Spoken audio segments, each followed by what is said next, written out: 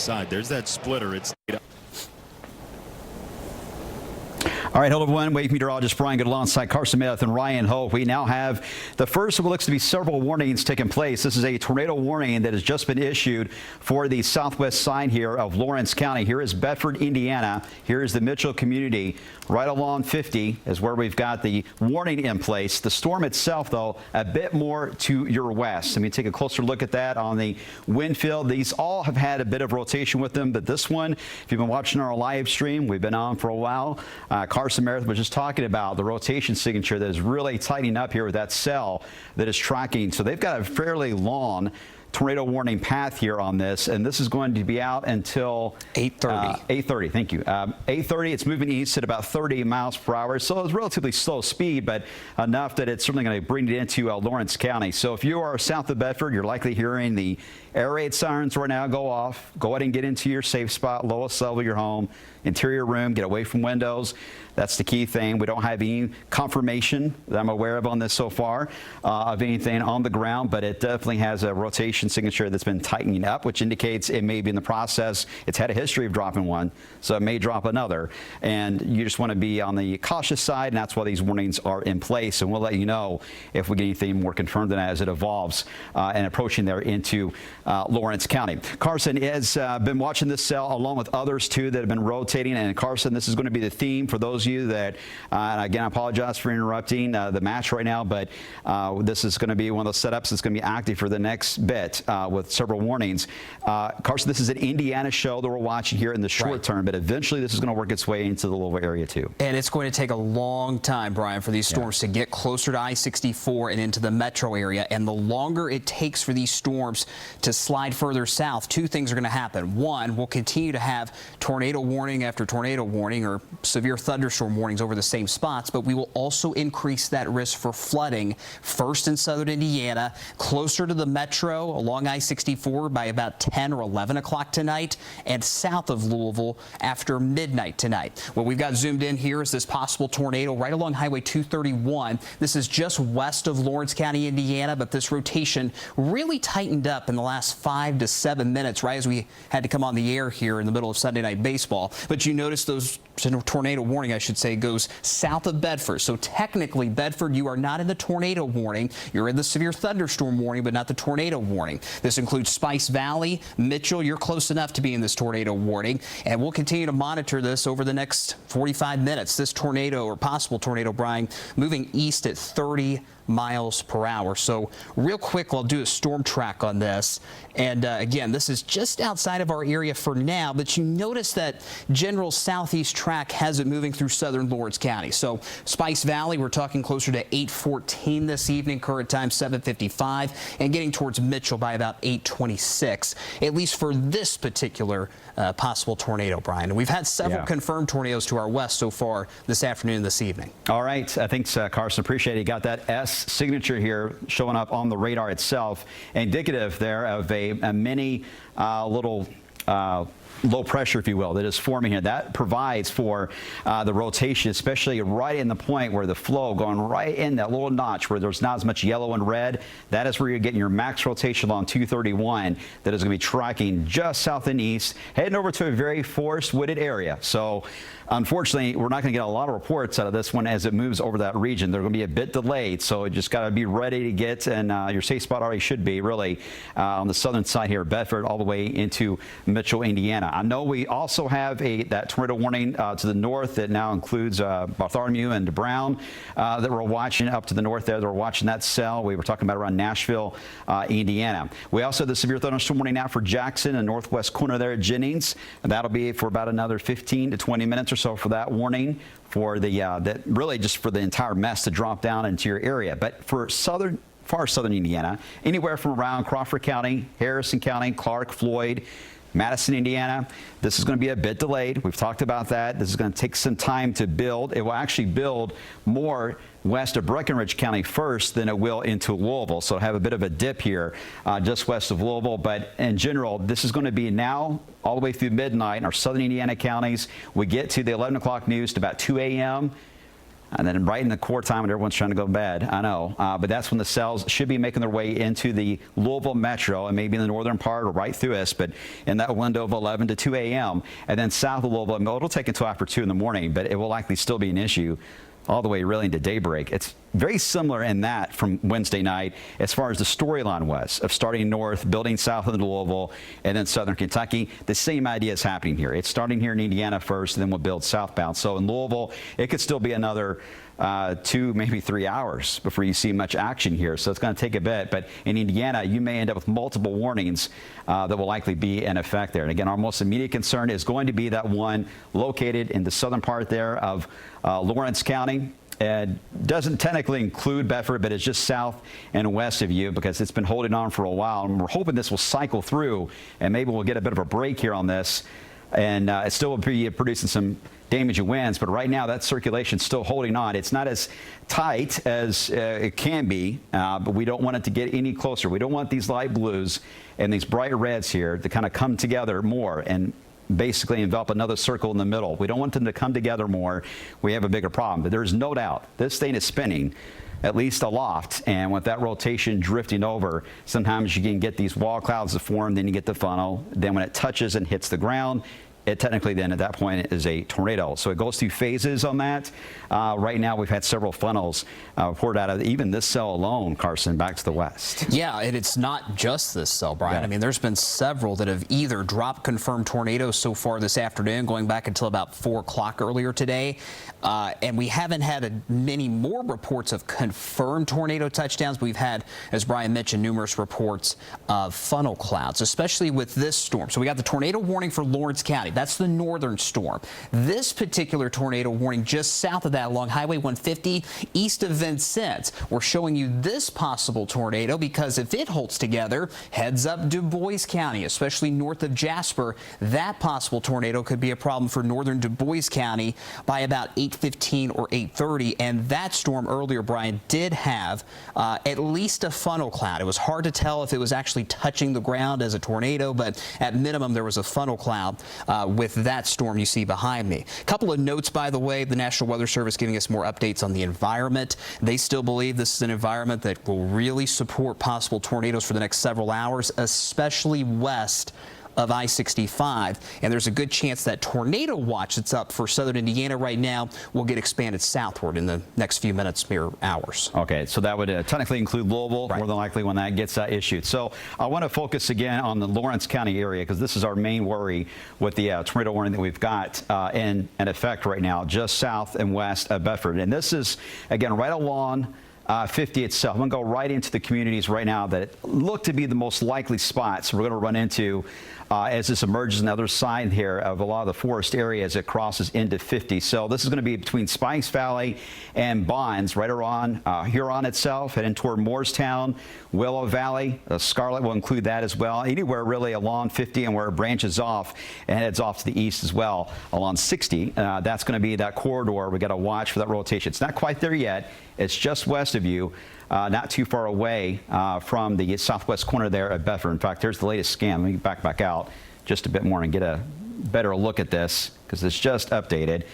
And yeah, it's still a very decent rotation on that coming in, but it does look it's still not quite there to be a very, very tight signature, but it could still drop. It no doubt has what we call the lowering of the cloud. It's got at least that portion of it and probably already has the wall cloud the way this is looking. But I know Ryan has been watching this too on the scans and looking for any type of signature we're getting from the radar data, Ryan, that something else could be developing out of this. Have you noticed anything unusual with this one so far? Yeah, not so far. What we've been doing here, this is a little inside baseball here. This is kind of our 3D radar view here. We've got it split into 2 panes. One is the typical radar that you're used to seeing when you get those warmer colors. That means heavier rain. The second one, of course, is the velocity view, the wind here, if you will, here. And you'll see these bright spots, the one just west of Lawrence County that triggered the tornado warning, which is the reason why we're on the air right now for Lawrence County. And you see additional little bright spots here where the reds and the greens come together. And you can see where those are paired up with the additional thunderstorms there moving in from the west. So we're going to continue to monitor not only this display right here, but also what's called correlation coefficient, which is how we detect debris on radar. We can now detect when tornadoes are lofting debris, and it allows us to radar confirm tornadoes much earlier than we used to be able to here, guys. So we've got a lot of tools at our fingertips as these storms move on in. Beautiful. Thank you, Ryan. Weather Service is about to issue a severe thunderstorm warning for Orange County. That is up next in a line really that connects all this together as these cells are racing. So we talked about how it's switching from Weather Service offices. So that process is happening. So Louisville has already said they're working on it now. They're typing it out. So there's about to be a severe thunderstorm warning, likely a tornado possible tag will be on this. Once it's issued, we should see it light up here shortly. I don't know if it'll include Paoli or not, but we'll find out here. Now I'm seeing some of the first reports of damage coming out of the ones in Illinois. This is earlier today, though, so this is probably one of the cells that's not even really the same look anymore. But again, the storm reports are delayed quite a bit, but extensive tree and power line damage, roof and structural damage there. And again, that is into Blueford, Illinois from earlier on today. So they were much more on the very intense side when they were really firing up initially on the radar. They've merged a bit more. The more they kind of collide together, the more it gets messier on the wind field. It gets a little harder to detect a tornado signature, but you really drop down the strong tornado threat and you get into more of your general wind damage. Don't get me wrong, that's still a problem, and it still can be a problem for those in Indiana over the next 2 to 3 hours, especially as these drop down from the north.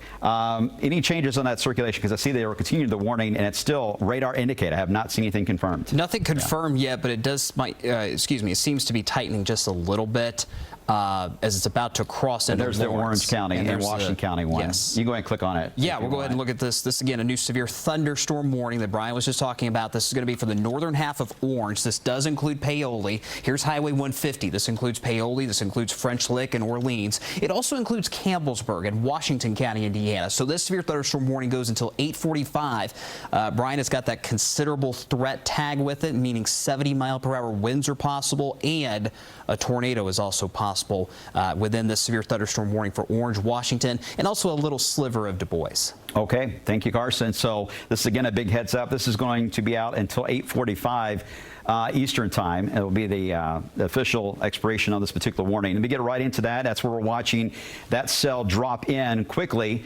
moving out of our northwest side here, just west of Bedford, now crossing right in that corner here of southern areas of Lawrence County and to the northern part of Washington. Kind of an odd position there on that particular warning. But anyway, you get the idea.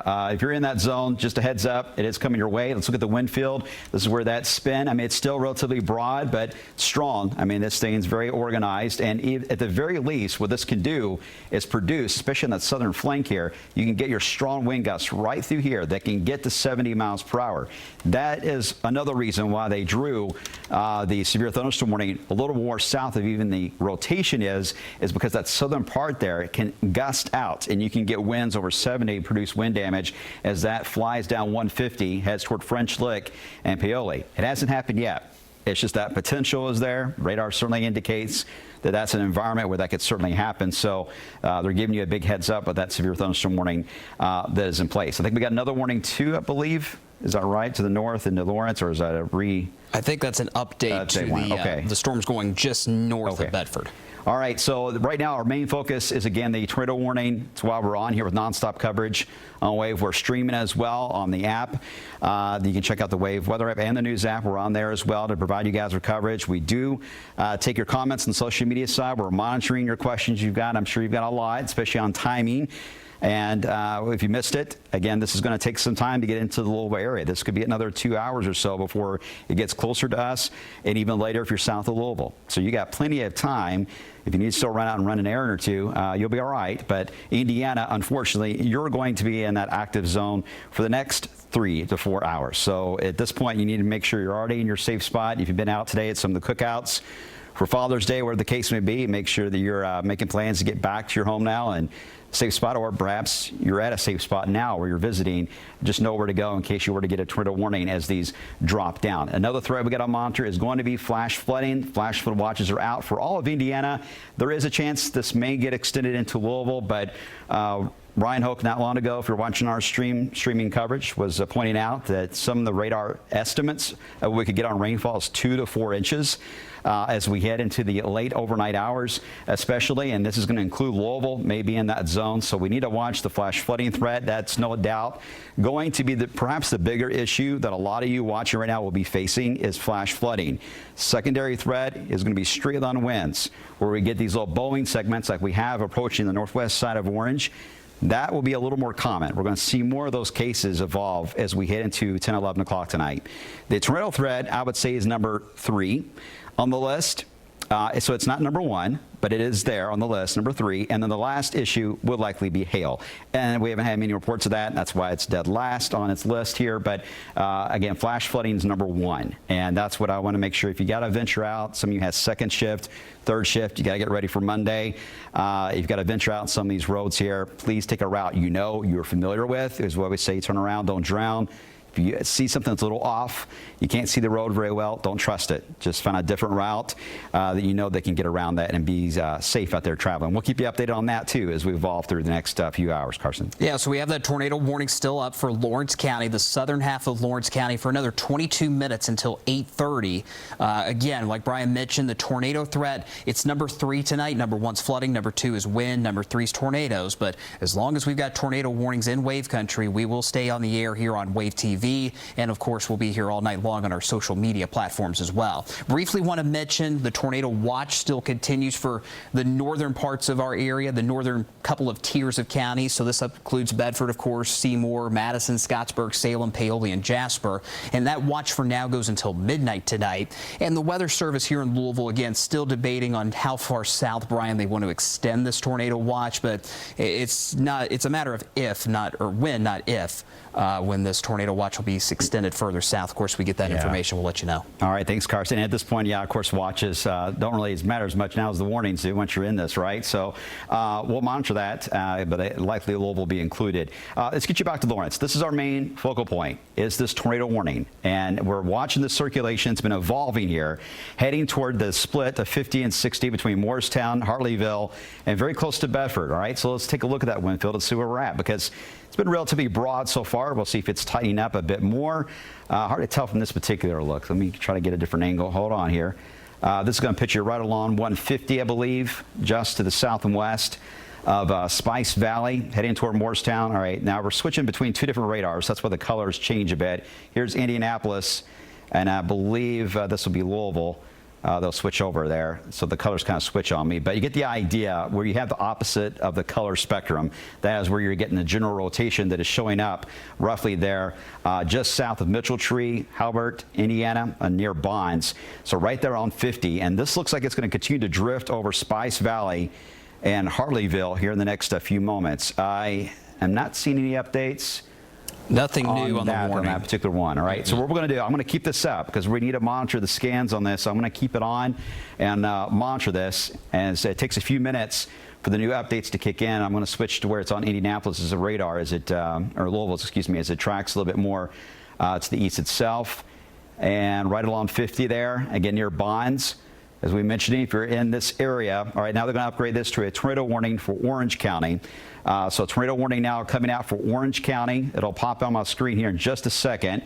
This will likely replace the severe thunderstorm warning that we've got already in place here. So I would say it's going to be French Lick, Orangeville, Bonds, and Orleans, Indiana. Paoli will likely be included in that.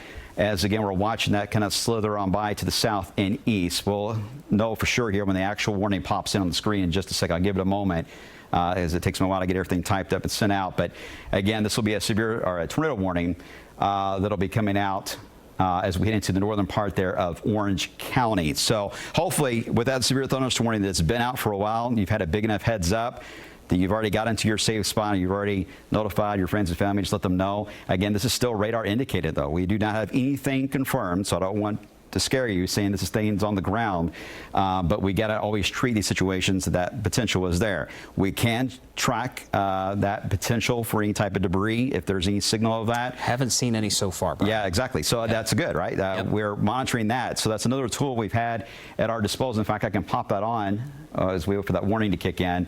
And no, I mean, you see some lowering values, but nothing that really screams to match up. And what we have to do is watch these scans, especially when it gets a little more focused. All right, here's the, now for Gibson, Indiana, they changed that one to confirmed.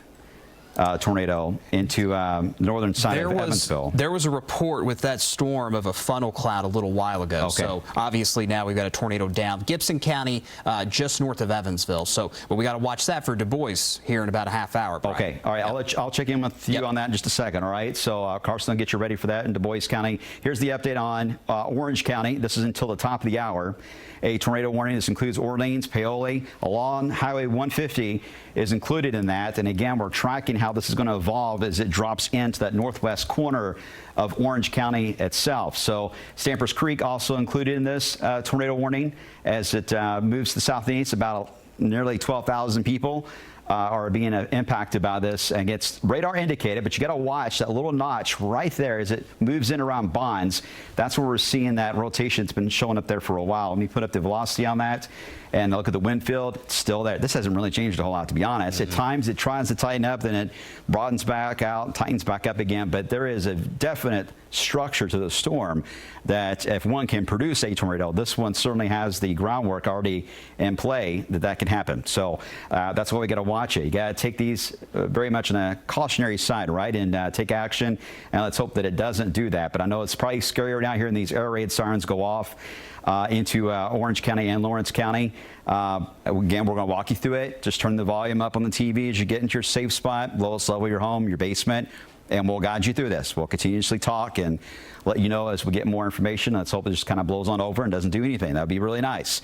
But this is an environment we got to really monitor this just in case. All right, we've had the other cell that is near Du Bois County, so approaching Du Bois County. Carson Meredith is watching that. Carson, what do you got for me there? Yeah, no new reports other than what we had with that confirmed tornado warning that was just issued. Again, this is for Gibson County, Indiana, which is just north of Evansville, but you could tell very, very clearly where this tornado is, right here. This is very close to the Evansville radar, so we're getting a really good look close to the ground of where this rotation is, right there. The difference between that one and the one that's in approaching the southern part of Lawrence County, different. I mean, this is the one approaching. Look how broad that is in circulation.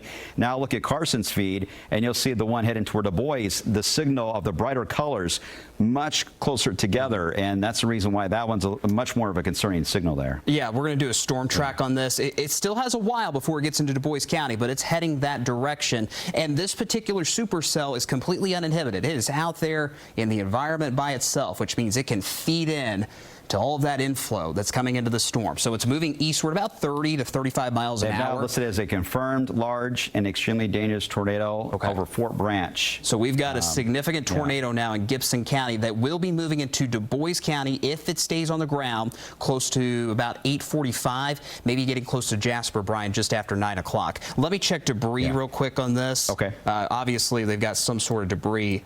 If they're calling it a large tornado. And, you know, Brian, when you get so close to a radar like we are here at Fort Branch, Indiana, the debris tracker can get a little fuzzy, but there's no doubt there's a tornado down with this storm. So we'll be watching this closely. So this is the one Carson is talking about, just to get your bearings right. Here's Louisville, Jeffersonville, Madison, E-Town, and Bardstown. We're talking about this cell that's near Evansville. We got away, but it's going to be entering our northwest corner here, heading toward Jasper and Huntingburg as we head into the next hour if it holds together. And as Carson mentioned, it likely will at least be a severe storm. Whether or not it's tornadic or not, we don't know. We don't know. We just got to take it one step at a time. And then we got the tornado warning now for Orange County for this really conglomerate that has triggered multiple warnings for the same issue from Lawrence County down to Paoli. So Paoli and Bedford, Indiana zone, that's the area to watch for that particular cell. The ones here into Jackson and Jennings mainly becoming a heavy rain issue. I'm not seeing much of a severe weather signal there, which is good. And then one small downpour, no lightning with that, but it just popped into the eastern side there, Perry County.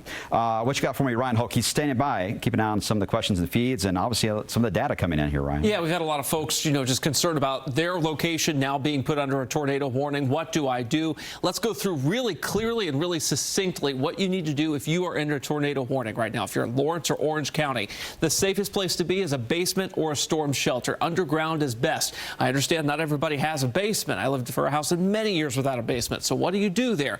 You're in the interior of your home. You are trying to get to the center of your home if you can. Interior room or hallway. Cover your head. Stay away from doors and windows. Now, if you happen to be in an apartment complex or a condo and you're on the second or the third floor or higher, it's time to find a way to get downstairs to the first floor. Maybe you've got like a clubhouse or some sort of common area that's in a center part of the building, away from doors and windows. That's the place you need to be. Away from doors and windows, lowest level of your house, guys. Doesn't matter where you're at. And of course, if you're in a mobile home, evacuate immediately if you are in a tornado warning and get to a structure, a business. Maybe you've got a friend's house down the street that you've talked with before, just in case. I need to go there for, some sort of a storm safety. That's where you need to go, is a sturdy building with a foundation, guys. All right, and let's hope that especially a lot of mobile home parks do have the community awareness of shelters that have been designated. Hopefully they've already been in contact with every one of the residents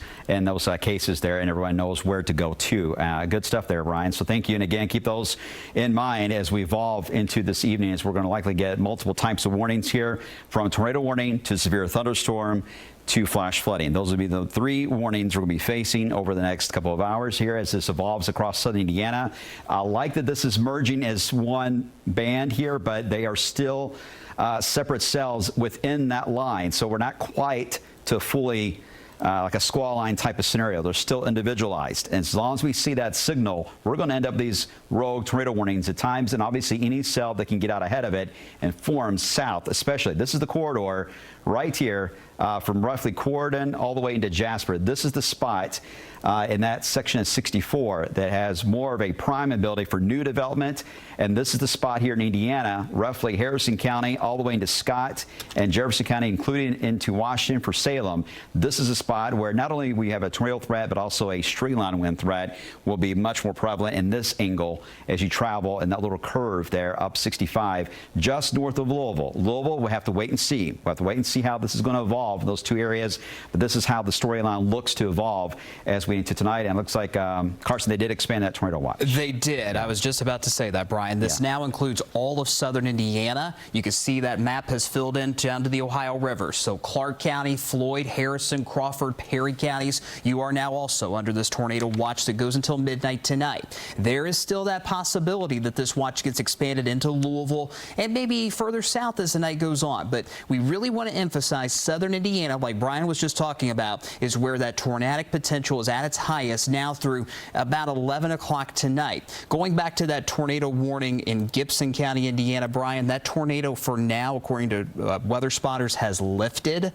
But there is still significant rotation near the surface. So if you know anybody in Gibson County, Indiana, just north of Evansville, make sure they're aware of this. Call them, let them know there's a tornado warning. There's been a tornado down at points throughout this evening, and we're still watching that storm because if it holds together, it's moving into Du Bois County in about a half hour. Okay, thanks, Carson. Appreciate it. And now we've had reports of at least 3-inch limbs that have been broken west of Orange County as that cell is now approaching. So I'll ask if anyone's available in the newsroom to make some calls here and so we can find out what other damage reports we're getting, if there's any at all, especially in Lawrence County. You may not have much yet in Orange, but Lawrence County, Indiana especially, is one of the spots that we may be getting some, at least some wind damage as these storms approach. So let me get all the way in to this conglomerate. It looks like multiple cells, but it's really just one that has more of a like an S shape to it that tracks all the way into areas there just north of French Lick, Orleans, Indiana. There's Lawrenceport. You're not technically in the warning there, Lawrenceport, but you will be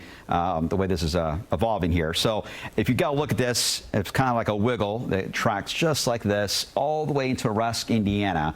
So just on the northwest side here of Orange, this little boxed area, this is what we're watching. That if you're going to get any type of tornado development, it'll be right there over Spice Valley, along State Road 50 all the way to 60, and then the northern side there of Orange County. Paoli right now, there is not a severe storm right over you. This is all about what is tracking nearby to your area. And even if you don't get into this boxed area where there is rotation, you may end up with a straight line wind threat that is trying to develop there just along 150 in northwest side of Orange County. That may be an issue you have to face. So multiple things going on with one cell that is kind of merging there and tracking along areas of Bedford, Indiana. Let's check in with Ryan Hoke, who is going to be analyzing this in much more detail. And Ryan, we have so many different tools. You've got a very unique one that really helps us out in this kind of a setup, right? Yeah, this is called MPing, and it's basically all these citizen reports that you can make either in the MPing app or through like an app like Radar Scope that allows you to tie into that network. We can see these reports on a map, and what we have seen is right on the border of Daviess and Martin County here in Indiana. We've had at least a couple reports here of either limbs that are 3 inches broken, kind of like a tree uprooted sort of level of situation there, right along what you see there just east of I-69. And this is what's moving into Lawrence County right now. So I would expect to see additional damage reports as we move into Lawrence County. I've been looking at, of course, some of the, looking for debris on radar. Haven't seen that yet with this. That is some fantastic news. But seeing those damage reports, Brian, that is concerning. So we've now got a history of the storm moving into Lawrence County. And we don't always get that in real time. So the fact that we're getting that, it does help, even if they are sparse. We kind of knew that's the case anyway. There is a bit of a sparse population, that spot where it's moving in, but it is going to get a lot more communities now involved here as we evolve into south of Bedford all the way into Paoli. That's a spot a lot of you watch right now. That's where you live, right? And so I know that you're hearing the sirens go off and you just want to know how bad is this going to be as this continues to move to the east. And again, so far this is still radar indicated. We're monitoring this for any type of confirmation. We've only had wind damage. Now, I don't like seeing that signal because that is certainly going to induce your straight line wind threat in a big way here. The broad rotation's still there, but at times you have these surges in behind that rotation that surge straight down to the ground with the colder air that's aloft being pushed down. And when that happens, you get these surges of wind, and boy, you can really ramp up the wind damage, but it's a little different than a tornado situation. You end up with much more real estate and coverage of trees and power lines that get broken when that wind surges on by, versus a tornado is much more focused. Straight line wind threat like this with a Boeing segment, you got to really watch. So again, that is part of the rotation still. So we got to watch that on the northern side especially. But that surge, the only thing that worries me on it is that we could get some new center that may try to form there. Carson, on that southeast side. Right as you were talking about that I guess rear inflow with that wind, the Weather Service watching 60 to 65 knot winds about 5,000 feet above. Okay. So that could easily get to the ground at 60 plus. Yeah, all it takes is just a heavy downpour, right? So once you get the heavy rainfall to move in, you can surge that type of reality from 5,000 feet down to the tree line, and then you got problems. So, and we can see that. I mean, look at that. That surge is getting stronger. They're along 150 just north of French Lick. So let me get you into that area. If you can pass, you can talk anytime you need to. Yeah, well, I just want to mention, going back to that tornado warning in Gibson County, Indiana, the tornado is down again. Okay. You can't see a condensation funnel according to storm spotters, but damage is being done. And that's the one you've got there behind you there. This is a tornado warning north of Evansville, so it's not in our area yet, but we're showing you because it's down and it's heading into Du Bois closer to 8:45 or 9 o'clock. Yeah, see, they're calling it the PDS, particularly dangerous situation, tornado warning. We'll watch it. This is going to be a concern here for the wind. I can't query this from where I'm at here. I don't know if you guys can, to see what we're getting on some of the wind fields, but it is certainly a strong push of wind that is surging in behind that. Now, whether or not it's hitting the ground or not, we don't know. I'm trying to think what we've got. We have a gauge, I believe, in Paoli that we may get some wind from. Otherwise, most of the gauges we've got in this area are mainly in Du Bois County as far as the closest airport. But maybe we'll get something. Here's West Bacon Springs, the French Lick Resort. That's where that strongest wind, and that's going to curl around. So this is going to swing down a little bit more toward 150 itself here. The next few moments. I had a lot of things that just hit there. New severe thunderstorm warning for Jennings. Okay. Well, let's mention that real quick, and then we'll get back to the tornado warning, because I don't want anybody to feel like they're being ignored. All right. And if we haven't mentioned you yet, it's a good thing. All right. If we've mentioned you several times, it's not a good thing. You're likely in the spot that we're watching for the tornado warning, or the tornado threat and straight line wind threat to take place. Trying to get this to trigger. Let's see if we can get it there. If not, okay, I think it's going to work on me. So hold on. And Brian, while you're fixing that, what you see on the screen there near West Baden Springs, that's 72 miles per hour winds that we're querying on the radar at the moment. So this may not be making it all the way to the ground, but expect the potential for at least 70+ mile per hour winds in Orange County, northwest Orange County, right this second. Okay, thank you, Ryan. And Ron's gonna be watching that as it evolves there. So, and Carson's gonna keep an eye on the one in there into Du Bois County. Let me play out this warning here and get this cleared off. First off, this is a severe thunderstorm warning that's going to be out for that area, the section of was Jennings and just Jennings. Just Jennings, right? Bartholomew, yes. Decatur. All right, so right in the northern side there, right. Wave country. This is going to be out until 9:15 local time for that severe thunderstorm warning, and that's just a small little section right there. But there's still some gusty winds on the tail end of that may drop down. So it's kind of like a snake, if you will, behind the banner. More so in Bartholomew County for sure, and that's where they still had a tornado warning. But some of that wind may push down in the northwest side there of Jennings, so that's the reason why you guys are under that warning. We'll monitor that. Don't see anything right now too alarming for your area at the moment, but that could easily change here in a flash as these storms are rolling through. All right, let me get you back over to the home view. And again, to kind of put your bearings on what's happening here, if you're just tuning in, 8:27 here on this Father's Day evening, and we've got severe weather now moving in to our Indiana counties, especially around Bedford, Indiana, Paoli, and eventually moving into Washington County. So heads up in Salem. No warning over Salem, but it will likely happen. So go ahead and start thinking now where you're going to get the family and the family pets off to if you need to seek shelter as these storms roll in. If you're along the river, so far, not much to talk about. You got some time still, but that window of quiet time is shrinking. You get into Louisville, we're thinking closer to the 11 o'clock window, the way it's trending now. Could be a bit earlier in the northern part of the metro, but in general, it'd be late evening we're looking at when that will take place, and then south after 2 a.m. for our southern counties. Another severe thunderstorm warning that just triggered here. This is going to be another part of Jackson County for this particular warning. This is going to get you right there around Salem. You see that flashing that's taking place as you head into Salem itself, or excuse me, not Salem, Seymour. Sorry about that. Too many S names. You get into Seymour, severe thunderstorm warning that is out. This is going to include now Caruthersville, at least around the edge there, Caruthersville, bumping up against Washington County, Indiana. This is out until 8:45 local time. It also has a considerable tag because of some of the straight line winds as that moves into the area, and then get into Freetown. Also some damaging winds in that area. That's also the warning in Orange County that we're looking at. All right. It looks like another tornado warning. This is back into Evansville. Carson's watching that, get a little bit closer to Du Bois. Otherwise, we got severe thunderstorm warnings out again for Jackson, part of Jennings. The tornado warning cluster we're monitoring for south of Bedford into Paoli, just north of Paoli, French Lick area, and then the third complex north of Evansville. It's 1, 2, 3. That's how they're lined up. That we're watching as they drift south and east across the county, and we could get more players into the field. Here's our first flash flood warning of the night for Jackson. Okay, and you see it lighting up there on the very northern side of Jackson County, just a small little slither of it there, but a flash flood warning. But look how many there are. I mean, after this line moves by, look how much green you've got on these outlines. Those are all flash flood warnings, and we're going to see that same effect happen in Indiana here. So if you're near a creek bed, some of you may have been camping this weekend. Hopefully you've already wrapped up, being a Sunday night. But if you have friends or family that are at campgrounds, make sure they're aware not only of the straight line wind threat here, but as you get into the flash flooding scenario, that is not good news as well as it moves on by. As I zoom back in real quick onto Lawrence County, Paoli, as we're watching that wind field, we'll check in with Carson in a minute on what's happening toward Du Bois here very soon because you're up next.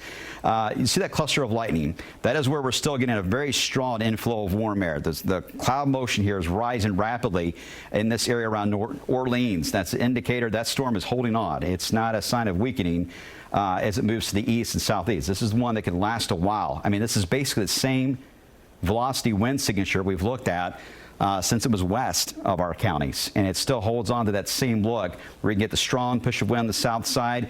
Possibly a tornado could drop down anywhere into the northern side there of Orange County over to Orleans itself, and then south of Bedford as you head into Lawrence County. Although it looks like Lawrence, did they remove Lawrence altogether, or is that just because of the way the counties are looking here? Let's see. It looks like they removed Lawrence from the tornado. Okay, yes, that's what it looks like here too. Okay, so they're focusing just on Orange, which makes sense. I mean, that is the center of it, of the spin there. So that's some good news for those of you around Bedford if you're worried about this although it's likely going to track more southeast. So if we were to draw this out, this is the path I think is most likely. So Campbellsburg, Rosebud, Bexmill heading towards Salem. That's a spot. If this holds together, this is going to head into. So if there's any additional downstream tornado warning, it will likely be in that area there of Washington County. So I'm just giving you even more of a heads up of that threat going on. Ryan, let's check in with you, then we'll get to Carson on that one west of Du Bois. Yeah, storm tracker. You see it up here in the box just above my head here. The wave storm tracker right now is in Clark County.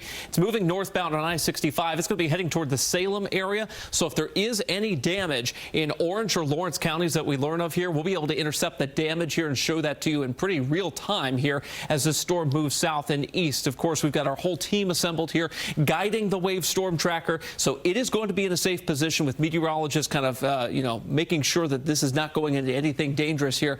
But please, if you're under a tornado warning, take shelter. Don't try to do what the storm tracker is doing, because we can do this safely. It's really hard, unless you are a degreed meteorologist, to be out and about in storms like this doing a little chasing, especially in this area. So many trees and hills, guys. It's just not very safe. All right. Thanks, Ryan. Good points. Carson, let's check in with you with that cell that's been, at one point, a large tornado was on the ground reported in Gibson, Indiana. It's kind of hopscotching right now, fellas, with being on the ground, off the ground, on the ground, off the ground. But it is recycling over the last few minutes, where the initial rotation that was near Fort Branch has fizzled out. But on the southern flank, that rotation has developed in an entirely new spot just south. So it's trying to make a right turn. Notice it's going more due east now, paralleling I-65. As opposed to trying to go east-northeast just a little bit. So it's made a slight right turn, and that rotation is intensifying once again. This is Interstate 69. This is Interstate 64 right there just north of Evansville. This is a tornado warning still for Gibson, Pike, and Warwick counties in Indiana.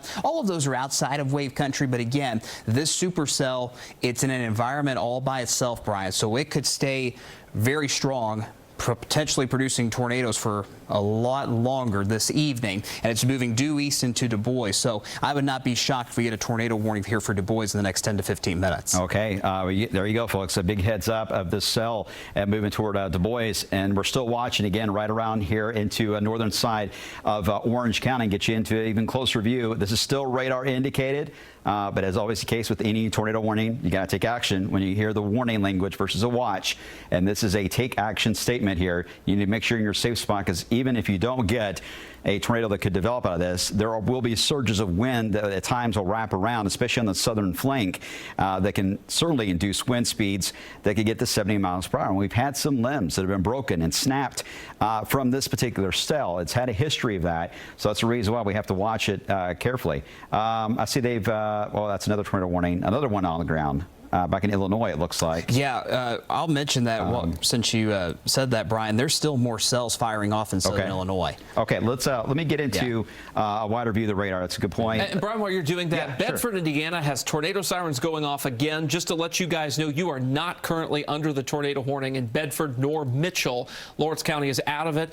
Orange County is in it. Okay, thanks, Ryan. Again, those air raid sirens are controlled by local emergency managers or management by community. So sometimes they'll hit the button if they feel the threatening weather is coming their way. So we don't have any control over that. But either way, I'm glad everyone's at least hearing something and is aware of what's going on. That's an important thing. Just make sure you're aware. Here are the additional cells that Carson was talking about. These can all spin, especially between now and midnight. After midnight, maybe a little tougher, but between now and midnight, that's the action. This is where it's congealing, becoming a traffic jam as you head into Indiana. And that's important to note, because that will start to change the storyline a bit. We're going to be hearing much more on flash flooding for sure. I think the warnings are certainly a sign of that, but just the radar presentation, flash flooding, I still think is the top of our list here of our worries. The tornado threat is number 3. Straight line winds will be number 2 on that idea. So we're kind of trying to break it up for you the best we can on the threats, so that you don't think this is just all tornadoes or nothing kind of ordeal. That's not the case. It's much more complex than that.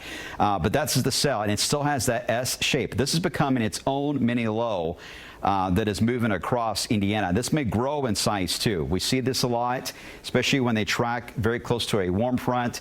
You're going to get a little bit more organized look to this here where this entire S becomes the snake kind of shape, if you will, into Paoli. And I think this will hold on to continue to produce the potential for damaging weather, as we mentioned, into Washington County and downstream even. It may impact Clark and Scott County, Indiana. So we're giving you as much of a heads up of a notice as we can, just so you're aware. And let's hope that this weekends, but based on the radar presentation, I don't think it's going to weaken a lot. It'll still be able to produce some damaging weather. Then you get into a gap here around Jasper, and then we got to watch this cell that is trying to track a little bit more east-southeast. So that's the one that may graze into the southern parts of areas of Du Bois County. And that was, okay, I see that tornado report. That was at 8:25 p.m. in Gibson County, Indiana, around Princeton. That's where they confirmed that this is on the ground. It may be near County Road 350 South. It may be off the ground right now, Brian, because I mentioned a minute ago it's kind of reorganizing itself. It's recycling through. Yeah. Okay. So, but it's been going up and down for quite a while now, at least a half hour. And at one point, we mentioned it was a large tornado. So yeah, we're watching it for southern Du Bois, especially south of Jasper. Okay, that's the big boy in town, really, is that cell. It's not all the way in there, but there's the new warning now for Washington. So Salem, this is nothing new. This is just confirming now that the warning is going to be placed downstream now to include Washington County as well. Let me get this off here so you can see. Again, this is going to include Du Bois, Orange, and Washington County, French Lick. We talked about Paoli's already been in warnings for a while here. Orleans, same story. Tornado possible, considerable tag because of the 70 miles per hour as your potential wind. Hail threat, by the way, the hail is listed even below severe limits, so that's not a worry. It's mainly just this little S shape, and as we've mentioned, these severe thunderstorm warnings are usually in place to be upgraded if need be to a tornado warning. This may be the case.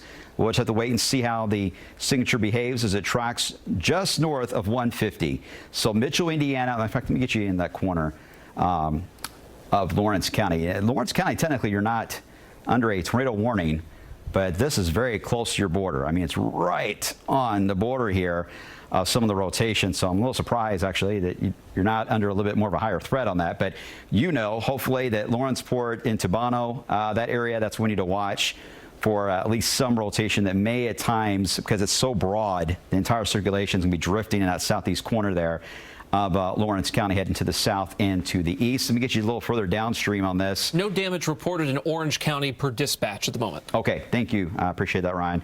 So that's good. Let's hope that's the case. It's still going through there, so let's hope these reports continue. Right there along, see 337. There's Orleans, Indiana, a bit of the notch that is showing up right in that field. Let's put it the wind again, and this may be a bit too tight to see.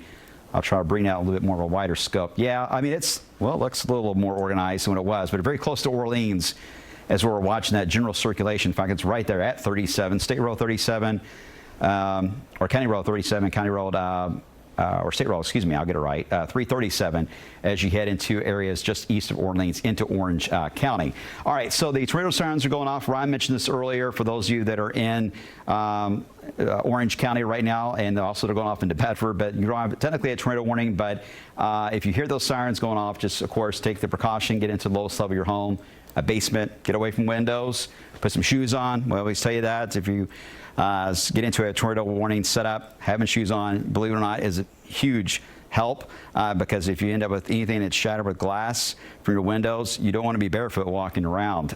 So protect your feet just in case. And let's hope we don't get anything too wild with that. But it's always a good step to take as you get into your safe spot there in your home, right? Brian, on the southern flank of that cluster in northeast Du Bois, not the one we've been tracking, but here. Northeast Du Bois, there's a little rotation that's trying to develop that the Weather Service is watching. So this is near the town of Du Bois in Du Bois County. Okay, let's get right into there. Not alarming yet, but it's got to be watched. Okay, yeah, there is certainly. It's not too far away from Patoka Lake area and drifting between there and Lost River. The signal it's hard to tell, but you got the green and you got your pink, and they're basically just the northern side of Patoka Lake. That is where you've got a little bit of a tight rotation. Now, this is, to put your bearings even more, this is just southwest of French Lick that we're watching. Now, as far as warnings go, there is no tornado warning for the southwest side here of Orange County, but I agree. it's getting closer, that's for sure. Right over Crystal, you can see the two colors kind of match, look like a pair of eyes staring at you, right? So that's where the circulation is located there, just south of the Crystal community. So no tornado warning with that, but as Carson pointed out, it's one that could trigger a separate tornado warning that could go out for Patoka Lake and may even include a little bit of Crawford County. We'll see. It may get extended that way, but certainly southern Orange County. So kind of a double whammy. You got the northern part of Orange and the southern part. Two different circulations here that are watching. Nothing confirmed. And Ryan, so far, he's been checking my dispatch. We haven't heard anything that's been as far as confirmed damage out of this. It's still early in the game here, but I like where this is going. Let's see. The severe, okay.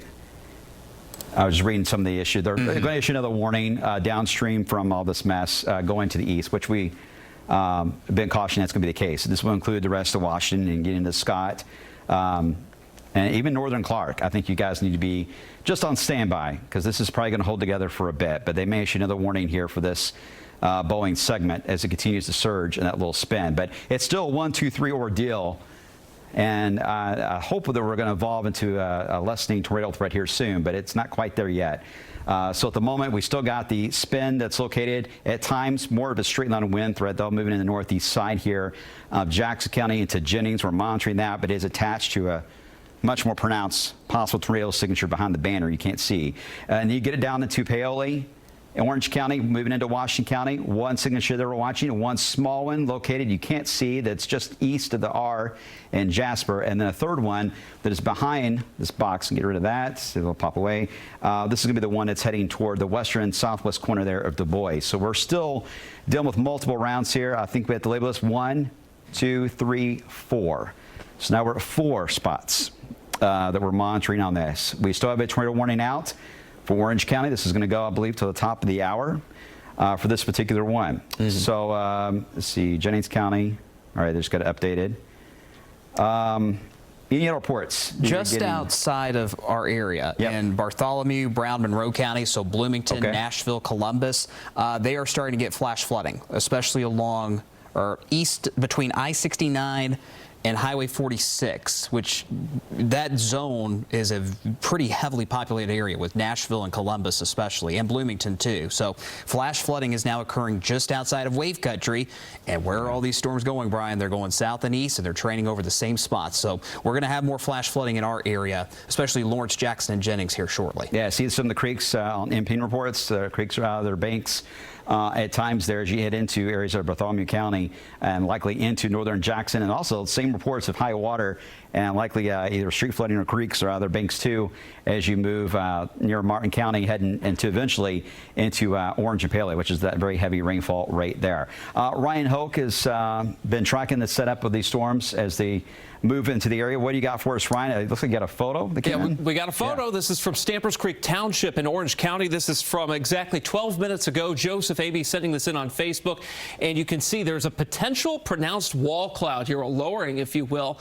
So far, no additional reports of this actually touching down as a tornado or even a funnel, but you can definitely tell that there was something there that folks in Orange County did see here this evening. So continue to send in your photos either via the Wave Weather app or, of course, the big red text message I put up on the Wave Weather Facebook page. Comment with your photo there, and we can display them on the air. You guys are our eyes on the ground, and often that's the first sign of damage is what you guys tell us you see. All right, thanks, Ryan. It's not often we get photos like that when the storms are moving in, so it does help. Daylight, we're losing it here soon, but we do have it to our advantage for just a bit longer. That does help because once we get into the darkness of night, this becomes much more challenging to track all these different cells moving in, especially when it comes to tornado warnings. That is always difficult. So let me get you covered where the main reason we're on is for any tornado warning that comes out, but not to mention just the general damaging weather that's moving in. And this particular conglomerate, if you look at it, you can almost see what is happening here with multiple little wiggles in this particular line that are taking place. Let's start back here into the northern side of Washington County. There's your inflow notch right here that's building in. That's your general rotation northeast of Paoli. We're monitoring that. Then it snakes around. You get the French lick, and then once again, you develop almost a hook trying to form there, at least an appendage that's forming on the radar. So it's a separate cell that is trying to be stingy and try to take over what it can, being on the southern side there of this entire rain mess that's moving in. So this is a setup that can feature 2 different circulations. We're monitoring on that, whether or not they can be sustained. This one here is the one that has a better potential the way it's trending so far, because it's the one driving all of this. And that straight line wind threat, I think in Paoli, I'm surprised we haven't heard of anything yet on any type of more wind damage in Orange County. Now that may change, but at least just above where we are tracking us on the radar, that wind is quite strong. So it's a matter of whether or not it can make it down to the ground level. We're not quite to the point where we develop what we call a natural inversion. Right. Not quite to that point. That's still a couple hours away from that really building in.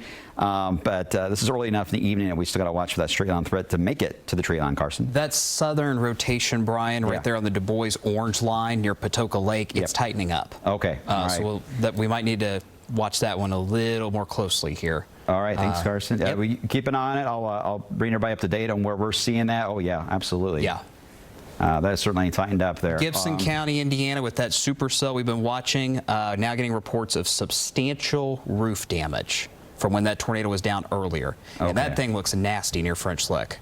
Okay. That thing's tightening up. All right, so this is what we're watching. This is going to be just east of Norton, right on the border there as you head from Martin County, I believe it is, over into Orange County, right on that border there. Now, there's no tornado warning yet for that particular one, but that is one that could easily become a tornado warning cell, warrant cell if it evolves. And it's going to be the same county, so Orange may be a little weird here for you guys because you may hear 2 different tornado warnings come out. You may get one. We already have one northeast areas. Here comes a new tornado warning. This is an extension for the. Well, this is for the one for yep. all right, the one we're watching. All right, so this is the one now for southern Orange. So now, again, you got the double tornado warning for the same county, but it's 2 different sections of the county that we're referring to here, where you've got the biggest concern. This tornado warning's out until 9:30. This will include French Lick again. You're back in the spot. Patoka Lake, Ethel, and heading toward the southeast community. I know we have Kerry that watches us all the time on our stream, so Kerry is safe. He's in that spot where that tornado warning is out. And it's a stretch all the way into the western and the southwest corner here of Washington County, Indiana, just southwest of Salem. We're watching that particular circulation as it moves in right now. So there's 2 different areas. We're watching northeast Orange. So far, nothing confirmed. Nothing confirmed with this one, but between the 2 circulations, look how broad this one is. And it's rotation signature we're getting. If you were to connect this as a big circle, this looks more like a straight line wind setup, but this is a little tighter. Your spin's a little bit more focused. You can look at that as almost like a figure skater on the ice. When they do the twirls and they pull their arms in, they spin a little faster. When we see that tighter rotation, that wind speed could be a lot faster than a general broad rotating idea, like the figure skater on ice. When she opens up her arms, she slows down in that spin, right? So much more of a slower spin, but still you can get a straight line wind threat. But this is the one we got to watch when we get these colors that close together.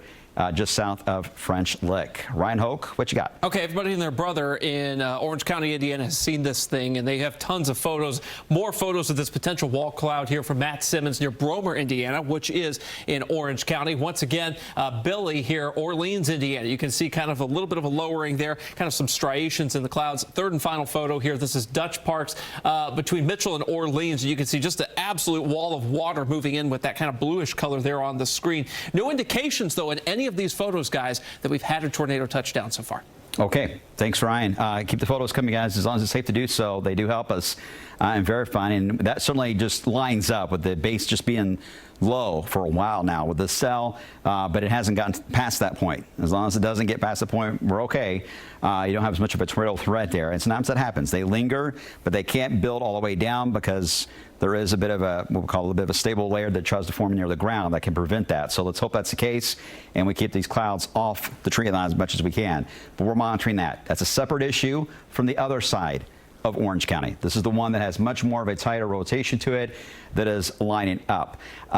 Then we have the straight line wind threat that's also moving through, but this is our main focal point that we've got. Let me check on, actually I'm going to send over to Carson. Carson, let's do an update on Du Bois. Yes. Where does that stand? How's that cell evolving? That rotation is still strong, Brian. Now, I will tell you, we have not had any reports of new tornado touchdowns. This storm, let me go to the regular radar. This supercell has been intense for the last hour and a half now. It's had or dropped tornadoes from time to time. At one point, there was a large tornado on the ground, and it's still showing that classic supercell look. You've got extremely heavy rain, maybe a little small hail, but it's really just heavy rain on the north side of this storm. If we're going to have a tornado, it's right along I-64 here in Gibson County, now moving into Pike and Warwick counties there in southern Indiana. The reason we're showing you this supercell is because as it keeps moving east down I-64, heads up Holland, heads up Huntingburg, heads up southern Du Bois County, we could have a new tornado warning coming out in the next, I'd say, 10 minutes or so, closer to 9 o'clock for this supercell. Again, this storm has produced tornadoes, Brian. It has produced some damage earlier tonight in Gibson County, so we got to watch it for Du Bois. Okay, thank you. I appreciate that, Carson. So I think at this point, based on what we're looking at, I mean, Du Bois, you got just get ready to take action. It's like you're going to get some type of warning as the sun moves in. Let's hope it's not a tornado warning, but I think it's hard to avoid a warning with that kind of a look on the radar now approaching just to your southwest. Meanwhile, as we travel just northwest of Louisville and we get into Washington County, Indiana, into Orange County, this is the spot we're watching for any type of damaging weather. These two counties, Orange and Washington, the two at the moment that feature the highest potential to get any type of wind damage out of this. And this may be straight line wind and potential for tornado damage out of two different cells that you have in your county right now. So it's a double whammy kind of setup. One hit in the northern sections, one side of 150, and the other side of 150 hit by the other. This is the one, look at that. This is definitely becoming a straight line wind signature there, moving into Rosebud, Beck's Mill. So this is surging up. This is getting a little bit more on the intense side compared to what we had earlier, probably getting to certainly severe limits, at least just off the ground where the radar beam. Now the radar's at Fort Knox, shooting in that direction. It's detecting that wind field aloft. So don't be surprised if we sort of get some reports of wind damage out of this band. And this is still rotating. I will say it hasn't gotten stronger with that intensity. It's just gotten a little tighter with that rotation on that. Likely a very visible rotation, by the way. So hopefully emergency managers or any sometimes sheriff's deputies that are out will relay those reports back to us when they see them. The storm tracker we have out, I'm not sure where they're located at. Closing in on Salem, I think. They're in Washington County. Yeah. Washington County. Okay. Yeah. So they're over here on the other side. So we'll have to make sure they're in a good spot here soon and also be safe. But they're probably going to end up with both of these two different cells here, kind of very close together. It'll be within reach of this area. But Salem County, or excuse me, Washington County, Indiana, certainly taking the brunt here, really both here in the next 45 minutes alone, Ryan. Let's talk power outages. We've had some reports of power and internet outages in Orange County already. Lawrence County now clocking in with a pretty decent power outage up that way here. In fact, you'll see bottom right-hand side of your screen here, 1,260 customers in Lawrence County. That's about 4% of Lawrence County without power. The Orange County numbers will update here in the next few minutes, but right now 53 customers without power down that way. So we're starting to see the reports trickling in of these storms doing some damage, at least taking down some power in places, guys. And of course, these reports coming in from MPing as well, very helpful. The Wave Storm Tracker, very helpful. We got a lot of eyes on these storms, so when something happens, we'll be able to share it with you pretty quickly. Okay, thanks, Ryan. Again, we got our eyes on several different issues here that we're monitoring for guys, whether it's power outages to our storm tracker. Carson's keeping an eye on the boys for us as we're focused on the other double threat that we've got in Orange and Washington County, Indiana. We do have crews out in the field right now that are monitoring the setup and ready to respond if need be. So we've got you covered on this here tonight, and we don't want you to be alarmed and scared here, right? So we just want you to be informed, and we're trying to give as much info as we possibly can give you in the scenario of what we can confirm. And sometimes that takes some time to get things confirmed, but we're working on it, I promise. And whether it's good or bad, we want to make sure you get the info so that everybody downstream this mess will be in good shape. Carson, what you got? We've got debris showing up on this tornado moving out into southern Du Bois County, Brian. This is in Pike County, Indiana, just north of I-64. It's hard to make out, but you see that little concentration of green and blue right here, just south of the Spurgeon community. The National Weather Service in Paducah is now calling this a tornado debris signature. And again, this is heading straight for southern Du Bois County. So we should be getting a tornado warning momentarily, I would imagine, Brian, for southern Du Bois. Yeah, and that will come from the Louisville Weather Service office, so we'll let you know. Let me get into a wider view on this as we're tracking multiple setups here. All this is Indiana, by the way. This is not a Kentucky issue right now, but we got the two cells, again, Orange, They're to the east and Washington County. New tornado warnings out. Now, this one is up against the border of Du Bois. Correct. So they will likely extend that. Louisville may connect to it. We'll see. They don't have very long polygons on this. Now, that tells me a couple things. One big thing. New tornado warning from Washington County. Okay, yeah. All right, we'll get to that. As soon as it hits, we'll pop it in. But Washington County, new tornado warning is out. This is the one now that's up against Du Bois, but it's kind of drawn around you. But I think in Du Bois and southwest Du Bois, you need to get into your safe spot. I think this is coming your way. All right, let's get to the new tornado warning. This is for the rest here of really Washington County that is going to be stretching its legs now as we get that tornado warning. This is radar indicated, not confirmed. Radar indicated. It's that broad circulation, and as long as that spin is on the radar, to be honest with you, they may issue tornado warnings all the way down the line here, all the way southeast of even as you head into eastern side there of Salem into Scott County. I think that will continue, maybe even Clark County. I'm not going to roll out, so don't be surprised. It doesn't mean there's a tornado on the ground tracking southeast. It's just that the groundwork is still there. It has been in place for a while. The machine is running, and it's just a matter of does it drop one or not. And you got to take these with a lot of caution when you get into these scenarios. You just don't want to take a chance on, especially when something that still has this much of an organized look to it. And again, even if you don't get a tornado threat, you can still get a surge of wind that at times will kind of just surge about, and sometimes the radar doesn't always catch that surge. So be ready for that. These warnings do come with 70-mile-per-hour wind potential on them.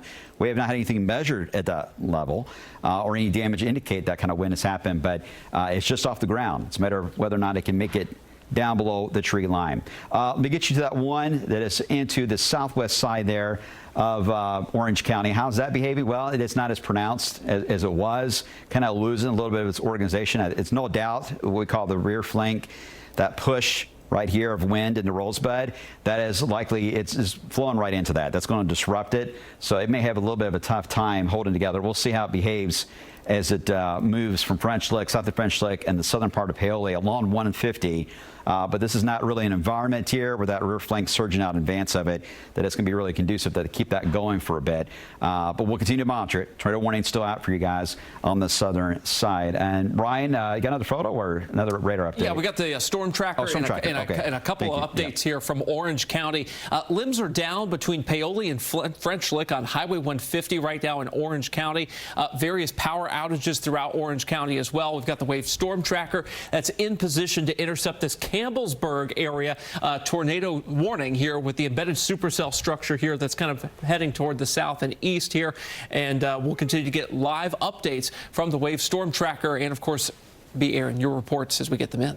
Okay, can we take their camera feed real quick just for a moment here, then we'll go back to radar in a second. This is live in the storm tracker. I think Meredith Lee is in the storm tracker as well, but she's with our crews, and again, they're monitoring. They're kind of scanning around. You can see the low-hanging clouds, some of the lightning in the distance as well. Some that's what we call scud clouds because the moisture is so high in the atmosphere, the moisture content. That's why these rainfall rates are just absolutely tremendous, of 2 inches plus in some cases of rainfall rate. But they're driving near that section. We're monitoring their location carefully in relation to the storm. But once they get to the other side of that dark gray to the light gray, that's where things will really change for them. So I hope they are going to be safe and monitor that feed as they continue to drift into the eastern side of that. This is where they're driving into, is this wall. That's the light gray and dark gray. Is this shelf cloud likely is showing up? Can really see it as well when you have a lot of rain in advance of like that. But it is there, and that is heading right into Rosebud and Beck's Mill. Then we got the other part, the tail end that's trying to hold together, still rotating, but not as pronounced as what it was. And then we get all the way down here. Let's get all the way to the southwest side of our viewing area, our northwest side really of our viewing area, but southwest of this view, get you south of Jasper, southwest corner, Huntingburg, especially along 231 and I-64. This thing still has a fairly strong signature there of that rotation as it moves right across. And this is still a confirmed tornado. Still confirmed, yes. Moving right along I-64. So it's a very visible spot. And once it's going to get very close once it gets in that southeast corner there, moving into Pike and Warwick counties. That's where it's going to get very close to the interstate. And that's usually reports spike big time when you get close to the interstate. So we're going to get a lot of good data on this here soon, but still, if you're in that southern part of Du Bois County, just be ready. I think a tornado warning is pretty likely And at the very least, a severe thunderstorm warning is going to come out for you. Right as you say that, tornado warning for Du Bois confirmed with a tornado debris signature. Okay. All right, let's pull that up. Again, that warning will be popping in on the screen in just a second here. And again, that's the signature we're looking at that is moving just north of the community of Lane. Again, very close to I-64. That's where we're seeing the potential for that debris.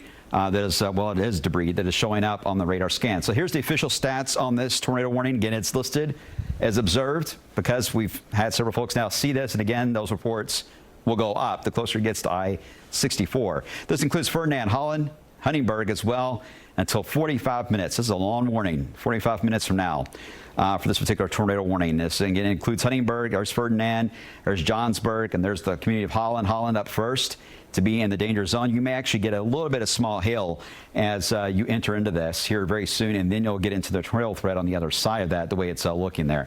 Again, tornado warning out to Boise County until 9:45 as we're monitoring the circulation there. What you got, Ryan? Yeah, I just wanted to show the debris on this real quick with our 3D radar here. This is going to be the Evansville radar site. A little easier for me to pick this out than for you guys to try to switch radar sites sometimes here. You can see this blue kind of streak right here. This is co-located almost perfectly with the rotation in this storm. So we can tell that this storm just west of Holland, Indiana, getting ready to move into Du Bois. That's why Du Bois County has a tornado warning right now, has been picking up debris. So we can tell that at least it has been on the ground. Is it currently on the ground? It's very, very possible. But that's why they call it a radar confirmed tornado. You can see the blue, you can see the debris getting inhaled into the thunderstorm there, guys.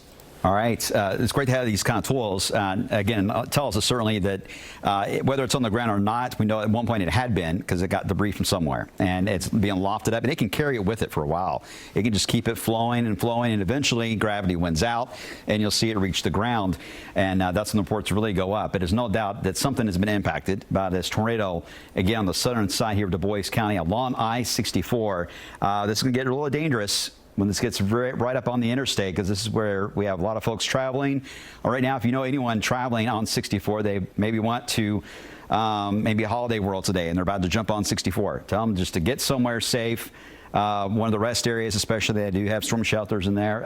If you can find somewhere to get off the interstate and let this kind of blow on by. But it's going to track very close to it, and as it continues to maintain that rotation, it will turn right.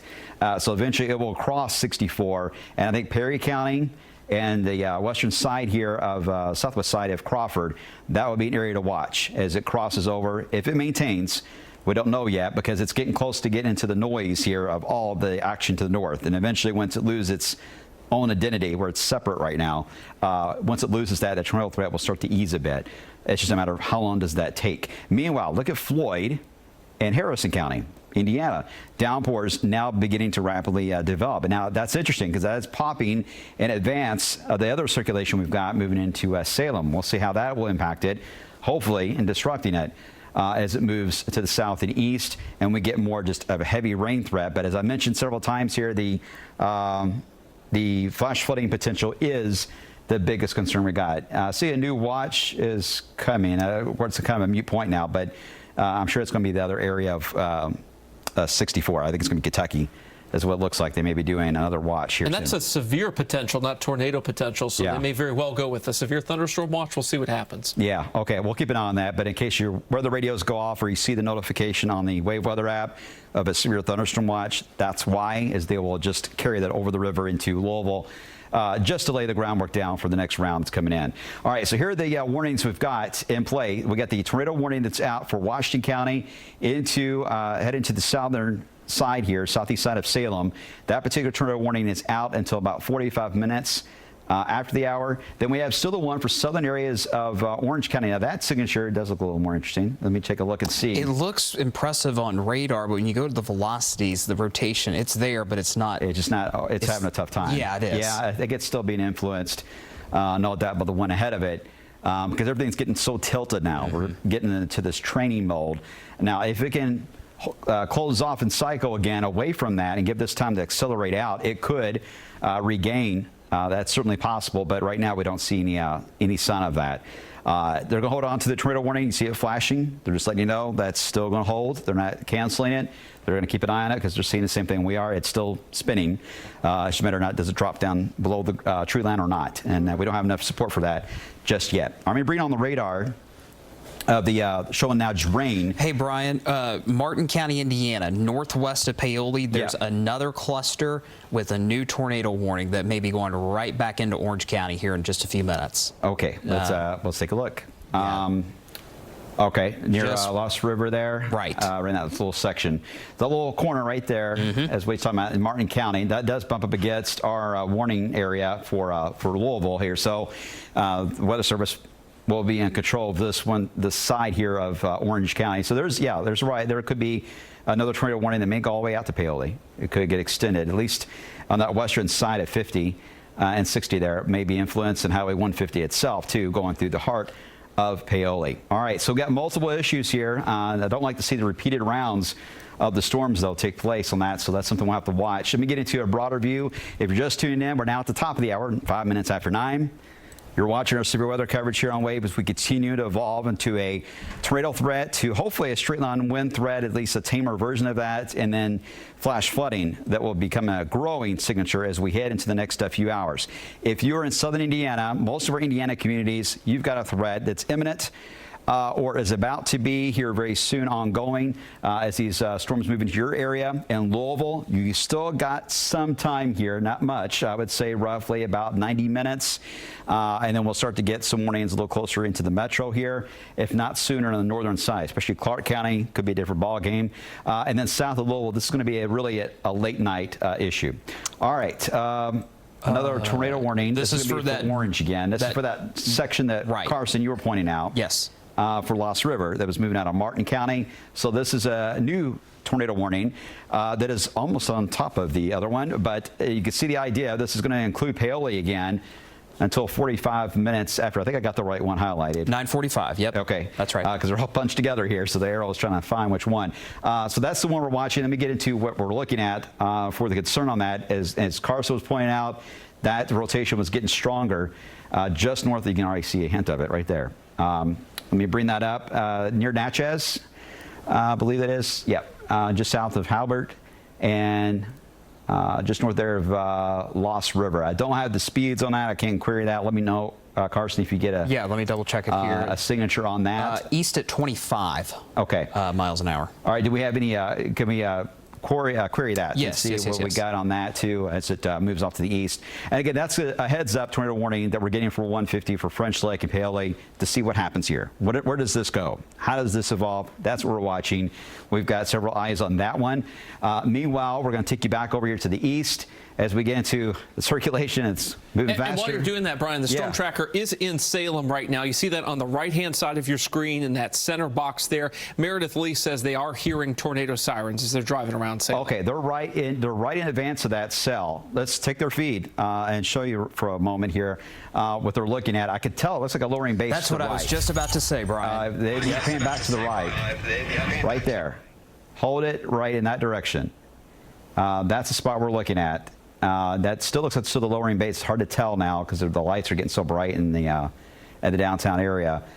Now, Meredith, I want to make sure you guys are in a good spot, a safe spot, if you need to seek shelter. All right. There's no confirmed tornado on the ground, but that is the area that we're watching. All right. Yeah, the lights kind of mess the lens of the camera up. They kind of take away from the darkening skies behind. It's hard to see because the camera's trying to focus on the brighter areas, but. We're monitoring that. You can see it right there behind the buildings itself in the core of Salem. There's a Salem. Is it Salem Title? That's Salem Title. Salem Title there, right in behind there. That's what we're going to be watching for rotation. That has been pretty broad in that area, but there's a lot of lowering. I mean, the moisture content's so high, it's really hard to tell. This is why you can't storm chase in these areas. It's so dangerous. You can't see anything coming over the sides of these buildings. So we're trying to guide. We have separate communication going out to them. Big hats off. Kevin Harden is off today, so he's helping us out remotely right now. So thank you, Kevin. We appreciate all your help with us on guiding our crews here as we're watching. There's the Ford dealership too in Salem. So again, you can see the speeds on this as it continues to rotate around there into Salem. So we're monitoring that. They just, in fact, just updated this warning. They're still saying tornado near Salem is where that potential, if there's going to be anything to drop down, that's the area to watch. And based on the images we saw there, and you see that box behind me, yeah, that's a good shot. Let's take that. That's looking from their actual camera in the vehicle. So let's hold on to that for a second. And Meredith can talk to us. Okay, Meredith, first off, hi, can you hear me? have you noticed the wind has calmed down as you got right to this point now? Or did it ramp up? Yes, there's not too much wind that we're feeling, at least from here inside the vehicle. Let me take you from the roof shot right now. You can see more of these clouds that are hanging down here. The sky is incredibly dark. You can actually see a lot better on the camera than you can really in person. We're going to pull into this gas station, so then we have a little bit of a better wide open view of the sky. And yeah, look at those clouds. Yeah, and I know it's really hard to see, but those are the ones we're watching that, in general, they're all, the entire cluster above your head, the whole thing is rotating. So it's a matter of whether or not any sections of that will drop down. And that's what we're watching and monitoring. So the key on this, that we're losing daylight, but the key thing that we always look for is anything that has a rotating look to it. It's above your head, and it'll be pretty obvious when you look at the clouds. And if they're hanging low and rotating, then that usually gives us a funnel clue right away that is developing. But we're still monitoring that. Meredith, be safe, and we'll keep an eye on your feed, all right? And we'll check back in with our Meredith Lee there in the storm tracker, because we want to make sure they're in a good spot too to take care of themselves. They're right there in the downtown part of Salem. As that circulation, it's pretty broad still. So I can see why we're not seeing a definitive trail here. And I'm not complaining. That's a good thing. As long as this can stay broad, it'll be just a surge of wind in pockets, especially south of Salem. That's where your strongest of wind gusts are going to be out of this setup. Let me get you back into Orange County here, because I want to keep an eye on that particular cell that we're watching that's moving toward the southeast corner of Salem. I think every corner here of Orange County has been impacted at some point. And then you see the circulation, actually the one in Du Bois too. Let me get to that one. That looks like it's now going south of the border.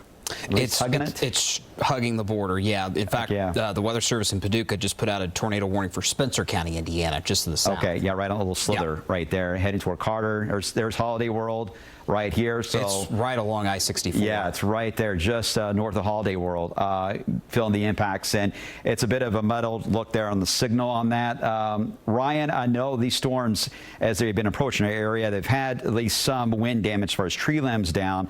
We've heard of some, I believe, power poles have been impacted, but what are we seeing as far as true outages right now? Yeah, right now we're seeing Orange County starting to clock in, and you'll see that's a 2% power outage of customers served in Orange County.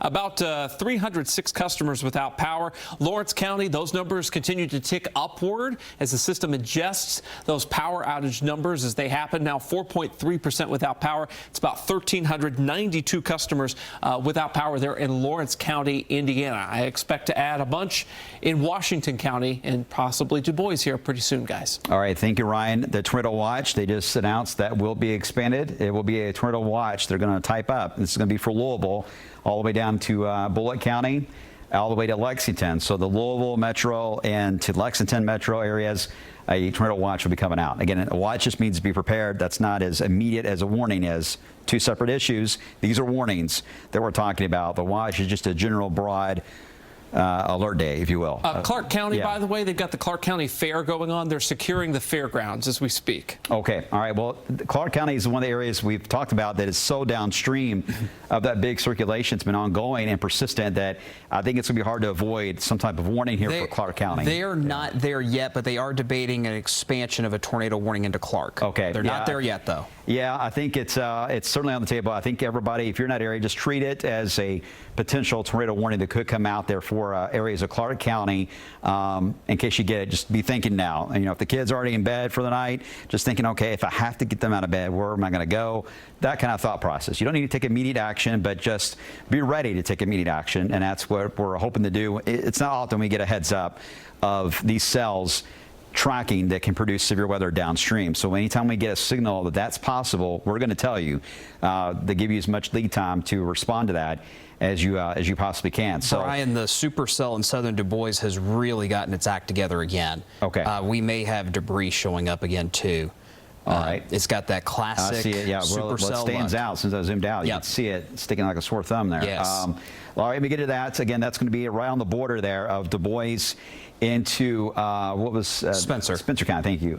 Spencer County, Indiana. Yeah, this is going to be, it includes, of course, Spencer County is where Santa Claus, Indiana is, Holiday World, and you can see that signature right there. It's more into Spencer than it is now into Du Bois, but it's right there on 64. So I got a feeling that we're going to hear a lot of reports on that as it continues to track off to the east. Okay, let's get you to the radar, and again, kind of just point out where we're at, because there's so many different warnings, and some of you have had so many warnings at the same time in your county for different issues, right?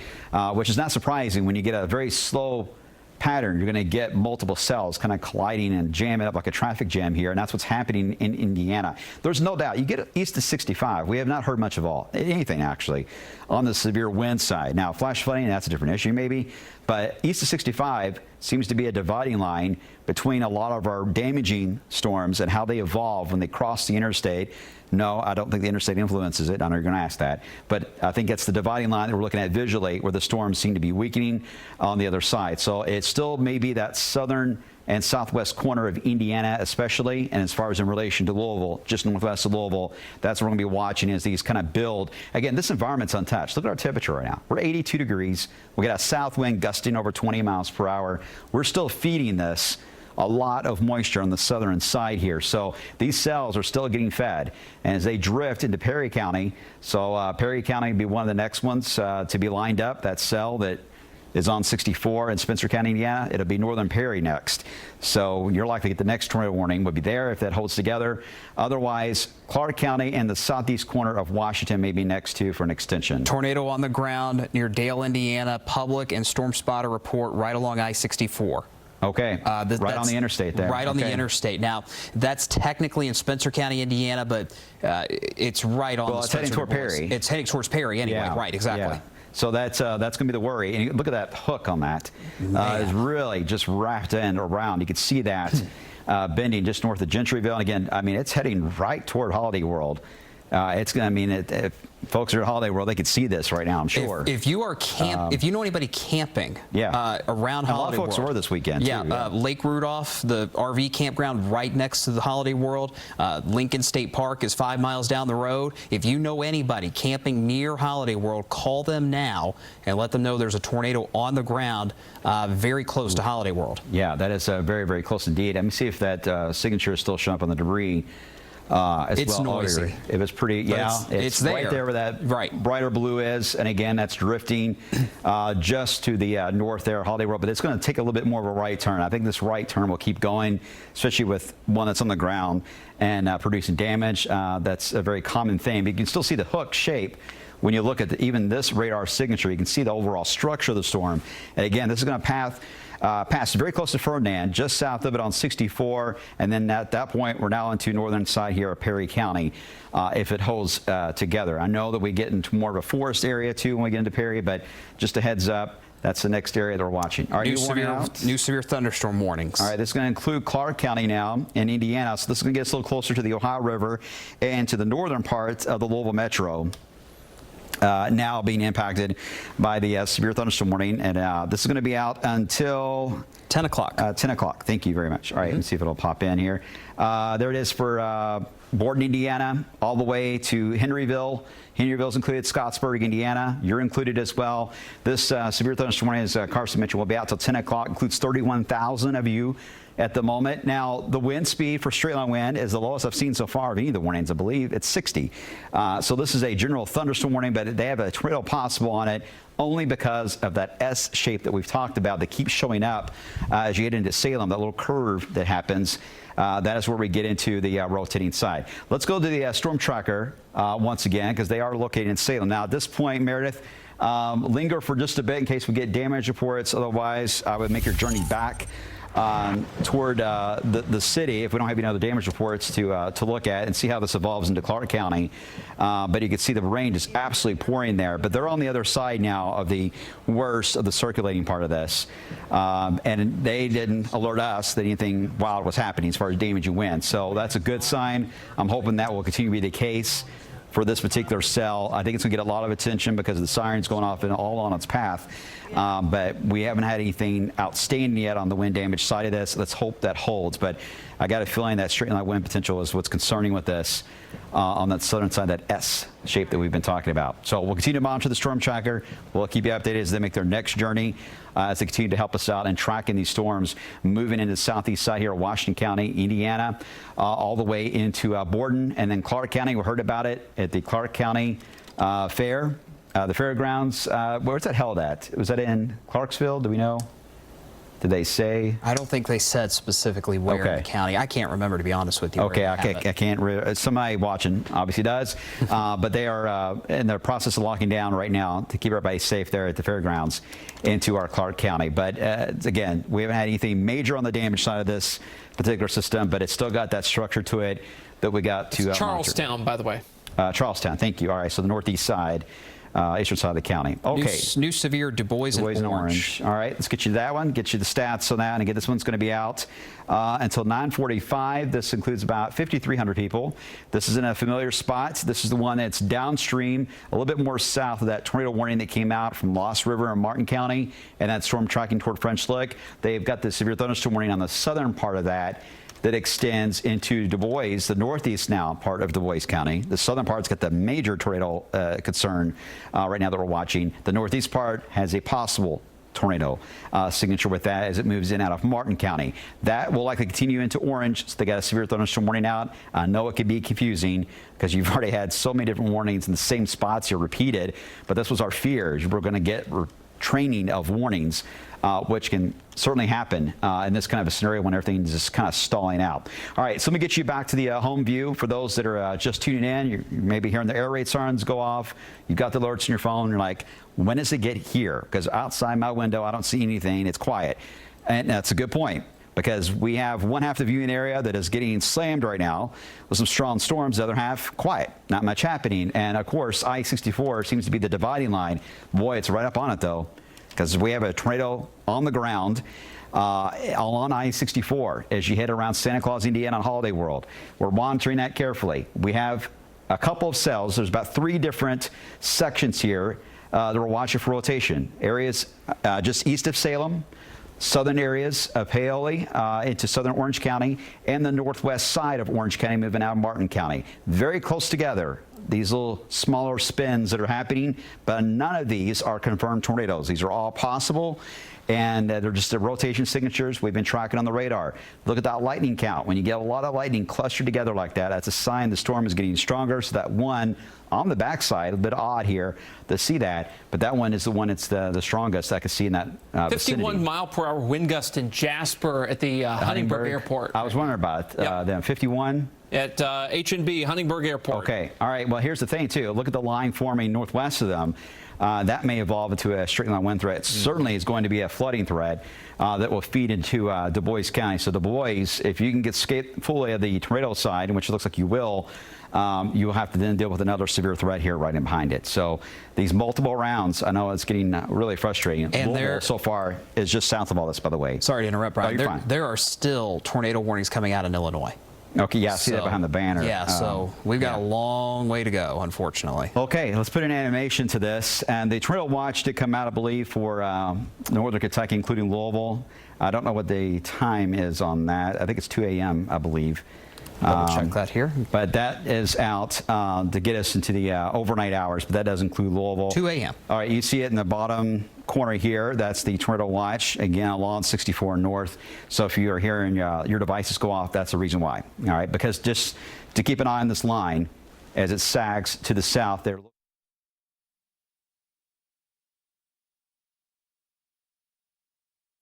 Okay, a little closer to the Ohio rivers, we're watching for that to drop in. All right, there's the severe thunderstorm warning that is out all the way into Clark County. This includes Henryville. We also have Borden, Indiana. Scottsburg, you're also in the severe thunderstorm warning on that one as well. We do have SkyTri cameras, by the way, located there in the Starlight, Indiana. Now, at Hubert's Orchard and Winery, you can't see a whole lot getting to this time of night. We have a couple of lights near the barns, but this is going to be a spot. It'll be our first SkyTri camera that'll be having a view of the system as it rolls in. So we'll be checking on that here in a second as well. Hey, Be Good, we got sirens going off in Madison from a ton of folks here on social media, and someone suggesting they may do that for severe thunderstorm warnings as well. They do, yes, they do. And that's came about several years ago, but that's kind of their policy is severe thunderstorms in the area they will hit the button for the air raid siren. So even though there's no tornado warning in Madison, the policy is, at least it was last time I had checked on it, that they do still hit the button sometimes for that. So not too shocking on that, but again, nothing tornadic in your area in Madison. All right, so we're watching it. You do have some stronger storms in Jennings County that is going to likely clip northeast Jefferson. We're monitoring that, but right now there's nothing immediate in Madison that I see at all. Everything that we're tracking is just west of you. That is multiple spins on the radar, nothing confirmed. This is the one that we got to really watch on 64. Next in line for that one is going to be Perry County, Indiana, for that particular cell to move in. So what I'm going to do is switch on the wind fields. We're able to see all these little notches. Now, they're not as impressive as they were, except for the one here on 64. That's the strongest one. Take you into that. So that's going to be Spencer County, Holiday World.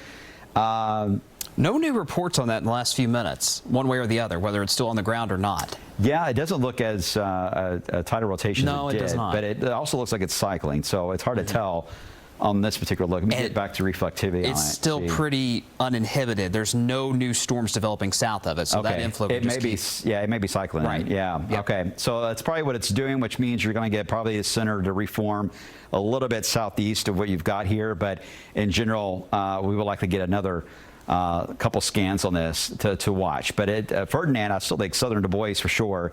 Just be aware, because this could easily cycle and redevelop on the other side of 64. Weather Service still calling it a confirmed tornado in their latest update. All right. Thank you very much. I think that's Paducah, right? From that was Louisville's update for the Du Bois part. Okay. But it's the same storm, yes. Yeah. All right. So this is the one that we're watching again, Johnsburg. I mean, I-64. I don't know if we have any. Do we have any traffic cameras in that section of 64? I don't recall if we do. Not sure. That's a pretty rural part of 64. I'll look that up for us here. And I think Holiday World may even have some. To be honest, at least they used to. But I don't know if they do that we can show. But and again, we're losing light here of day, so it's really hard to see anything. But this is the one right now that is the only one that we have that's confirmed, and no damage reports in Du Bois, right? Not at the moment. Now it had damage previously, I believe. In Gibson County. In Gibson County, right. Yes. So we haven't heard anything yet out of Du Bois County. We're monitoring that and see if we get. Oh, I see a flash flood warning is going to be coming out for Orange County. Yes. So flash flood warning for Orange County coming up next. You may not see that pop in at the top, but you'll be hearing about it, and we'll get you covered on that. That may already be out, in fact. But this is the one that's got the tornado confirmed with that. At one point, it was listed as extremely large and dangerous tornado that was on the ground that we were tracking. It's still got that circulation to it. I don't see it as strong as what it was, though. I agree. So I don't know if it's still on the ground or not, even though the last report we got is that it was. The radar, we need a couple more scans to confirm that. But we're monitoring it, and there's no doubt it's still southern Du Bois, though, and the northern part of Spencer. And again, we're just kind of giving you a heads up on Perry County, Indiana, as those continue to track into the area. Let me get back to the radar. There is the new tornado warning for Crawford, Harrison, Orange, and Washington. Okay, thank you. Can we? Thank you, Ryan. You read my mind. Ryan, help me out here. It's scary when you read my mind. All right, here's the tornado warning now for Crawford County. This includes just north of English, Indiana, Risky Run, basically in it. And then you get into just south of Rosebud and the community there all the way to southeast. So this is a tornado warning. It is radar indicated. All right, it just includes a lot of sections of different counties and a line here from Crawford, Harrison, and Orange and Washington until 10:15. So this is 45 minutes again. The 45 minutes has been the average on most of these warnings. I know that's long to sit and wait, to hear anything, but they're moving slow, but they're training over the same area in the same part of the county, and it takes a while to get across your county when they're not aggressively moving out like a squall line would do. This is a little different. These are kind of rebuilding themselves on the western side, especially of your county, and they come back over to the same communities again. So this is certainly the case in the southern areas of Paoli, or into Orange County. But Ethel, right there, that's the circulation we're watching, holding on. So far, it's nothing confirmed, but that's still a pretty good signature to hold on to a tornado warning for. Another warning? It's the flash flood for Orange and Washington. All right, there it is flashing. You see that green outline. That's in effect until after midnight. 12:30. Thank you, Ryan. 12:30 in the morning for that flash flood warning for Orange County, and one of many we're going to get that's going to continue to extend all the way out into Washington, as you see there too, and beyond. Okay, so this is the one we're tracking. This is not anything confirmed, but as far as getting a little closer to the Louisville area, all right, now we're getting to the point now we need to start paying attention. Our SkyTrack cameras, they show anything where we're able to see? I'm trying to get Starlight set up to where we can look at this thing from the west, but I'm having a little trouble getting to it. Okay. All right, no problem. No problem. We'll get to it. We may be able to have our downtown cameras, I think, came back up. Yes, they did. So we'll be able to see at least a bird's eye view here soon of some of the lightning as the storms do approach. We always look to see if we get any kind of signal. No, there's no debris signal there. Nothing yet. That we're watching. So it's just a lot of noise, but not a debris signal per se there. So let's get you back to just radar only on this and kind of get into a wider view, because I know it's hard to tell where you're at in relation, because especially with these warnings, get a little bit closer now to the northern metro. We've got a live view from Corey Trent near Linview, Indiana, by the way, in INET 1, if we want to show that at any point, guys. Okay. Whenever y'all see that, y'all can punch it in. All right. Here it comes, yeah. Hard to see at this point, but you had a pretty good view. There we go. Okay. You see right there. Now, where is Corey's exact location? Look at that wall cloud. This is Linview, Indiana, according to Kevin. Okay. That could be a little bit of a lowering right there. Yeah, Brian. it's trying. It's like a multiple, it could be a multiple vortice kind of thing too there.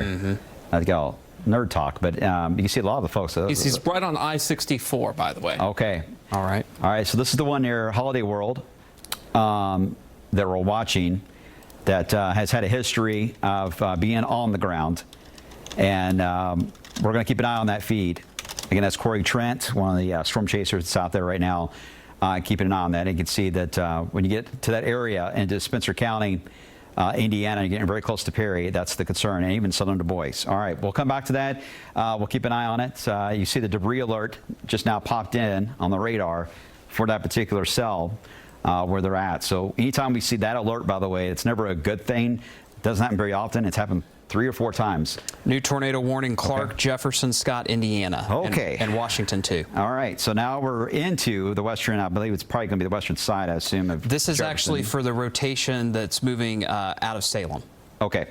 The broad one. Correct. That we've been watching for a while. Right. Okay. So here is Henryville that we got the tornado warning out. Again, this is going to include the rest of Clark is involved in this here, but Clark, Jefferson, Scott, and Washington, Henryville, New Washington, Vienna as well, all the way until 10:15. So this one's about another 45-minute warning.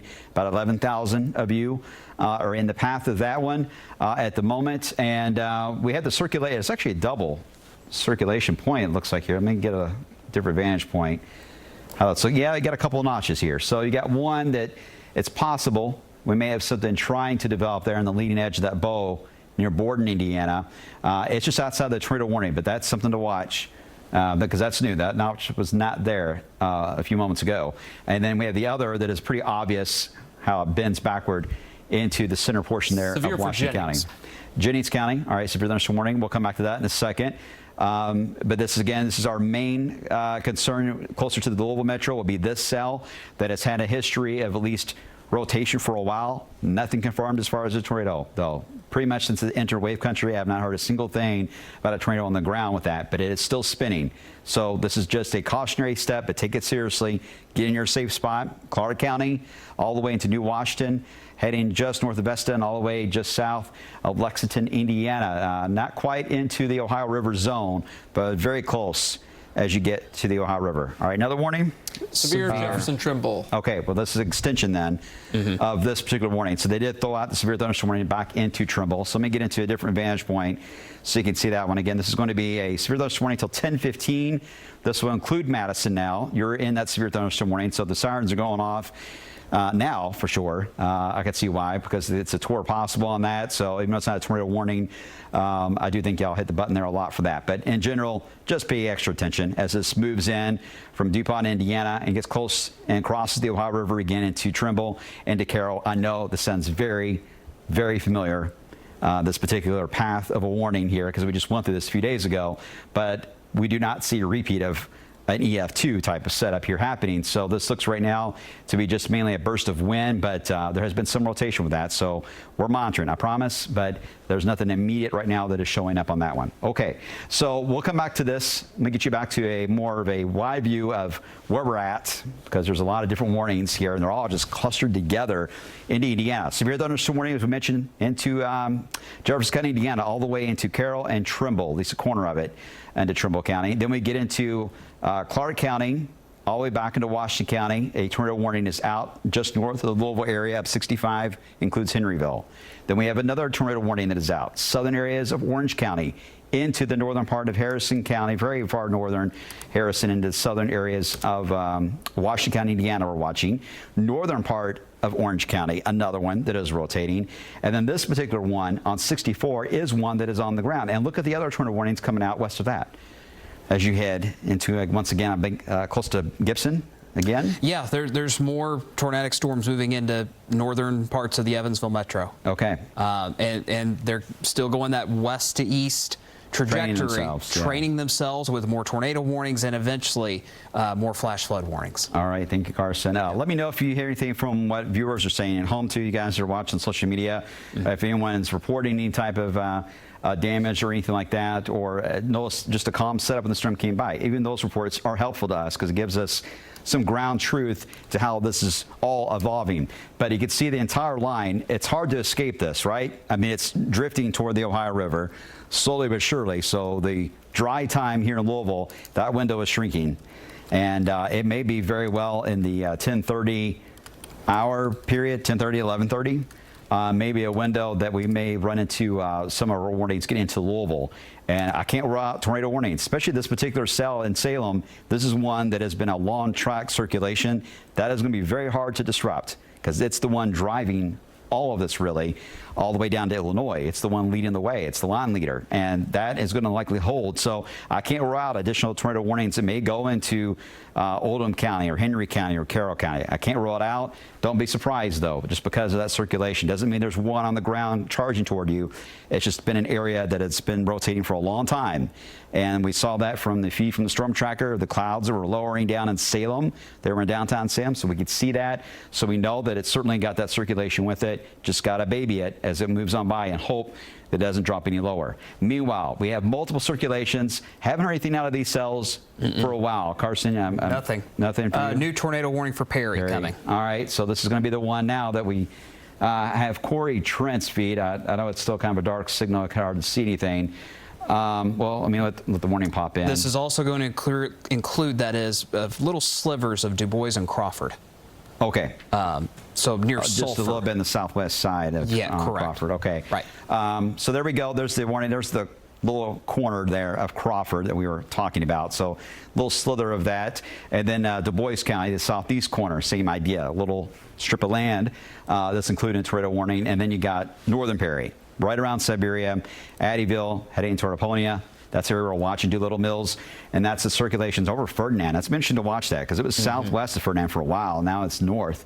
Let me get Weather Service, Brian. Oh wow, that's a much tighter circulation now. They do caution about side lobing, kind of where the angle is with Fort Knox. Yes, right, and this is but the rotation's still there, obviously. Yeah, and it's hard to tell. I'm assuming this is the main one just because of the position of the radar. Right. This is where you're going to get disruption of the beam. So the radar is having a tough time seeing the circulation, so it doesn't place it in the right spot. Is basically what's happening here. So this is the main part that is spinning, is around Ferdinand. Ignore this part. All right, so this is the part that's going to be drifting into that I-64 corridor. It's been a while to see how this has been tracking on I-64. Corey Trent, is his feed still up?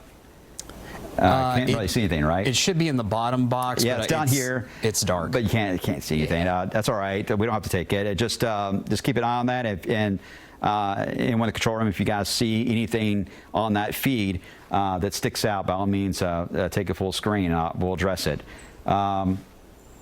All right, so that's the main circulation that's had a confirmed tornado with it several times here. And now it's getting back into wave country again as it crosses back into Perry County along I-64. If this continues to go east, because as we've alluded to several times, this is the southernmost feature here that is kind of stealing a lot of the moisture that's got in the atmosphere, and that's allowing for a much more pronounced rotation that can survive longer, because there's nothing, these things, they don't like to share. And when they get friends with them on the radar, they just tend to fall apart, which is not a bad thing. We want that to happen. But when they stay isolated, they can stay powerhouse machines for a while. And that's where you're getting more of these individual cells on that tail end of all this complex that are holding their own. There's nothing south of here. Nothing. Go all the way down. Yep. To Grayson County, nothing there. So that's the one that if it goes into Perry, next up, if we want to give you another big heads up here, this is going to be eventually into the western side of, or southern side of Crawford and the far western side of Harrison. If we were to go far out in time and this holds together, that would be downstream from that particular one. It's moving east at 25. Slowing down. Slowing down. Yeah. Which is what we expected. All right. Well, I'll check in with you guys here in a second and see if you're getting any reports in from MPing. I'll hold off on that and just keep an eye on what I'm seeing here. Let me get you back over, though, into the ones just north of Louisville, in case you're wondering, okay, what's going on? I'm hearing the sirens in Madison. We've heard those reports. You're hearing the sirens in Henryville. I get that. Your anxiety is high. We do not have anything confirmed. The only thing we've had confirmed that is a tornado on the ground is back toward I-64 heading into Perry County, Indiana, southern Du Bois. That's the only one so far. We have not had much in the way of damage in wave country other than some tree limbs have been snapped in Orange County and even just west of Orange County. We've had some power lines have been knocked out as well. We've had some reports of flash flooding. But so far, nothing significant, but we're not out of the woods yet. You guys are hanging in with us. We appreciate it. Keep hanging in with us as we're fine-tuning this. We're taking this hour by hour as we approach the late night hour into midnight.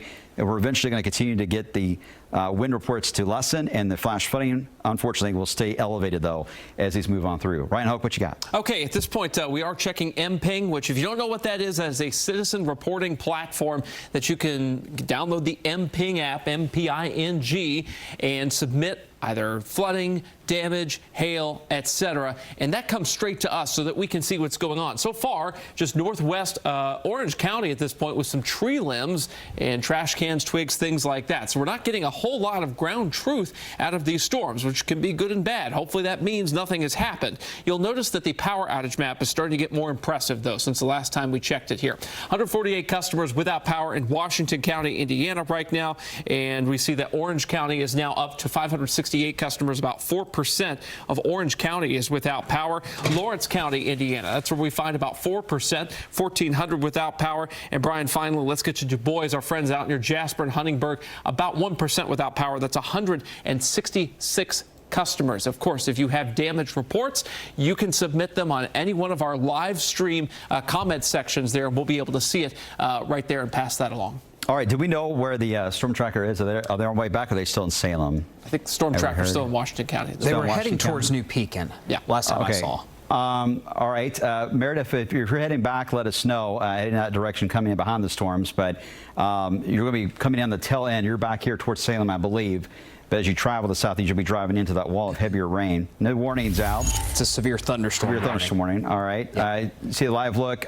Meredith, as we are tracking these storms, anything stand out to you in Salem after we checked with you with those low-hanging clouds? Did you see anything else happen beyond that point, or was it just rain and a little bit of wind? Okay, she may not be able to hear me. We'll check back in with Meredith live there in the storm tracker. All right, let's get you to the new warning that's out. This is going to be a severe thunderstorm warning, likely just kind of putting tags on some of the storms that are going to getting replaced here just north of the Louisville area. And these warnings all line up. I'm having a hard time getting this to trigger. Hold on. This warning, Brian, it replaces the tornado warning that was still in place for Paoli. Okay. There was that northern circulation that came out of Martin County, yes. Lost River. So this is replacing that tornado warning. All right, thanks, Carson. I know there's a lot to keep up with. Thank goodness we have other eyes here because it gets blurry. This is the northern part of Orange County. This is still got a tornado possible tag on it, but it's a severe thunderstorm warning until 10:30 on that one. Let me put some animation on this. Again, this is kind of tracking to the southeast, moving out of Paoli. Kind of get rid of this banner because I know you can't see anything. Hold on one second. Kind of switch over. There we go. Now you can see it moving into Paoli there, that wall of wind there. But that's a general warning that's kind of in place of that northern part passing from Paoli eventually into Campbellsburg and to the northwest side here of Washington County. So there's a lot of crossing going on between these warnings. We're getting to a very complex setup and a dangerous one too. When you get these circulations that go a little bit more west-east, it's much harder to pick them out. But it also means that if you go under one warning, you're not exactly cleared. I think right now, I don't know if I can clear anybody to the north. Let me check, but I don't know if we're there yet. A report out of Palmyra, some front yards are being flooded there by all this rain very quickly. Yeah. Well, the flood, I don't know, we have several flood advisories and flash flood warnings are out. All these green boxes, those are all flash flood warnings. There's a ton of them. And we're going to see many more feed because the rainfall rate, again, 2 inches an hour is the feed, and that will actually go up. It'll go up. It can go up to 3 inches an hour in some cases tonight as these storms move in. This is going to be a problem once we get this band of rain down into the Louisville metro. That's going to be an issue. Even if we don't get the gauges to show 3 inches, the rate of it falling will easily cause some ponding of water, hydroplaning on the area of freeways, expressways. I know it's a Sunday night. Not many of you are traveling. And if the point of all this is if you don't have to travel tonight, or you need to get home from an event you were at today and you're worried about being caught in the storm. If you're in Louisville now, you have time to act now and get to your spot. Otherwise, if you wait till this band of rain hits, you're going to run into a lot more of a traffic issue even in the city of Louisville. And this may linger for Louisville, too, once it arrives. I don't know yet on the severe side. I know it looks like it's a no-brainer. We're going to get tornado warnings in Louisville. Not necessarily. These circulations, while they're holding their own, once we get into a setup where they're not really confirming anything, we have no damage reports, then typically we see this evolve to severe thunderstorm warnings and then sometimes nothing at all. It just depends on how things evolve as it drifts a little bit closer to the Ohio River. But I still think the southwest side here of Indiana, that's still the spot. You really got to watch for a tornado setup. Is going to be around Evansville. I would even throw maybe even Corden in that as well. But just west of Louisville, that area along I-64, that's the most prime spot right now for tornado development. This is your more prime spot for straight line winds, isolated tornado, and this is more of an issue of straight line winds and just heavy rain as you travel up 71. It seems to be a 1, 2, 3 kind of a narrative there. Ryan Hoke, now you have a different way of looking at these warnings. Maybe you can shed some light how this is all organized. Right. So folks on social media, not everybody's good with maps, right? They may not know exactly where they're at within what county. There's a lot going on. We understand. What you need to know is there are 3 tornado warnings. I'm going to name parts of the counties that are within the tornado warnings and how long you have left in those warnings. The first tornado warning is Crawford, Du Bois, and Perry. That goes until 10:15. 30 more minutes on that. That's a while. Second tornado, parts of Clark, Indiana, Jefferson, Indiana, not Kentucky. Again, this is Jefferson County, Indiana we're talking about. Scott County and Washington County, Indiana, once again on that. That's until 10:15, 30 minutes left on that. The third and final tornado warning, Crawford, Harrison, Orange, Washington County, Indiana. Yes, Washington's in it twice because, again, these involve parts of counties here. They go until 10:15, 30 more minutes on that. So many folks saying, hey, the sirens are going off. What's going on?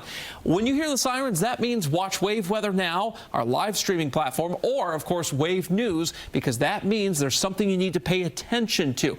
But don't depend on those sirens. Depend on NOAA Weather Radio and the Wave Weather app. Those are 2 critical things everybody needs to have in their homes because those tornado sirens are not designed to wake you up at night. They're not placed so that every house and every neighborhood can hear them when they're indoors, guys. All right, good points to always bring up. Every time we have severe weather coverage, we have to always mention that, though, because it is a very true thing, the difference of all that. Thanks, Ryan. Some reports we're getting. Kevin Hart helping us out remotely here today. In Washington County, Indiana trees down near Mitchell. Power lines also down into Mitchell. No homes with damage. at this time being reported. You get into Orange County, trees down across the county, scattered across the county. One of those trees is blocking 150, Highway 150 there, right along the Martin County line and Orange County line there on the western side. A few power line poles are down, no damage to homes. You get into Washington County, Indiana, only one report, damage to the patio near Southway Villa, with wires down there. So that's an update on the damage reports that we're getting. They're coming in pretty scattered, but it's obvious this line that's still warned approaching the northern part of the Louisville Metro has produced some damage of wind damage, whether it's a power outage or some tree damage, but not much in the way of home damage. So overall, it's mainly just seems to be just trees that could get toppled over there. It still cause some problems. Certainly could lose your power here as these move on by. So make sure you keep everything plugged in and charged up. And remember, our stream is available on your cell phone. Just make sure you have us on the app. So if your TV goes out, you can still use your cell phone to still watch our coverage to stay up to date on the warnings if you were to lose our signal. Otherwise, if you are in your safe spot, and many of you probably are here in Declara County, hearing the sirens go off, same story as you get into Orange County, Crawford, and Washington County, Indiana, also into Perry County. Turn the TV up as loud as you can, or take your device with you, your iPad, your phone, whatever the case is. Take it with you, and again, keep the volume up, and we'll kind of guide you through this. The only dangerous one we've got of immediate concern is going to be the one on I-64 as you travel in the northern parts there of Perry County. That's the one that has had confirmed tornadoes with it several times in its journey that really started not far from Evansville this evening and continues. Evansville, by the way, getting hit with another one, now moving in the same spots. This has still got the overall look of a mini supercell as you head just north of Bristow and Branchville, right along 64. I mean, it's still traveling on the interstate, but very heavy rain on the interstate portion. So even if you're on the interstate, you can't see. There's no way you can see this thing. It's raining too hard over you. So very dangerous setup because a lot of these drivers are driving into this, and this cell that has potentially a tornado with it hovering very close to the interstate. You won't be able to see it in time. So hopefully everyone is kind of pulling off if you're able to. If you know anyone traveling on 64, give them a call and let them know now's not the time to be going through there. Let it pass on by first if you can until you get into that more dangerous spot. Let's get into the wind side of that. Still got the signature there. I will say it's not a very intense signature of a tornado on the ground. I've seen it worse at times here, but it's no doubt it is still a rotating setup here as we head into the northern part of Perry County. So still worth watching. Are we able to query that to see on the winds? I'm sorry I'm not able to do it right now. No, you're fine. Let me. But let me know what you get on the speeds on that. Yeah. As it moves on by. I'm right in there right now. 63 mile per hour gate-to-gate shear. That's what I got too. Yep. All right. So I mean, it could be a very low end spin up kind of scenario that could be developing, but we don't know if it's still cycling through. It's done it a couple times tonight and has caused the shift on its location to kind of wobble a bit. Typically when it's going to cycle, it's going to curve a little bit more northeast. It will cycle, and then the new center will be southeast of that. So you kind of get these little skips that happen. And so I think right now, especially in Branchville, be aware of that, because if it is cycling at the moment or trying to, it could very well redevelop right over Branchville. So we're monitoring that section. That tornado warning is out. Is this the one until the top of the hour? Or 10:15. 10:15. So about another 25 minutes or so on that one as it moves on by. It looks like Paducah still issuing warnings out to the west. They're busy tonight. There's still tornado warnings near Effingham, Illinois. Okay. There are spinning showers along the coast. That started with tornado warnings, what, at 2 o'clock today? 2 or 3 o'clock this afternoon. Yep. Okay. Let me get you a wider view. Let's get back to the overall theme here. As I don't want you guys to think we're ignoring the Louisville Metro. We're not. I understand that's where all you are, and you're hearing the sirens go off not far from downtown Louisville even. But to reiterate, we do not have any confirmed anything on a tornado side that is moving through Clark County all the way back into northern Harrison County here and southern Washington County. These are all just at least radar signatures that have been showing up. This one has been the most persistent since it got into wave country this evening about 2-3 hours ago, and it is still spinning. And because of that, it could certainly, again, it's got an environment. There's not a lot really downstream here. It's still trying to hold itself as an individual cell, because it's the main driver in the seat here. It's trying to get a better structure with it. It does, and in fact, the velocity certainly is this was much more of a broader signal than what we had a few moments ago. So this is a little bit more concerning. New severe for Du Bois County coming in. There's another storm going through this, about to move into the southern parts of Du Bois. Not the initial supercell we've been tracking for the last hour and a half. There's another one just behind it. Okay, we'll come back on that. Let you we'll have an update on that one here in just a second. This is the rotation that was fairly broad. It was more than this kind of a signature earlier. Now we're getting it down to a little bit more of a tighter scope here as you get into the western side of Clark County. In fact, this is the other side now of Henryville. Let me get you in a closer view on that. And if the storm tracker can hear me, I would head back toward Clark County. Head back on 65 in that direction there if you're able to, down 150. I think a connection to Borden. I think you can get in interested. Now, this is where the fairgrounds was that we talked about earlier that was anchoring down because of the Clark County Fair right in through here into Charlestown. So that was a good decision on their behalf to do that, get everybody into safe spots. We got a damage report. Orleans, Indiana, a section of roof ripped off, blown over a house from the rear to the front yard on Liberty Road. So that's Liberty Road in Orleans, Indiana, section of roof ripped off. Okay. All right, I hate hearing that. Also getting a report, sorry, Brian, 42-mile-an-hour gusts just north of this mezzo in Henryville. Yeah, just north of there. Is it Tisco or? Henryville at Tisco Road, yes. Okay, so that's heading, here's the community at Tisco right here, right along Indiana State Road there. Head you into State Road 3, just north of Charlestown, heading out on Charlestown Road. You get into Henryville.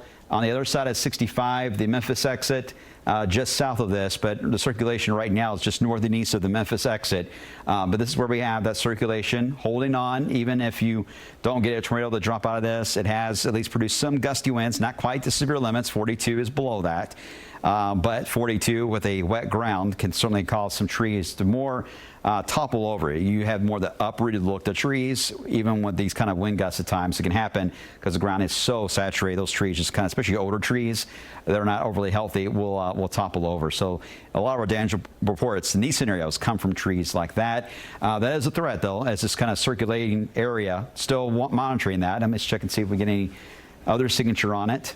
I don't think we will, based on the velocity on it, but we'll check. Nope, we're good on that. But again, it is moving very close to Atisco at the moment. Let's get you back to the radar view. This is this tornado warning's out till, is this the 10:31 or 10:15? Let's see, there's so many warnings on the list here. 10:15. 10:15 on this one too. Yes. Okay. Yes. This one should hold all the way through to the very end based on the radar.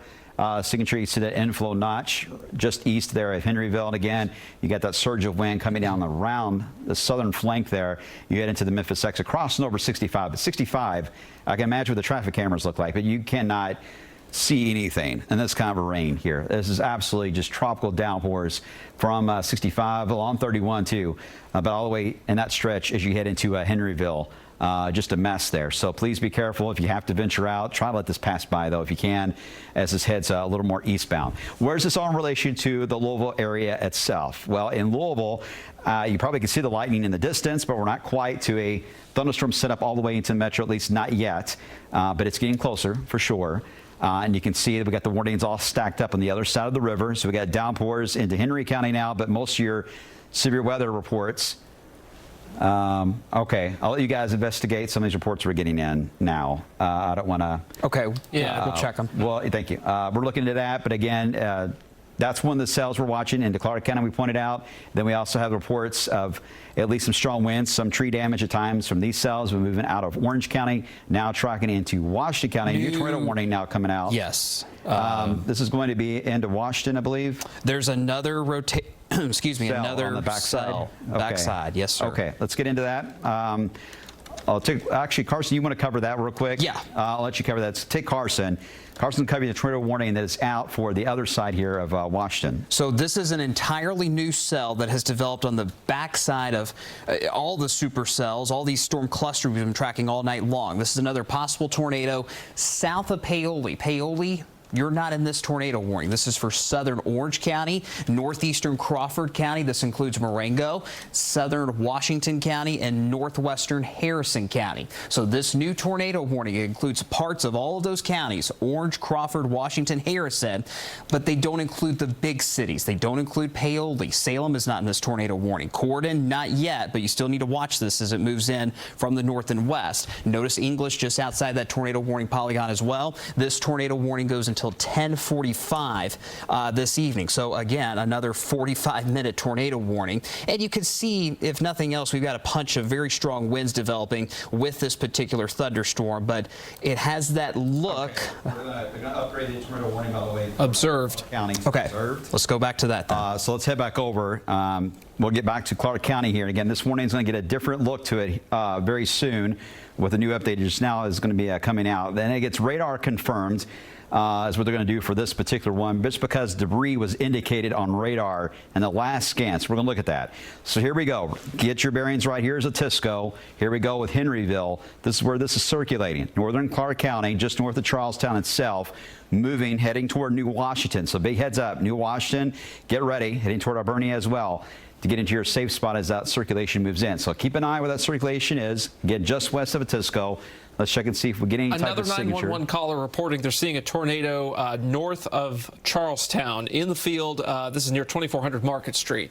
Okay, Brian, if you do me a favor, let's get this located here for me around Atisco, because we're seeing a drop. I think that is a little bit of a drop. It's hard to say for sure. Right. I've got it up on Weather 4. It looks like it's matching up right over it. It's matching pretty I think good. so. Okay. Yeah. All right, so here's the new warning being drawn up. So they cleared Henryville and Memphis out of this tornado warned system here.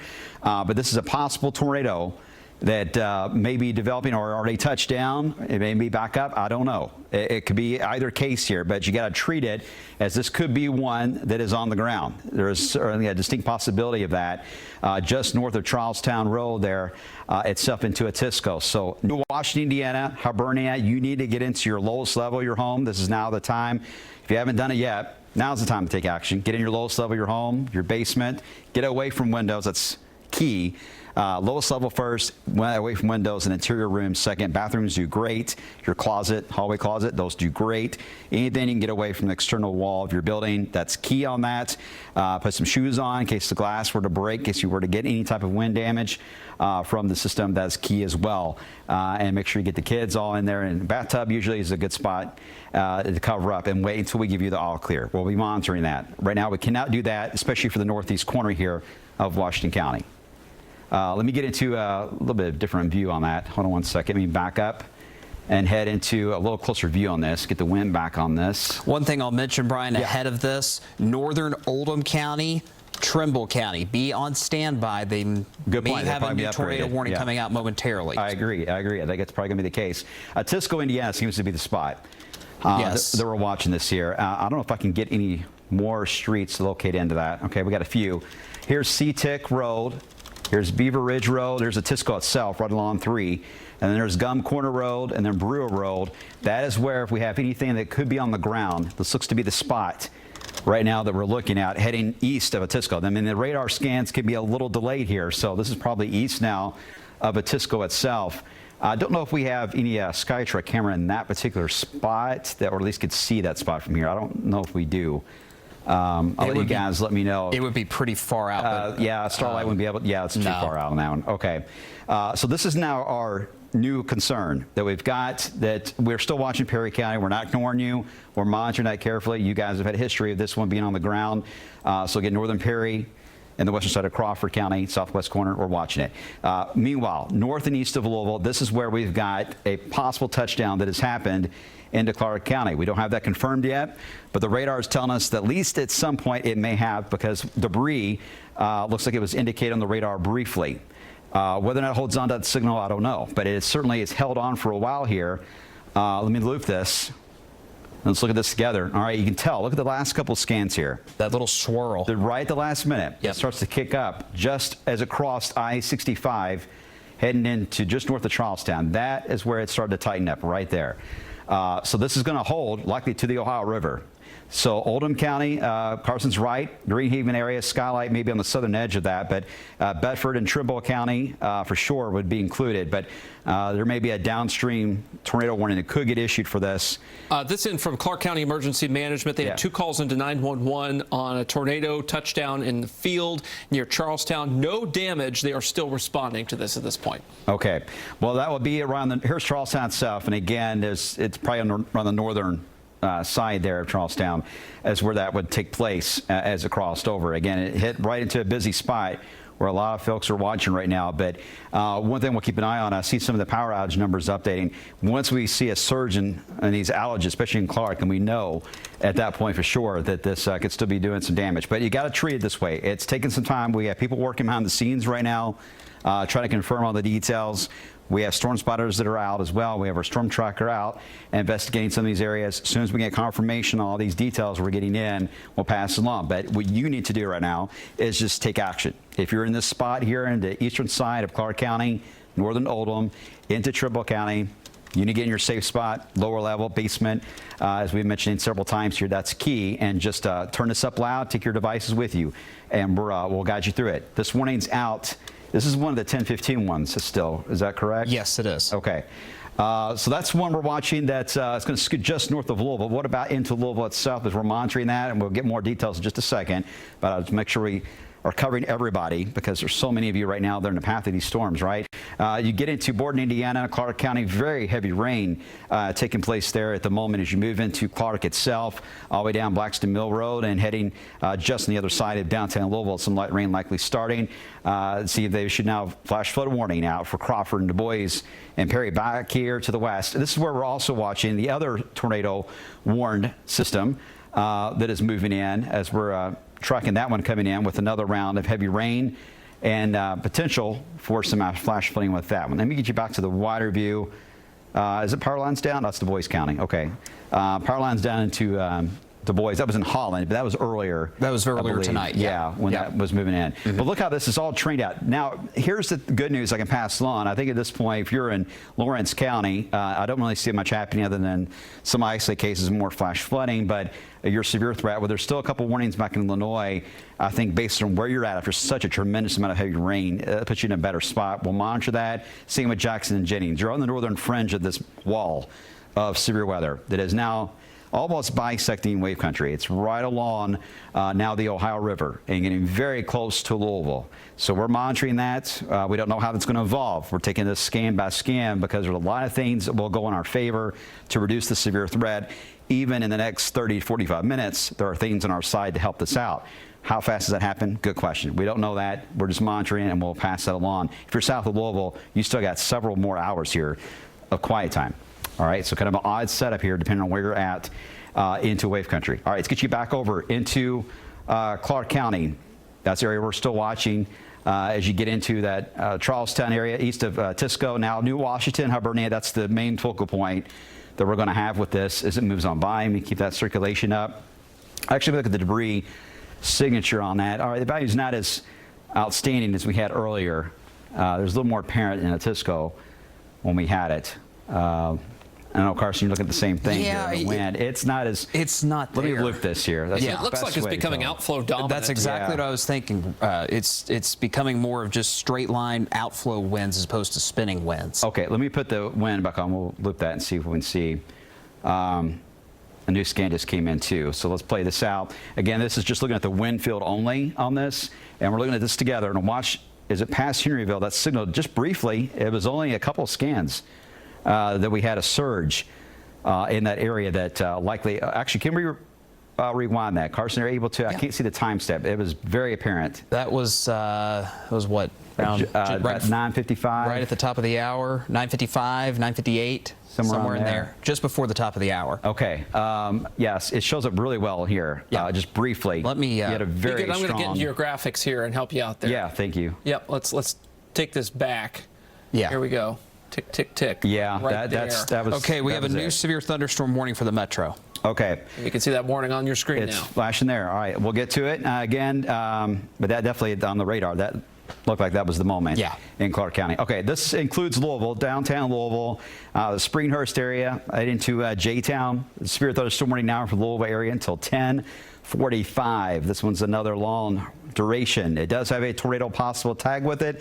And for good reason. Every single one of these cells have some type of rotation involved with them at some point. So there's always that risk. As we just saw in Clark County, that was one or maybe two scans of the radar where that touched down and then went back up again. So it can happen that fast. And that's why we got to just take this slow as we evolve here, and these cells drop in from Indiana. We're checking on Clark County. So as we get any confirmed reports of anything other than what appears to have been a touchdown north of Charleston, based on a couple of 911 calls and based on the radar data, that looks to be the case.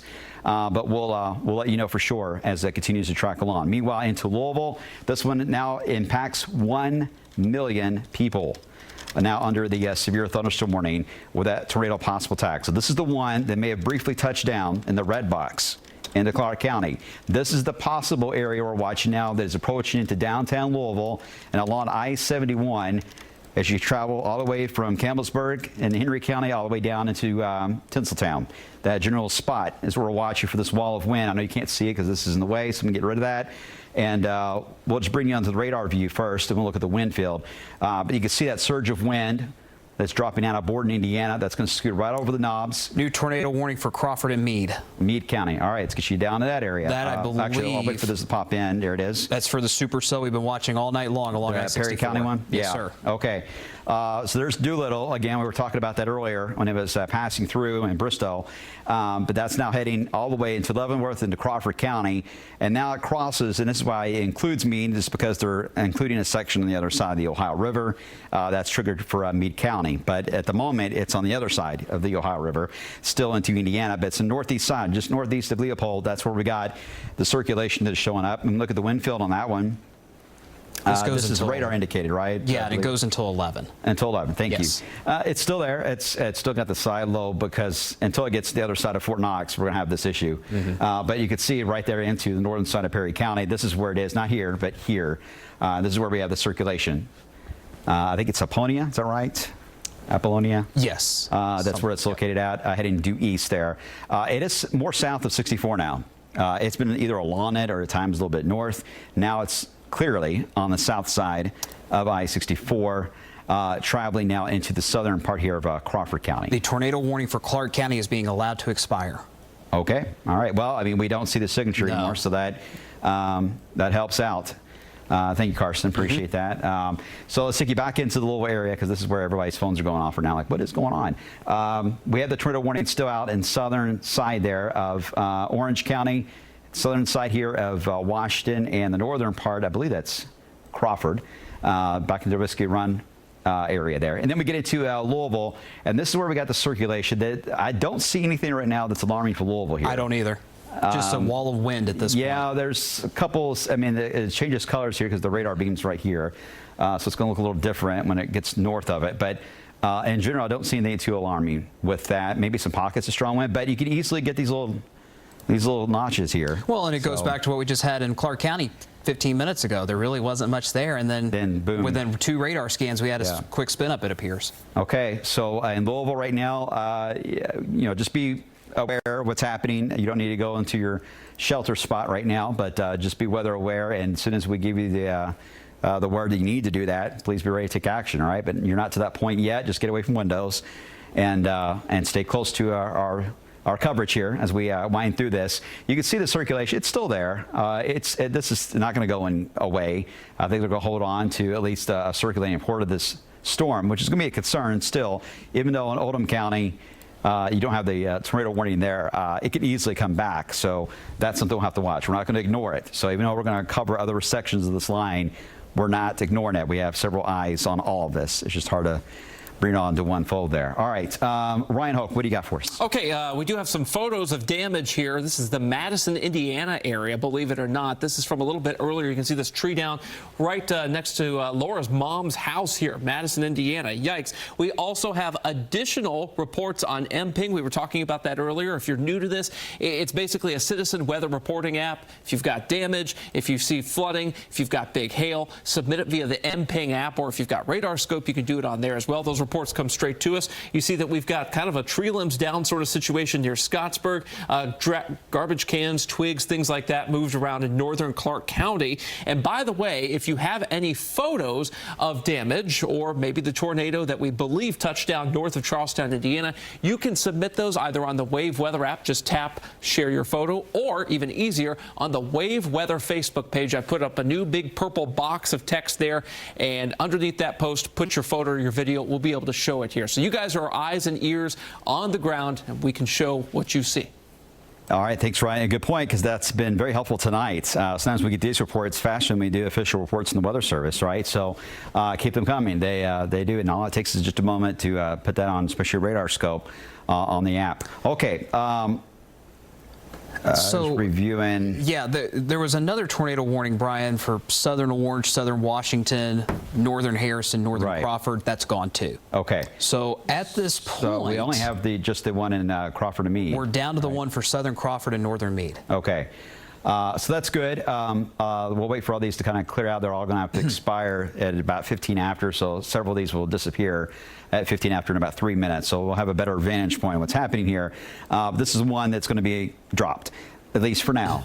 We'll monitor that as it moves into Oldham County. Let me get you back over to the full radar, give you a quick update on where we're at in comparison to Louisville. And Louisville is under a severe thunderstorm warning, at least officially, for the city itself, but we may be in a good spot here. I'm hoping that we can get the tamer version of this as it crosses over the river. We're in that very critical crossover point, just like we were in a sense last Wednesday night, where once they got to I-64, things started to change. And we started to see the storyline evolve into flash flooding and not so much damaging wind and tornado weather. Shingles blown off in Sellersburg, Indiana via Emping. As we solicited for those, folks have been sending them in. Okay. All right. That was, again, that signature. We'll go back and look at the timestamp on that, too, if we're able to get that. I think it was about 9:58, somewhere around there. But that's something we'll watch. But we're going to have the storm tracker check that out and our crews into Charlestown all the way up into Tisco. That's the area to watch, and also we'll check out Sellersburg too and see what has happened there. But it seems like, to me anyway, preliminary, looks like we may have had a touchdown briefly there. Okay, let's hope everyone's all right.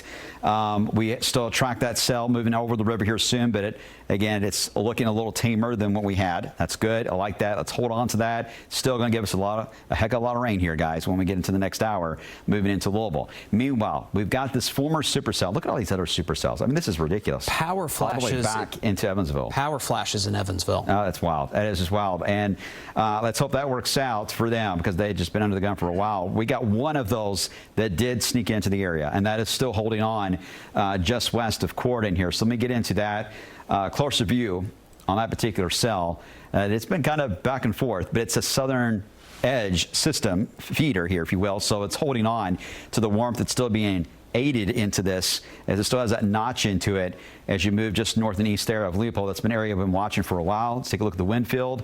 And see how this is behaving as it moves east. Again, right along the Ohio River looks to be the spot for this particular one. Not as strong of a signal. No. Not as strong at all. In fact, it's a little broader in that circulation now as it drifts off to the east. Where's that Skytrack camera at there? That would be, I believe that was Starlight. It's Starlight, okay. Yeah. That should be pointing west. We'll check into, hopefully soon, we'll get it a little bit closer in range. To maybe get Corden in, maybe. I'll get it set up. Okay. We'll see how that looks as it evolves here. But let's actually loop this, because, again, when you look at these in a time lapse, sometimes you can kind of get the idea if this is weakening or getting stronger. Well, there's no doubt. Look at this repeating nature here. You can see we had bright blues briefly as it entered the Perry County. Those are gone. We don't have them anymore. So there's been no doubt a weakening of the circulation. So I really doubt this is anything on the ground. At the moment, I think this probably is weak enough to be off the ground, but still very broad circulation for sure. That is drifting, though, in the southern side here of Crawford County. The warning's in a good spot, and right into Meade. That's the area to watch as it drifts to the south and to the east. Ryan Hoke, I know you're looking at some of the short range data coming in. Yeah, so let's talk about the environment that's going on here. So you're witnessing these storms starting to fall apart as they move closer and just east of I-65. Why is that? Well, the significant tornado ingredients are out to our west, basically Paoli, down towards, say, Tell City, Jasper, and west toward Evansville. That's going to be the main problem area here over the next hour or so. And why is it out there? Why is it not over us? Well, the air is much more unstable out to our west, near Jasper, near Evansville. Much less unstable, so more stable, if you will, from I-65 eastbound here. We will eventually see all of this kind of congeal together into a situation where it's mainly flash flooding, which is I don't know, maybe better than a tornado. Hard to say on that, but it will be different at least. And we won't see the tornado threat last all night long, guys. Most likely here, it would mainly be severe thunderstorm warnings, flash flood warnings. But those tornado warnings are going to continue to our west for quite some time, most likely. All right. Thank you, Ryan. Appreciate it. You're right. That has certainly been the environment as Carson was mentioning power flashes there into Evansville. I mean, they are in that more prime environment. They're just west of I-65. If you're east of 65, odds are looking pretty good for you to avoid anything on the serious side, which is good. Weather Service, yeah, they just chimed in. Same issue that we noticed that Perry County looked weaker. So they're just kind of chiming in their thoughts as well. So that's kind of the trend on this. I like this. Let's keep this storyline going. I'm hoping we don't get too much of a flash flooding threat. I will say this is moving a little faster than what some of the data was alluding to. It's a question of whether or not we rebuild this in Illinois and bring that over. You saw the debris signature was there briefly. Now it's back. We've got it's kind of coming and going. This cell in Evansville looks mean. I'm trying to see if we have any tornado confirmation. Obviously, you see that debris alert signal on radar that Brian's going to zoom in on, I would imagine. But just looking at the National Weather Service chat from Paducah, who's in charge of the warnings for Evansville, I don't see anything. Well, I take that back. They got a funnel cloud with this at minimum. But there were power flashes a minute ago. Yeah, so. That one's, you definitely see the drop right there. Yeah, sure enough. And so there's definitely got debris with that. So that's not an image you want to see. Again, that's on the eastern side of Evansville right now, dealing with a likely tornado going there. One of several they've had already this evening. So just a heads up, we're watching that only because that particular cell, believe it or not, if it holds together, could still, at least downstream, give us some heavy rain and thunderstorms all the way into Breenridge County later on. And we're hoping it'll weaken because now timing's on our side here for a lot of us that are waiting for this to arrive. I know a lot of us don't want it to, but for those that are staying up to see how this evolves, the longer this takes, the better off we're going to be here. This is going to be more in our spot to just get rounds of heavier rain. I think just in the next hour, especially, this is our immediate concern, right along areas of the southern part of Indiana into the northern part of the Louisville area. That's where you still got enough spin at times. It's showing up, it's coming and going, but it's happening less frequent now than what it was. The environment not able to be as wild as it was on this idea of getting damaged weather. So I'm hoping this is good news just in time as it hits the core of our population and our city of Louisville here, that it will begin to weaken. At least I hope that's a trend, but we still have another threat. It's still the #1 issue, not the severe thunderstorm warnings or the tornado warnings. #1 is the flash flooding boxes. That's going to be a concern for us. We can see more rounds of rain. You can already see hints of that even back in Illinois. That will likely build north and east, and we may see this all light up at times with very heavy rainfall before it then shifts down into southern Kentucky briefly. And I see another wave coming in tomorrow afternoon that may bring it back north, and another round of heavy rain, at least part of the day for tomorrow. So our Lord Day is going to end at 6 a.m. as of now. We'll keep you updated on it, but that's flash flooding threat, something we'll have to watch as we move on by. Do we have any other details coming in from Clark County? Not that yet. I have seen. Ryan, have you seen anything? No power in Wycliffe Farms and Otisco. Yeah. And that is literally it when it comes to damage and reports from our viewers here. I've been monitoring both Facebook and, of course, our social media live streams here. All right, so our only tornado warning that we've got, and it's the main reason we're on right now, and once that expires, we can at least briefly, hopefully reset before we get to the 11 o'clock news here, but we may end up going right up to it. But this is the cell we're watching that still, at times, has had some rotation with it. It has weakened, and quite a bit, actually, compared to what we had earlier, that is moving into the southern part there of Crawford County and to the far western side of Harrison. But it still has that structure to it. Yep. So as long as it has the groundwork still at play here, it can still produce another one. And that's the reason why we can't quite let this one go yet. And this second one, I know it looks alarming here, but it's not exactly the same setup. So it looks a little scary. I know, I get it. But this is the one that we're watching that is now located. This is still that side lobe, so ignore that. But this is really the spin right there as you head into the southeast side, or the northeast side, really, of Perry County. I'm getting a little closer on that as we zoom in. This is going to eventually move over the Ohio River here very soon. I would say the next 15, 20 minutes, it's over the Ohio River, and it crosses into Meade at that point to get into the second leg of the tornado warning if they hold on to it.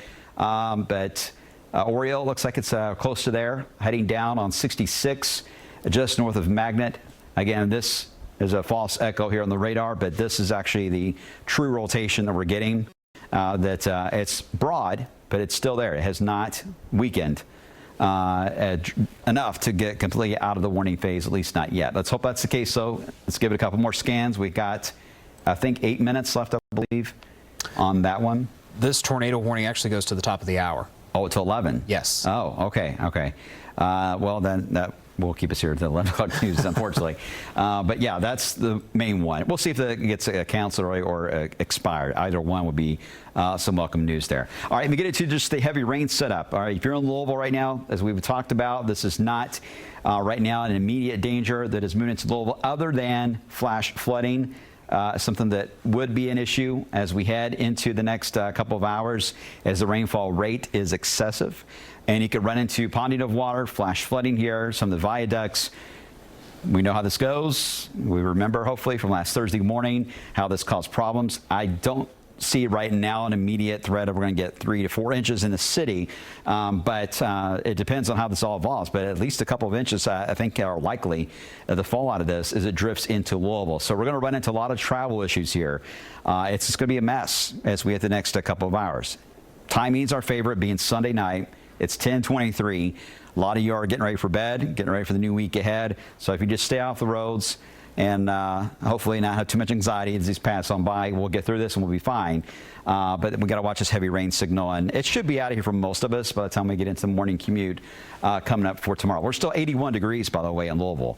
It was similar to that, too, last Wednesday. We were in the 80s all the way until the storms hit. Same idea. A lot of summer heat and humidity being fed into these storms as they drop in from Indiana. Ryan Hoke. Well, let's chat damage reports, shall we? Clark County, Indiana, from MPing here. Now, 2 reports. The newest, kind of the southern part of Clark County. They're a little closer to Clarksville with something like a power pole or a tree snapped. You can see kind of on our meter here, that's that orange, kind of a 3 out of 5 on the severity of the damage report there. Then we have kind of a 1 out of 5 just north of there, closer to Sellersburg. And then once again, more or less a 2 out of 5, which is kind of like some tree limbs snapped a little closer to, say, like Austin or Scottsburg, Indiana. Let's give you a power outage update, and that is where we find, of course, Clark County not lit up yet, but that's because Clark County REMC, I just checked in with them, has 103 customers out. The 60 customers out is a little old. That will update here shortly. That is not a ton of customers, so we may very well have escaped having a tornado do a massive amount of damage in Clark County based on kind of what we're seeing and what we're hearing right now. Washington County, Indiana, 267 customers without power. That's about 1%. We bring you over toward Orange County. That's 4%, a little bit more significant by population. 608 customers without power. Hello, Perry County. We haven't talked about you much when it comes to power outages yet. 1.3%, about 69 customers. And we're going to end it with Du Bois County, just under 1%. That's a new number, just shy of 200 customers without power. Again, shingles blown off near Sellersburg, near Otisco, at least one report of that coming in from MPing there. And that's about the worst that we have out of Clark County at this point. Okay, thanks, Ryan. I know you're on it. Keep an eye on those reports. Keep sending those in, folks, and we'll continue to make those calls and let you know if anything changes on that. The signature was very, very brief on that, but it was certainly there. So, again, we think that's the likely case just north of Charlestown. Another warning, this is a flash flood. Flash flood for a lot of our Indiana counties. Okay, you see the green outline kind of showing up there as very heavy rainfall. Again, with this band, we've been talking about the rainfall rate 2 inches plus per hour, right? So this warning for flash floods out until 1:30 in the morning. This includes areas that just got hit with a possible tornado, now dealing with flash flooding. So we start to change our threat process now, going from the lowest level of your home into your room in the basement, to get out of the basement, to get away from that and get higher up if you live in a flood-prone area or a creek that can certainly get out of its banks and begin to flood out of the stream, get away from the lowest level. So it's kind of reverse action we got to do, but this is kind of the oddity, these setups when you go from tornado into flash flooding. You got to react that way to the different warnings. So we promise you, we let you know when that switches, when we're starting to see that game change play out, and we're seeing that happen with a flash flood warning. So start to think about your environment. If you flood a lot, just kind of a heads up. Flood warning out, flash flood warning till 1:30. Meanwhile, for Louisville, the severe thunderstorm warning continues. This one, I believe, is till 10:45 for Louisville here. The storm hasn't even got here yet. So if you're wondering where is it, I haven't seen anything yet. Well, that's a good question. It's not here yet. It's slowly moving out of Indiana, approaching Louisville. So let's keep it on the wind fields. That's going to be our concern. Will this power back up again? Will it stay weak? Right now, I can tell you there's some pockets of some gusty winds. Obviously, that's probably about 40 miles per hour in some cases, but nothing too excessive. We'll watch it as it drops in because we, again, are in the lower 80s here in Louisville. We do have a more south wind instead of southeast. That's good. That will play in our favor to hopefully cut down the more significant tornado threat. But we still can't rule out some strong winds. We've seen this time and time again with the heat island, the way Louisville sets up, it feeds storms sometimes. You get the storms that roll in from Clark County. They do have an uptick. We tend to have a very high precipitation rate once it moves over the core of the city. And sometimes we get downburst winds that take place when that crosses the river. So we always have to be aware of that just because of how much heat and humidity is built up in the core of the city here. So that's something we'll watch. We'll be able to detect that hopefully in time on the radar as it happens, as it crosses over. Otherwise, this is the storm. The little spin right there, that's the one that if it touched down Clark County, that's the one that's still on the radar, barely holding on. But it still has a little belt of wind, mainly aloft, as you get into Oldham County, right along I-71. All right, let's look at the wind fields that we're monitoring. I do want to mention the one in Perry and into Meade County. That's the one that we've been tracking here for a while. That signature, it's still there, but boy, it's not as organized as it was. But the storm itself is still holding on being a relatively strong storm structure. At least that was the case. Let's look at it now. Still, yeah, still has that structure to it. You still got to watch it as it heads off to the east. But unless it tightens back up, they probably will let this go. I don't know if they've said anything yet. I did see a report they did, I think, confirm in Clark County, no injuries that they are aware of. I think it was Clark County. They came in with that report. So that's good. We were wondering about that. Okay, so there's that cell moving over Leavenworth and Crawford County, crossing the Ohio River into southern areas of Harrison County. Do we have the storm tracker up? Do we know where they're at the moment? Are they on their way back toward Clark County? Can Meredith hear me, or is the signal still Storm down? tracker is made it through New Pekin and continuing to Borden as of 10:25. They're having connectivity issues. Yeah. So this has been kind of in and out for them. Okay, all right. They probably can't hear what I'm saying then, but It sounds like they're getting ready to issue a tour soon for Harrison County. Okay. For Brian there at NWS. okay, yeah. So they're going to hold on. I don't think they officially decided, right? They're just discussing it. They're probably going to issue a new probably tour. So. Yeah, this is the one we're looking at. It's still got the structure to it. I think they're just going to hold on to maybe that idea that it could easily drop down again. What we need to do is we have to keep an eye on the radar signature here for the wind belt as this moves in the next couple of scans. It's going to be key on that as we get just south of Corden. So if they issue a tornado warning, it would be south of Corden, south of 64. And it would include, now this is actually, this is not a false echo. That is a real echo. That is actual rotation. Yeah, yes. that is actual rotation there. Near Artist Point, moving right over the Ohio River. If we can get that queried, let me know what you get as it moves on by. But that's moving right over the river, okay, down just a tad. A most recent update, but still a general broad circulation. At times it's trying to tighten up. Again, it's got that structure to it on the radar side here where it's trying to hold on. Right along 228, right there. You see the inflow going in near Alton into the southern part there of Perry County and Crawford County, excuse me, as it's moving right into the northern side. A little slither here of Meade as it winds up in the Ohio River itself. They're drawing up a new warning for here's the warning Harrison coming. and Meade. Okay, so we're going to continue on. This is the notch that is concerning. That is building in here as it crosses over. You see everything just lit up red. So let's get that covered. This is going to be a tornado warning. It's going to be out until 11 o'clock as well, until the top of the hour. This is going to include about 390 people in this particular tornado warning. Every life counts, right? Meade, Crawford, and Perry County, including Leavenworth. This is still radar indicated. It's not anything confirmed. But this tornado warning is going to scoot just south of Corden and south of I-64. A tremendous amount of lightning being noted, too, out of that one. Now, we're going to see that on our Skytrack camera. Sorry, you have the old tornado warning queried. The new warning goes until 11:15. Oh, thank you. Thank you. I didn't even catch that. Thank you. 81 mile per hour gate-to-gate shear on that guy. 81? 81. Okay. There you go. And I'm not, yeah, that automatic didn't trigger that. Sorry about that. So, yeah, there you go. 3,200 people now included in that one. A lot more people involved in that, but there's the warning again, 11:15. So let's get the wind field on that because that's the wind that Ryan just mentioned is showing up at about 81. It's tightening back up again. And here's what we're going to do. The easiest way to do this, again, we like to keep track of how this evolves. But if you're in New Amsterdam area, heading into southern Harrison County, you need to get into your safe spot. This is trying to tighten back up again, and if it can, it will try to produce another tornado. So make sure if you're in that area, especially northern Meade. I know there's not a lot of homes in this area, but boy, I tell you what, northern Meade, that is starting to get its act together just a bit more, heading toward New Amsterdam. Follow my hand. This is going to track just north of Heth, southern Harrison County. Dogwood would be next. Laconia will also be in the path. So if I've mentioned you at all, you need to get into your basement, your safe spot, lowest level of your home. Dogwood, Laconia, Heth, all the way to New Amsterdam. Get in your safe spot as this tracks right over you. We may have debris on radar with that looking at the CC. Okay. And I've got the, is it the northern Meade part you're looking at? Yes. And I've got the Cord and SkyTrack camera pointed southwest. We may not see much because it's just wrapped in rain. Yeah, right in there. Yep.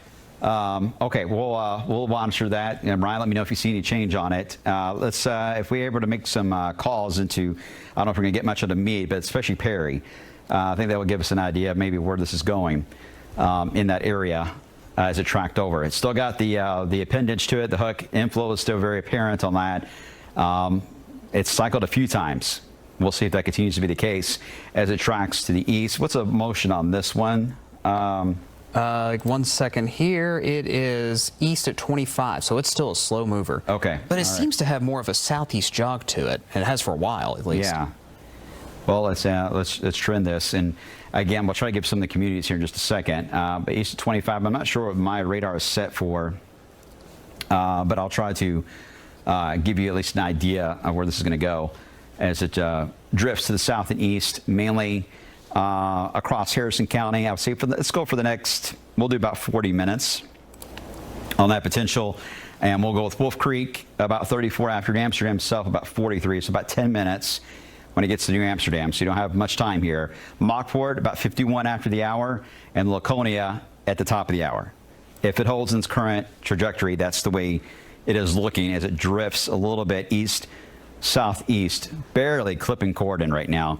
Let's take a look at the SkyTrack camera. Do we have that in? Yeah, let's take feed? the Cord and SkyTrack cam full. I got it pointed south-southwest. Okay. If we can't take it full, there you go. Yeah. Gonna have to rely on lightning. Yeah, a lot of lightning for that as it moves on through. But you see the rain, I mean, it's pouring there for sure.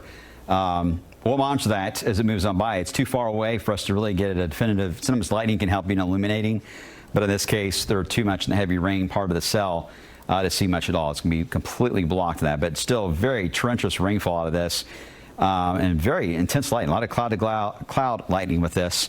Constant flashes. You may not hear a lot of thunder, but you'll see a lot of flashes out there. All right, let's get you back to the radar as we monitor that cell. And again, it's scooting just south of Corden, Indiana, and Harrison County. That is part of the tornado warning that it's out for at least another 30 to maybe 35 minutes.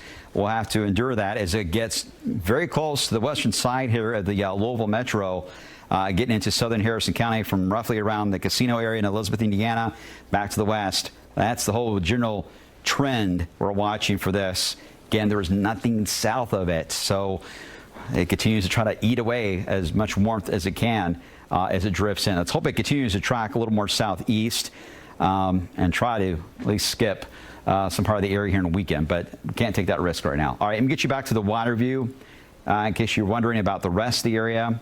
We'll get back into Louisville here as we monitor that, and as soon as we get anything confirmed on that, we'll let you know. I think right now, though, that is the new bad boy now in town that we got to watch that is trying to get its act together just southwest of Louisville here. Very, very close. In downtown Louisville, we still have the severe thunderstorm warning out. Pockets of very heavy rain in Georgetown, the Knobs, heading towards Shively, downtown. This is going to be the immediate first threat. I think overall you're going to have a burst of wind perhaps, but flash flooding looks to be the dominant signal here for southern Indiana and Clark County into Louisville. We'll monitor the feeds on that, but that looks to be the trend, and that very heavy rain continues up into areas up 71. Now, we're running into an area. This is a very wooded area as well as you head into Meade County along the river on the other side of Brandenburg. Once the storm gets closer to Brandenburg, we usually see a spike in our storm reports, so we're still waiting on that. Once those come in, we'll be able to pass that along to you, but it's got to get a little bit more east, unfortunately, to get some of those reports to arrive. I'll check some of the wind reports here on MPing and see if we got anything that came in I don't think we're going to have much yet with this one. Seems like any debris we may have had is gone. So if we did have a spin up, it's... And it was kind of an iffy signature to begin with the reflectivity, but it was with the velocity. So there may be a little bit of lack of overlap there, but we want to be safer than sorry. Yeah, especially tonight, where these have been bouncing around back and forth here. It's still a dangerous storm. So if you're in southern Harrison County, northern Meade, still need to get to your safe place. Okay, let's. I'm going to loop this. Let's kind of track it, see how this is evolving. Yeah, it's still definitely a signal there. You can see they had to redraw the tornado warning a little more south to capture the whole spin here, as it is taking a little bit more of that south jog Carson was talking about. So Breenridge, you guys, we're going to be staring this down here very soon. It's going to be to your northwest right now. Within the next 10 minutes, it'll be just north of you into Breenridge. Very, very close. Let's hope it doesn't tighten up on the circulation more. It's still spinning, so it's definitely able to produce one if it can hold that structure together, and it's trying to. But as we talked about, again, New Amsterdam, it's about to approach your area right now. It's right on your doorstep, moving in, and then as we get into southern areas of Harrison County, a lot of you may know someone that may be in this area in Harrison County down to Breenridge along the Ohio River. At least several campgrounds are found there too. So hopefully everybody's back from their camping trips for the weekend. You see the storm structure. This is a tremendous amount of heavy rain. You see all the darker reds that are showing up, all these oranges, deep reds. In fact, that's very heavy rainfall that is falling here, likely over 2 inches an hour. That can cause immediate flash flooding concerns. You do not have a flash flood warning yet, but boy, it won't take long. It won't take long. You're going to get to that level, and this will include into Harrison County and part of the metro too. So something watching. All right, new scan just came in a little bit closer to New Amsterdam. So keep an eye on the wind. See where we're at there. And it's still holding. Still holding. Still holding on. I'll try to get a little bit closer into this. I think right now it's not going to be around a ton of communities until it gets to New Amsterdam just a little bit closer. So we'll get real close to this and zoom in.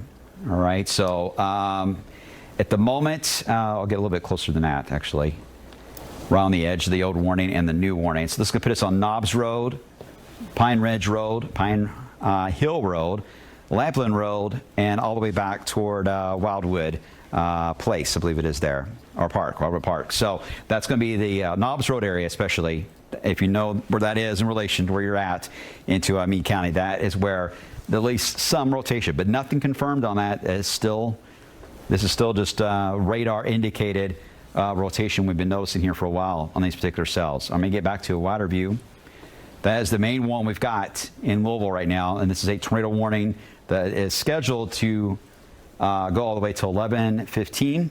So we're going to be with you guys until at least 11 o'clock news here tonight, and then we'll hopefully give you more details on the rest of the storms too coming up at 11. But we're not going to be done with our coverage here on tornado potential until we see these all fade out, and we're not there yet. We're a little closer. We're taking baby steps to get there, especially east. Along and east of 65, I'm not seeing the signal as nearly as strong.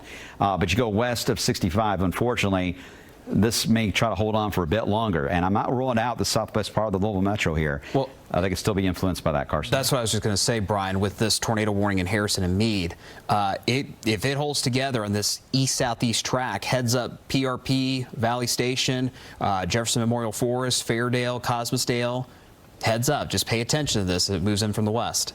I and we'll hopefully I think we have a crew in the metro, but we may have to get them ready too to see this storm as it moves on by, to see if we can get it gauged a little better. The next camera we got that'll be within range here is going to be E-Town, but it's still got a ways to get there. Otherwise, downtown we get so much heavy rain, we might be able to see in that same thing with direction. Same thing with the Kentucky Kingdom camera too. Good point. So we'll be monitoring these feeds the best we can. But again, it's moving right along the Ohio River at the moment. We'll check in with Meade County. I don't know if it's yet been in the county long enough that we would have anything substantial anyway on any type of wind damage. But power outages will be usually the first sign that something's happened when you start to see those reports come in. We're not there yet, but it's moving in that little slither of Meade right now where the Ohio River jets north. Reaches into Crawford County there. All right, southern Harrison County. Again, if you're worried about this tornado hitting you directly into Corden, the trend on this is to be south and stay south of you. It's going to hug the southern part of the county. So you're going to be real close. Still be weather aware and stay in your safe spot until we give you the all clear. because sometimes these things can cycle through. But at the moment, there's a lot of agreement, a lot of support for this to continue that southeast trend as we evolve. So that's the reason why Carson mentioned PRP and mentioned Valley Station, all the way down to West Point, Radcliffe, right over the radar beam. So at some point, we're going to have to go to the other radar, the terminal radar we have in Louisville, because this will be right up on us here very soon. But it is getting closer as it scoots along. Now, I will say that the notch is not as apparent. I'm wondering if it's starting to cycle again, though. Could be. Yeah. Because it's been doing this for what, 3 hours now, 4 hours? I mean, this particular cell has just been going for a huge portion of the night. Yeah, and the last scan, that is not as impressive on that, but we'll see if it does cycle through. Then maybe get another couple scans on that as it moves right along the Ohio River. But it's just real close to the New Amsterdam level. Nothing confirmed with this, nothing on the ground. We haven't had any reports of damage out of this one in recent scans anyway. Nothing's been coming in about it. So mainly just more of a look that it has on the radar, but we got to be weather aware in case this were to drop down with that much of a heads up notice that would happen. So the warnings are there for a very good reason to prevent that concern, right? All right, let me get you to a wider view, and let me know too when we get an update on the storm tracker where they're at. I'm not sure if they're heading into Clark and Otisco or not, but as soon as we're able to get their feedback, let me know. But that is where we're tracking, again, the cells from earlier that may have had that one tornado touchdown into Clark County about 9:58. So almost an hour ago that took place. Otherwise, we got these little pockets of wind. Evansville surrounded by tornado warnings, which is pretty remarkable right now as these continue to drift. Damage to an apartment building in Evansville with people trapped. Yikes. Oh. Yeah, no doubt. They're absolutely getting slammed right now. So our thoughts are with them. Ryan, you've been talking to our viewers. They've been really helping us out with all the photos. What are you getting in right now? Yeah, it's just kind of very sparse because it's so dark, so folks weren't able to capture much of what happened with the likely tornado there north of Charlestown. But Jenny just happened to be kind of shooting some video outside her window here, and she says we're on the west side of Charlestown, closer to Sellersburg. I'm pretty sure I just recorded the tornado. You can see a little bit of a lowering there. Hard to say exactly what we're looking at there. We also want to say please be safe when there is a tornado warning. Please be away from doors and windows in the lowest level of your house, basement if preferable. I know showing these photos can kind of be contradictory here, but we've got to show what we have here just so you guys know. All right, power outages. That's Clark County that you see that just lit up here just a little bit ago, and you see about 0.5% without power. That's 359 customers. That's the highest number we have seen so far. Some of this associated, obviously, with the storms moving through. It's also possible there could be some tornado damage north of Charlestown, near Otisco, that could be responsible for some of these power outages too. We'll continue to monitor these numbers, guys, and of course watch what's coming in from social media. Okay, and again, a lot of folks are watching around our live streams, and you're able to do that. You can send those in. Wave Weather app obviously has the ability to. You can submit your photos and videos in when it's safe to do so. A lot of this is going to be certainly much more flash flooding based, though, the way it's looking. The only storm we got to worry about still is just the one here in Meade, crossing into Harrison County. We'll see how that evolves as we head to the next little bit. And that's the reason why, too, on the tornado watch. And Carson, I'm not sure if you can get that loaded up, but that tornado watch, it's out. It's, you know, it doesn't have an extension all the way down to the Tennessee border for a reason. It's only just a small jog south from where we have the current line, only because of its wiggle nature this line's going to have. But it is certainly putting on the brakes here. And the fact that we're getting these cells injected out of Evansville into it, that is going to cause the western side here to have a bit of a tilt. But very heavy rain will be pulled off of this. Right along 64. You look at that flow. This is the wind you're looking at, and you can see the wind flow just pulling in like cotton candy right into us from 64, and that's going to continue to feed in bands of rain right into northern Kentucky along I-64. Carson, you got that watch? Yeah, it was right as you were saying that they added Breenridge County to that watch. So they're watching those cells in Evansville. So yeah, this is the tornado watch you have behind me. Still includes all of our Indiana counties, all of our Kentucky counties along and north of 64. Also down to include Spencer, Bullitt, Meade, and Breckenridge. That watch goes until 2 a.m. Eastern Time, 1 a.m. Central Time for those of you out in Breckenridge and Perry County. So that's where the tornado watch stands. We are down at this hour in our coverage area in the 34 counties we serve to 1 tornado warning, and that's for the southern half of Harrison County and an extreme northern part of Meade County. That goes until 11:15. One thing I'll mention, Brian, sending it back to you, the severe thunderstorm warning for the metro is gone. Okay. So it's just rain and thunder at this point. Just rain and thunder. All right, Yeah. we can handle that, at least on the thunder part. Probably not so much in the rain part. Right. But again, if you don't have to travel, just don't. Just let it pass by, and then worry about traveling in the morning. And hopefully at that point we'll see things improve. Once we wrap up some of our tornado coverage here, hopefully soon, we'll be able to get into some of the futurecast data, get you through tomorrow morning. We're not there yet, but just some of the things we'll be showing you here soon, so if you want to stay tuned for that, all right? So we get in between Louisville and Evansville. We've talked about how Evansville has just been hit hard several times with damage. People have been trapped. It's been apparent they may have had multiple tornadoes in around Evansville and southwest Indiana in general. And some of those cells have been scooting right along the Ohio River. One of those is trying to sneak in under the radar, no pun intended, as it moves across areas of southern Harrison County, and it's trying to get into the metro. But this line of rain, cold air, it's sinking quickly and trying to capture into the cell and absorb it. It's a matter of how much can it disrupt what's going on. That's going to be the key story if we continue this narrative or not of additional tornado warnings. They just mentioned the tornado threat Maybe decreasing with the there. cell. Yeah. And that's something that's been apparent in the past, several scans here.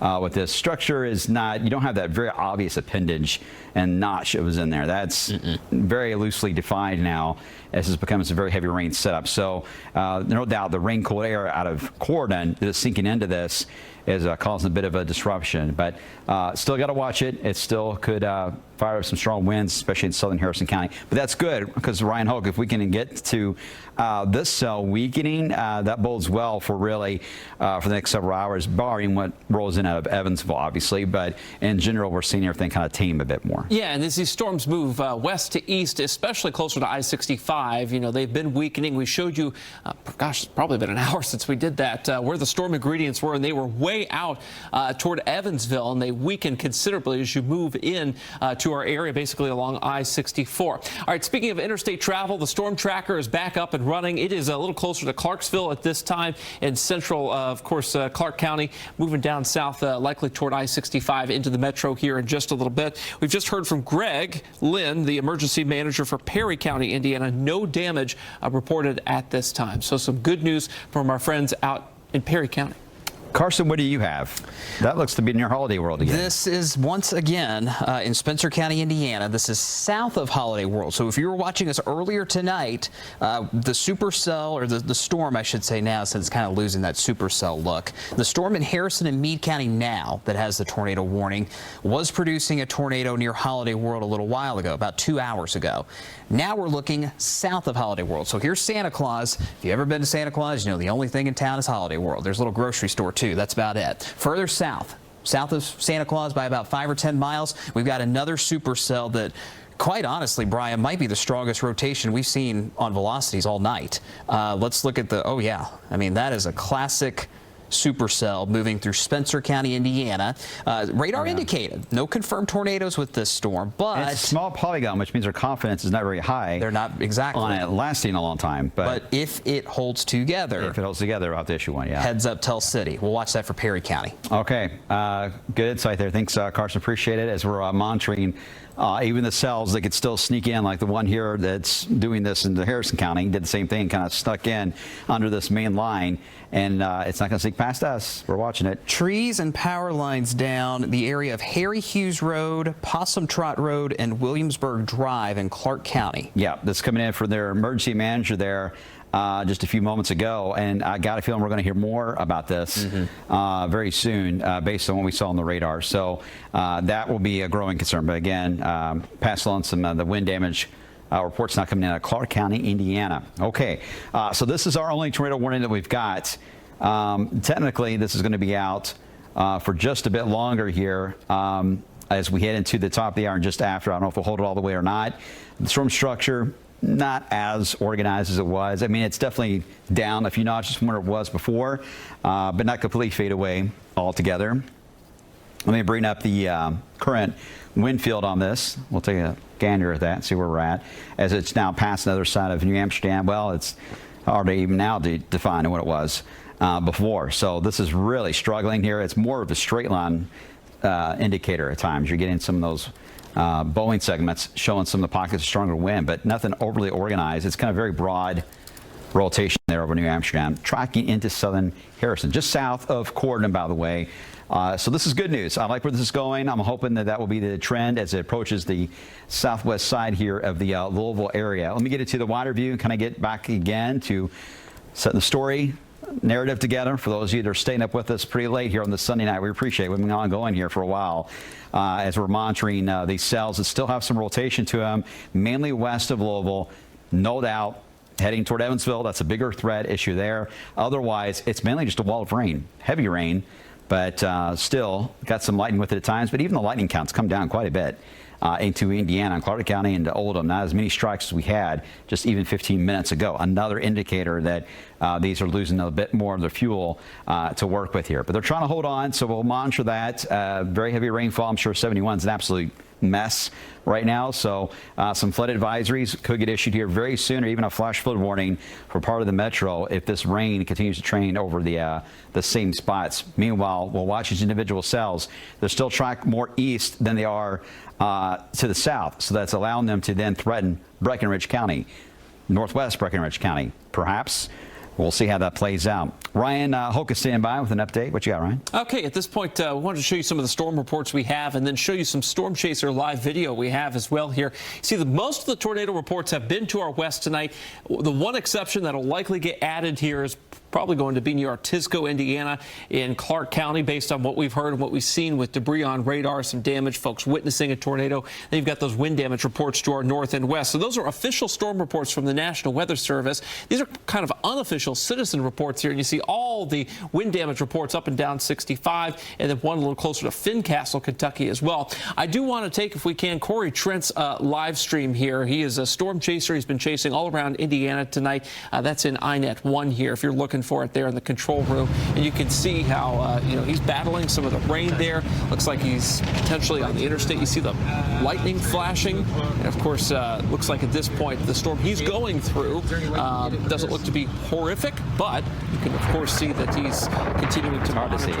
It's hard to see. It's at night, so storm chasing at night is tough. It can be dangerous. Our thanks to Corey for submitting, of course, this live video to us this evening for our use here on the air. We really appreciate that. All right. Thank you, Ryan, and thank you, Corey. You're right. Those reports happen. We do have train spotters that are out. Again, those are the ones that we're taking feeds from here. It's not just anybody venturing out. So it's important to note that. All right. So as we watch these cells move in, now they have decided to expire the tornado warning for Crawford into Harrison County and parts of Meade. The one that's set to expire first anyway, they're going to let that go. We'll let you know what they do with the official time of ending at 11:15. See now water over the road in Pleasant Street, Market Street area. This is along County Road 160 in the creeks there in Charlestown. Well, this is what we're going to find is not only flash flood warnings, but at the very least advisories. But I think they're going to go straight to warning. I don't think they've been doing much advisory level here. I haven't seen. They're just going full on. I haven't seen one advisory all night. Yeah, so they're going to go flash flood warning. They probably will, certainly for Oldham and maybe part of the Louisville Metro. So stand by for that. Again, if you have to travel, please be careful. I know this is not as attention-getting as a tornado warning or a severe thunderstorm warning, but this is more dangerous. Really, I mean, when it comes to travel, we have more people hurt in these kind of setups just trying to get around town because they drive through high water. So please just be careful if you have to go out, otherwise stay off the roads and let this water drain off the roadways. It takes a while. When it's raining that hard, the drains can only do so much, and they can't hold it anymore. The water just pour on the road at that point, which is what's happening in Charlestown. All right, we get into Indiana. Let's keep an eye on Corden here. The storm structure on this is looking stronger again. Oh, boy. We're getting so close to the radar, it's hard to tell what kind of rotation we got. Well, yeah, I don't like that look. I don't like that look either. Let me pull up. Let's go back over to let's get the radar over here. Thank you. So I can pull this up in the wind. Another warning. Flash flood. Flash flood. Crawford, Harrison, and Meade. Okay, right over where the tornado. Right over this, yeah. So this is right up against Louisville and right up to the metro itself, the western side here. That's what we're dealing with that. Yeah, still some circulation on that. It's not as strong as it was. Now they set to expire it, but whether or not it comes back, well, that's a good question. Especially tracking an area that still has been relatively rain-free. So until we get past that point, see this fall apart. You can see it's got that appendage trying to come back into play. That's what Carson was talking about. That inflow kind of showing up again. Has been the entire time, really, but it could be cycling or completing another cycle. So that's something we'll have to watch. No debris or anything like that, but the signature does not look. Yeah, they're still nice. keeping it as moving east to 30. Yes. They put the placement of the possible tornado 7 miles south. New west. tornado warning for Perry. Okay. For that supercell I was showing you in your Holiday World a minute ago. Yeah, that's the one that's probably going to be more of a threat, maybe for Breenridge, I believe. Yes. This warning includes Tell City, by the way. Okay. Lewisport, Tell City, Troy included in that, about 21,000 people in this tornado warning, but it does stretch over into Perry County. This is until 11:45 Eastern time. So this is another 45-minute warning that is out. So 11:45 Eastern is when that warning will expire as it moves into Perry County. So that's going to be something we'll have to watch carefully as we head through the next hour, especially. Let's look at the wind fields on this in general as it's been approaching, and it's just west of on the radar beam here. Near Grass itself, I think it's Lockport, along the Ohio River. So it's going to head toward Grandview, Newtonville. I mean, just outside on the edges here, wave country. But then it enters into wave country as it gets into Tell City and crosses into Perry County. And this is still, do we know what the gate is on that? I'll query it here. Thank you. Let's see. It's still very strong rotation, obviously. Gate to gate, 56. Okay. Last check. Let me try another spot. Yeah, 56 is the highest I'm seeing right now. Okay, that's about the bare minimum you would get for a tornado warning. Right. So it's worth watching. So we'll keep an eye on it. Nothing too high on that, but it's one that we'll have to just. It's got that notch to it. Easy to see that. Let me just get the radar over so you can see that a little easier. A lot of these warnings have been stretched out pretty far. That does give everyone such a big heads up, and that's a very helpful thing in the middle of the night. Hey, let's get Corey Trent's video up here. This is INET 1. He's on 135. He's got this supercell in his view here, and you can see with the lightning flashes in the distance.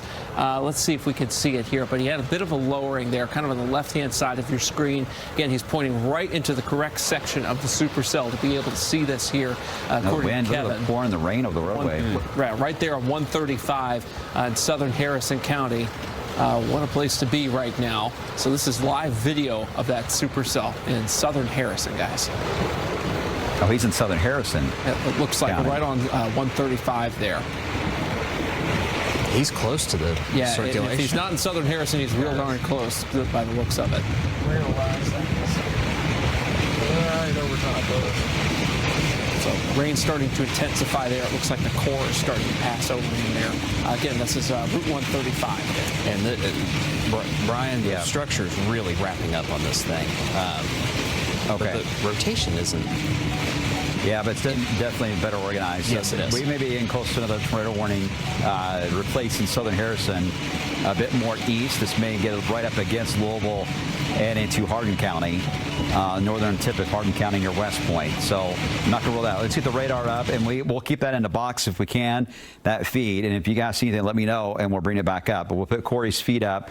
As well as all of our other feeds that we're monitoring here. But let me get you to the cell we're referring to. Again, this is going to be the one located now just west of downtown Louisville is the one we're watching as it approaches the radar beam. Now, we may have to go to the terminal radar to see some of the wind fields on this. It's doing the same thing it was doing Wednesday night, Brian. Okay, the spikes? Okay, yeah. All right.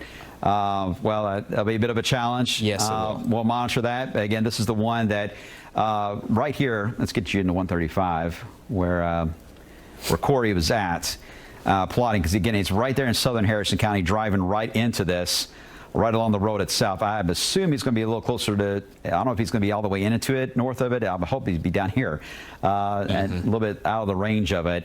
But he's very close. He's on 135 here, so he's very close to the actual spin that is rotating around. Are you reading that report? Yeah. Okay. It's Meade County? Yes. Okay. So Meade County, we're getting some 911 calls. People seeing a lot of odd clouds, and they're worried about tornado touchdowns. So we're monitoring that. And as soon as we get confirmation on this, we'll let you know. Get to the wind field. Again, this is going to be, I believe it's Gladys, or is it Glidus? hoping I'm not saying that. I apologize. It's near Lockport, though. They were watching for that as it crosses right over into southern Harrison County. And again, here's 135 there. And as Corey's feed, we're still monitoring that. I don't know where he's at now. Let's get the 4-box back up if we can. Or a storm chaser on that. Yeah, we want to keep an eye on him as he moves in there. Don't see his feed up, but we'll get that switched out in a second. Give us a second. We'll get it in there in one of the boxes for Corey's feed on the okay, we'll get it up there. Just hang tight. We'll monitor that. You see the storm tracker in the middle box, by the way. They're also traveling into Clark County. All right, so this is the circulation. This is near Mockport here. Broad signal for now, but the storm structure to support it, the groundwork, the skeleton of the system has gotten a little bit better organized. It had never really completely faded away, but it did allow it to weaken somewhat. Let's see here if we can get, now I'm seeing the report there in Orange County of a barn damaged. But that was earlier this evening, but that again, barn damage. And I think it's Leipsic, Indiana. Leipsic, thank you. Even a hail core out there was eating hail on that. This is very heavy rain just north there on 135. But here's Mockport. You can see that notch flowing in. Now, I will say it's going immediately back to trying to recycle all over again. So it could be constantly in this recycling phase here. So we'll see what happens. And what we mean about that is just basically it takes a break and reorganizes and comes back, and then takes a break and comes back. Yeah, it's wrapping up good now. Constant, non-stop back and forth we get.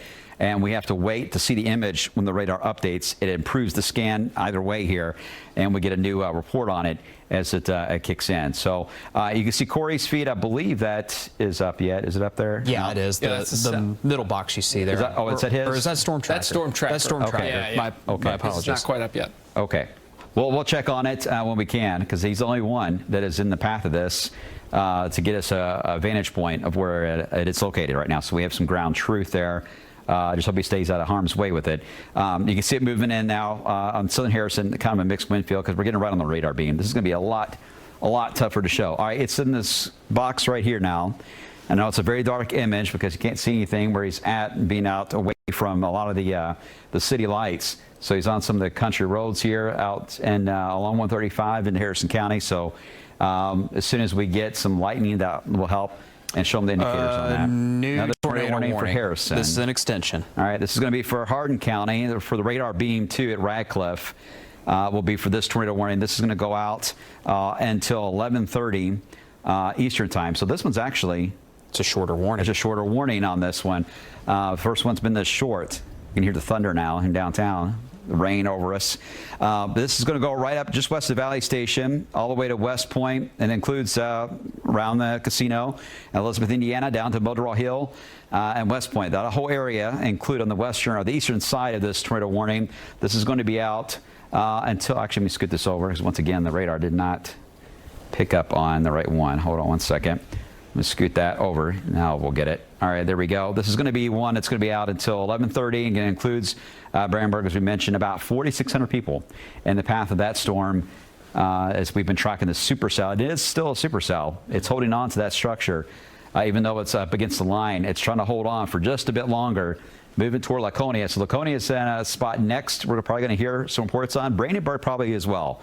Brandberg's close enough. We may get some reports there right on the edge of Meade, along the banks there of the Ohio River. It is still radar indicated, by the way, not a confirmed tornado. Yes, still radar indicated. Yeah, still radar indicated, and it's going right over. Here's the radar beam. You see the dome there at West Point.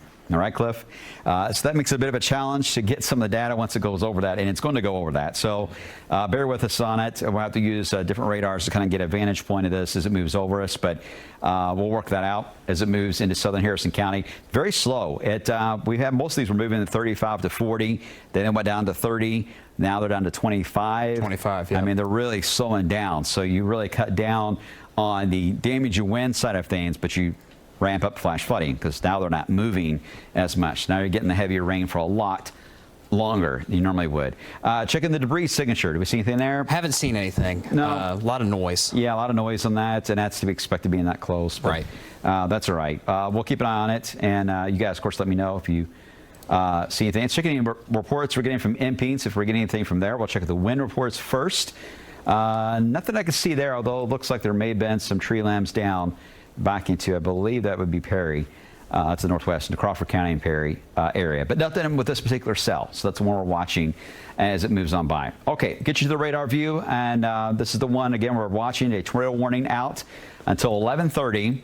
This is going to include southern Harrison County. It does include a very small little chunk here of Hardin County, northwest side here of Hardin County, and it includes Brandenburg. It's that particular spot. And the severe thunderstorm warning also out so this is to the west of us. Yeah, there's another cell behind this main supercell that we're tracking that this is severe thunderstorm warning is out for now. Okay. All right, this is going to be out until 11:30 as well. Severe thunderstorm warning. I'm trying to get this to trigger. Hold on. Of course, it's not going to do it. Hold on. Let me get it up here. This also has a tornado possible tag with it. Includes Corden. This one's a little further north than the last one, so it's tracking just about another, I would say, 10, 20 miles north or so of the previous one. That's moving right over into the core now of Harrison County. So this one actually is going to go right over our camera. Once it gets a little bit more east, it'll be right over our SkyTrack camera there in Corden itself. Again, Corden, Leavenworth, all included in that. Let's look at the wind field on this one, because this one, again, it's got the Tor possible tag on it for a tornado possible. And there's a couple notches here. This is probably the one that's going to get your attention more around West Fork as it moves into the northern part there of Crawford itself. It's on the other side of the band of rain, which is interesting to watch how that's been repeating itself into Indiana. We've seen that a few times. Not so much in our southeast Indiana counties, but our northwest side certainly has been the case. I can hear the rain pouring out there. Yeah, hear that? It's pouring. Yeah. So again, very heavy rainfall too with this. We do have flash flood warnings out for this particular cell already. That's repeating over the same spots as the previous one did. So we've already got alerts out for flash flooding and again, the potential for hydroplanes. So please be careful. It's once again impacting I-64 there, seeing some of the bigger impacts. Okay, let's get you the home view and show you again as we are now approaching, we're after 11 o'clock. It's 11:08 on this Sunday night. We've been on for several hours now tracking these cells. Have had rotation with them. We've had a few instances where we believe there may have been touchdowns. One of those spots is Clark County. We're monitoring that. We've had some reported damage to in Orange County as well. Those are the two counties that seem to stand out. But now we're going to be watching carefully what is going on here into Meade and to Harrison, because we have another cell that has had a history of producing tornadoes. And then thirdly, our last issue is one that's rolling in from the eastern side of Evansville, now moving into maybe northern Breenridge County. Getting reports of power flashes with that cell that has the tornado warning for Perry, east of Evansville. All right, power flashes on that one there. Yes. To the east. Okay. All right, we'll keep an eye on it. Thank you very much. See, that's a previous one. Okay, I was looking at a different warning on that. All right, let's get into the radar version on this only, and we'll kind of loop this for you guys. I know the warnings, there's a lot here to look at on the warning side of things, but this gives you an idea of how this is slowly dropping down through Indiana and now moving into northern areas of Kentucky, especially along 71 into the Louisville area, right over the Louisville metro. Absolutely pouring. We'll check some of the rain gauges coming up in a second here. And then that very strong cell. This is going to miss Louisville. It's going to just graze into northern Bullitt and into Hardin County, but there's enough rain in Jefferson here that I think it's going to skew that down a little bit more to keep it just south of the metro itself. But it's going to be very close. And then we have the other cell that are lined up. These are individual supercells that are still developing in Evansville, and they're feeding into this line. But if you're in Breckinridge County, and did the power go out? Is that do we have power flash? Oh, no. Okay, I thought I heard something. We're good. Okay. Okay. Let me get into the wind field. Look at that, and you can see that we've got pockets, still some strong winds moving in. Now, Carson mentioned we have power flashes with this one on the eastern side. Then move past east of Evansville. There's another station in the Evansville market says they're looking north at this storm from their Owensboro camera, and they're seeing power flashes with it. Okay. All right. However, the warning is still radar indicated for Perry, for what it's worth. All right. So. We'll monitor that.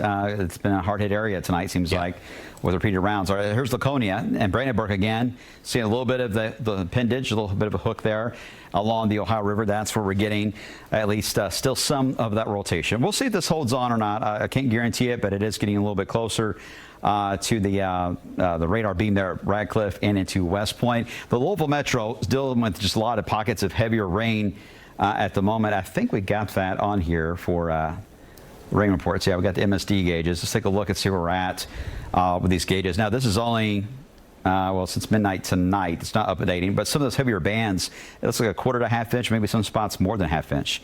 Now, all the gauges are evening out on that, but you can still, I mean, it probably gives you a good idea, I think. 3/4 of an inch, that's pretty fair that we're going to see. Our threshold, I think we looked at was about 1 3/4 inches, 2 inches, something like that. It was around 2. Yeah, 2 something. Yeah, that we can handle. So, and that's over a 3-hour window. Right. So we'll see if you can see estimates are higher than that, where the flash flood warnings are out back into areas of Indiana just north of us. So in Louisville, we do not have severe wind issues going on in Jefferson County, in the city, or even across the river. All right, this is right now is mainly just a heavy rain issue and some still intense lightning strikes every once in a while embedded in this. Meanwhile, you go just south and west of the metro. That's where we've got the cell that's had a history of producing the possible tornado at times. Had a history of that moving all across I-64. We tracked this on the other side of Holiday World, and we've been dealing with it ever since. It's about to go to Kentucky Kingdom or south of it. It's a theme park tracker. And as we head into, I would say, south of the Snyder Freeway, you're going into very heavy rain when this moves in. So right over the Jefferson Memorial Forest, Fairdale, Valley Station, this area can flood easily too. So keep an eye on that. But that's going to be drifting over into Bullitt County. We don't know yet if there's going to be an extension or will be an extension to this tornado warning. There could be a severe thunderstorm warning. It could still come out in advance of it. The wind over the next 15 minutes especially, that's going to be crucial on that and see it. But we do not have anything confirmed that's on the ground in our area. And speaking of that, Brian, Harrison County Emergency Management says no damage confirmed at this point. They continue to remain active in the county with crews observing conditions. And another note, Corey Trent on the bottom right-hand side of your screen there, viewers, eagle-eyed viewers say that he just crossed the river near Mockport there, if you're trying to get a bearing. Okay, thank you. Thank you. Appreciate that. Everyone watching, thank you.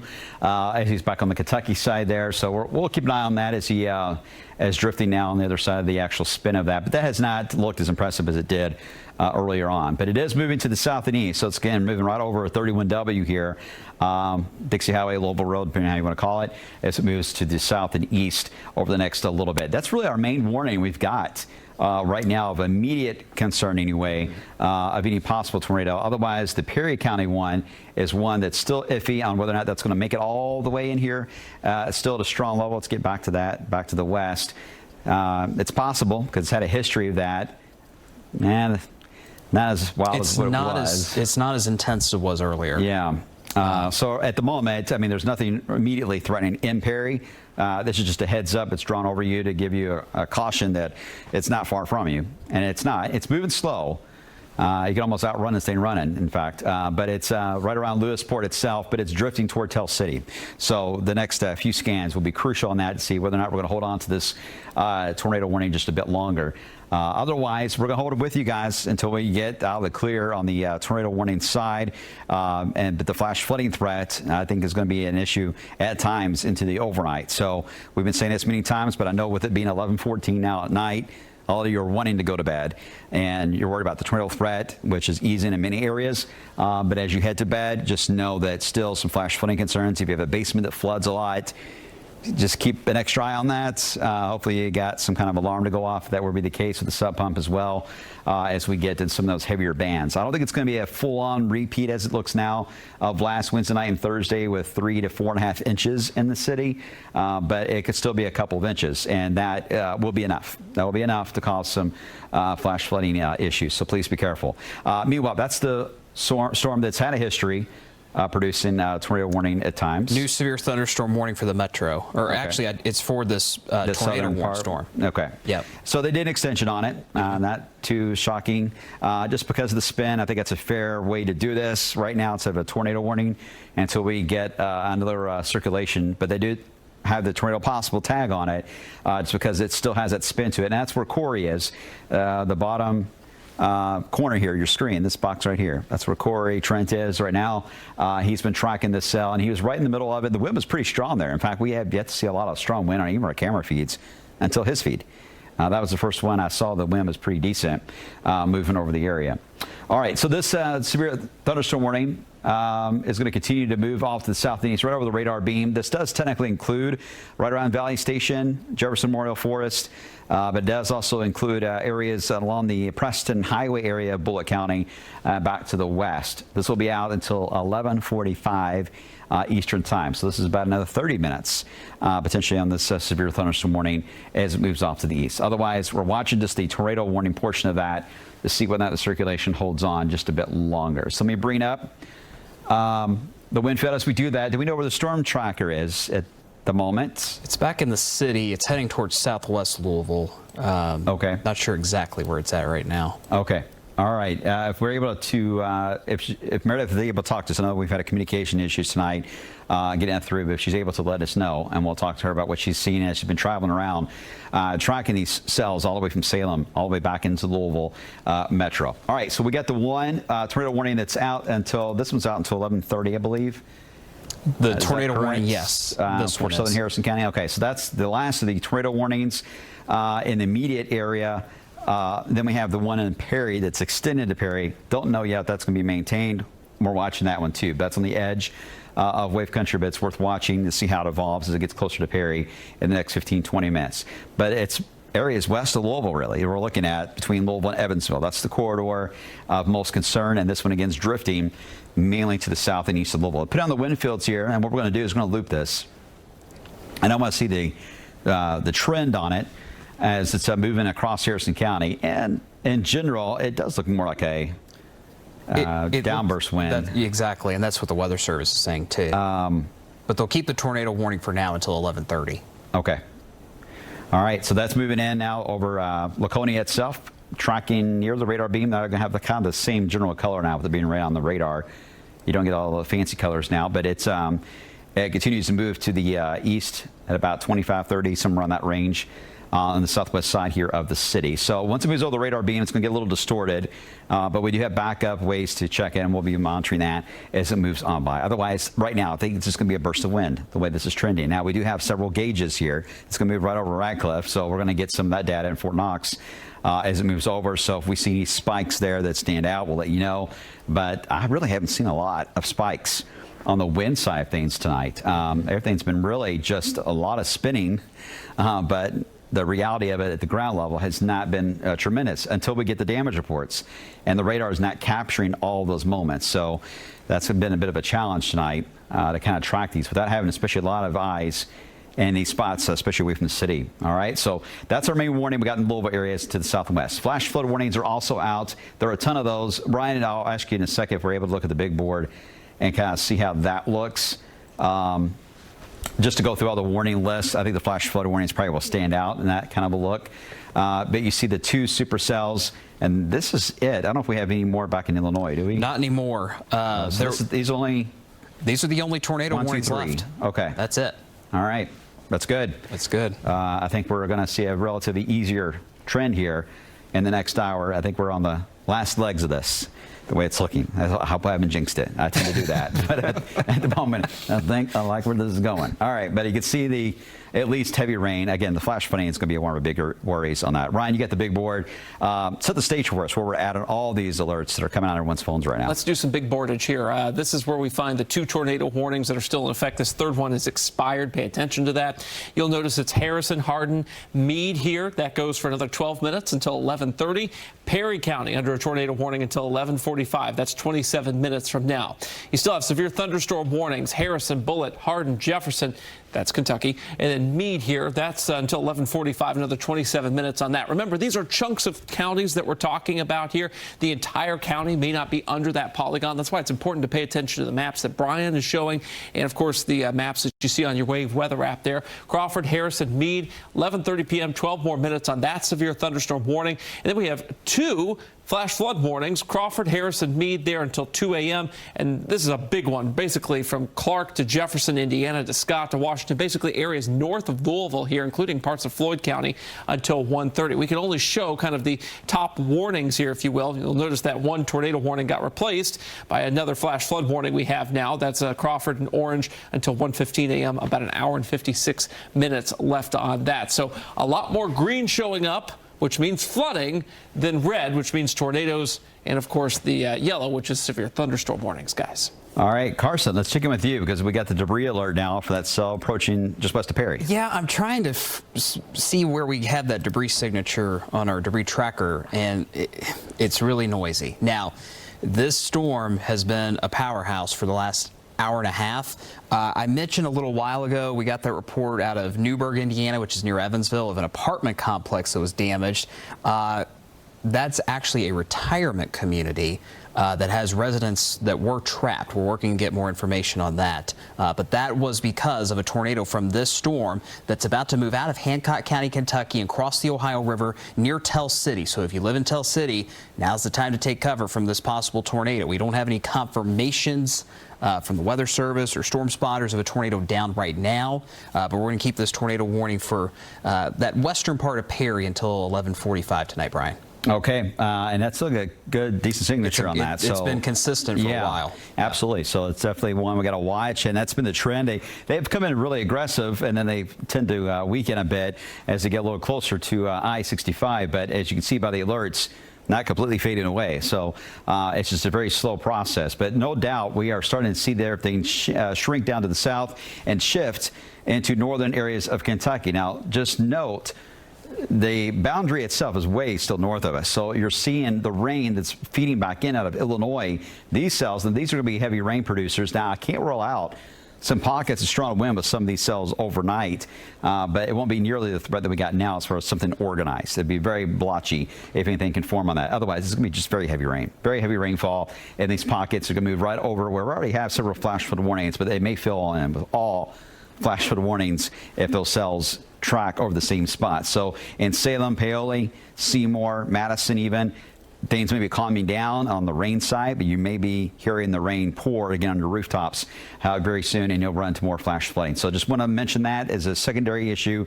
Fully expected to be this game plan, this storyline to unfold tonight. So that's something we'll just fine tune over the coming hours. Okay, we'll get you all the way into sunrise with that. Meanwhile, south and west of Louisville, let's keep an eye on these wind fields as these cells move in, because we do have several of these cells that still at times have had some rotation with them. Now, the one located just south and west of Louisville actually has been a bit more of a downburst kind of look to it.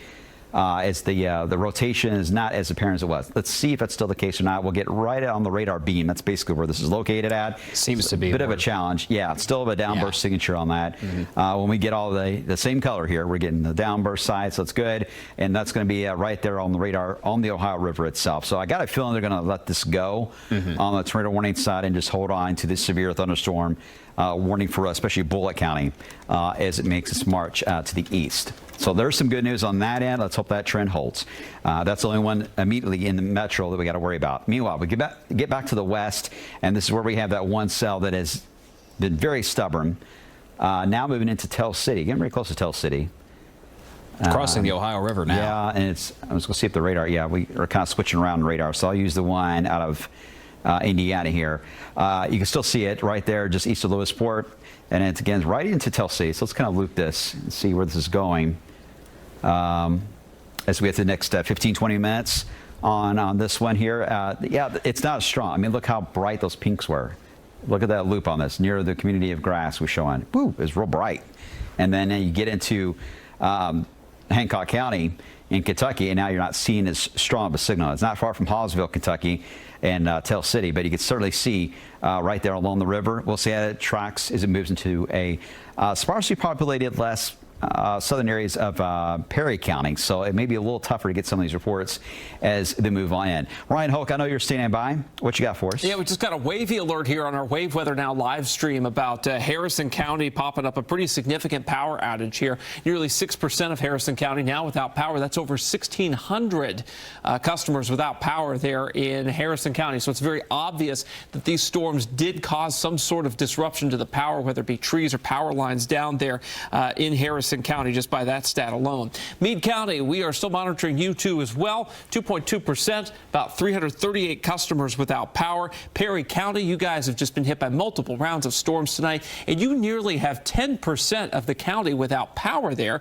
Now, granted, there's 5,100 customers that are tracked, so 484 customers will do that, but still, for the area, that is a lot of folks without power. So we're starting to see that stack up across areas west of Louisville, also tracking to our east as well. well. These are non-severe storms that move through Shelbyville, but still about 2% of Shelby County now without power. And I also want to hit, of course, Oldham County and Clark County, about 1% out. That's going to be Oldham County. And then once we get up toward Clark County, Indiana, about 1% out up there as well. So a lot of scattered power outages with some isolated pockets of denser outages here now starting to show up basically from Meade to Harrison counties, thanks to the storms that went through there, guys.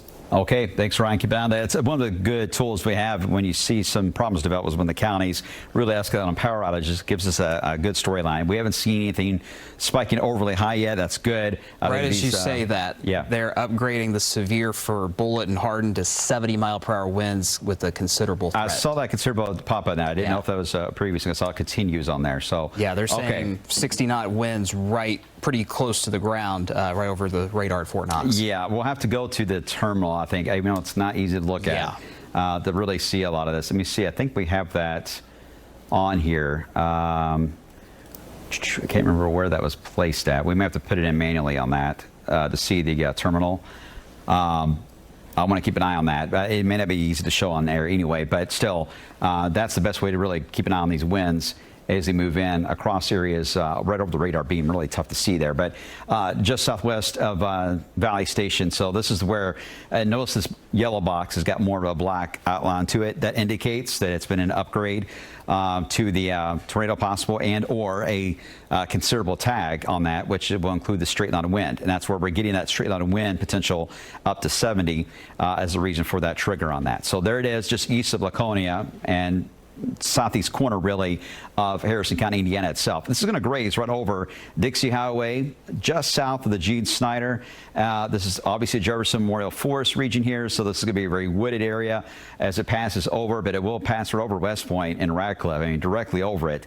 So we're going to get some measured winds here very soon if we're not already in that area, especially around portions of Fort Knox, okay? So let's bring up the wind. Now, this is based on just the radar we've got here locally right now at Fort I've got Knox. The terminal Doppler You got here. the terminal up? Okay. Yeah. And this is a radar, by the way. This, the FAA controls this near Mount Washington. This gives us a much shorter range, Ryan, so it has a weird look to it at times, but it does help us in seeing areas that the radar beam it has a tough time seeing when the storms are right up on it like that at Fort Knox. Yeah, and this is still tough to see, but you can see near West Point there, you've got a little bit of a signature there. I've queried this. It's about 34 miles per hour. Again, the terminal Doppler is located closer to Mount Washington. The typical radar we use is kind of closer to West Point, typically near Fort Knox there. So it's hard to tell. Again, the state has been having some problems lately here, but we'll continue to monitor this, see if anything peaks up, and I'll yell if anything of interest happens. Okay, thanks, Ryan, for getting that up for us, because again, that's another tool that we have to use sometimes when storms are in a metro area. This is common for big cities, especially. They have to balance out these wind fields so you can get the full spectrum of that. So I'm glad we have that backup just in case. So again, that stronger wind pocket Ryan was pointing out right over the radar dome there at Fort Knox and Radcliffe and West Point area, up and down that little slither there of Hardin County. That's where we got some of the strongest of the winds. And we don't have anything measured right now that's severe. We're just estimating probably 30 to 45, but off the ground, the wind was showing a little closer to that 60. So that's the reason why there was concern that could be brought down to the ground level. So it's more of a cautionary step. We'll monitor that. As soon as we get some especially measuring damage reports, we will pass that along. But that it's not necessarily a tornado idea here. This is more just straight line winds or a downburst signature that we're looking at.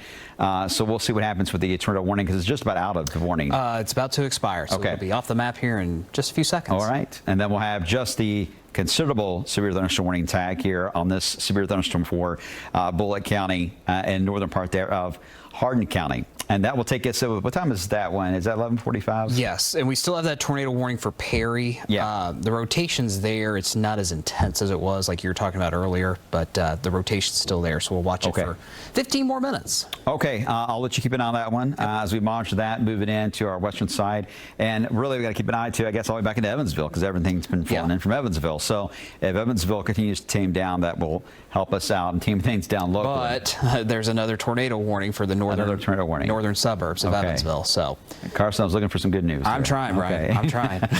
All right, we'll get back over. It's not your fault. I'm just teasing you. All right, let's get back to the west, and you can see that's that new warning that Carson was talking about around Evansville that is formed. Again, these are all tracking. So as we animate this, you can see they're all just drifting just enough to be in our viewing area, especially our western side here of 65. There's not a lot of south motion here.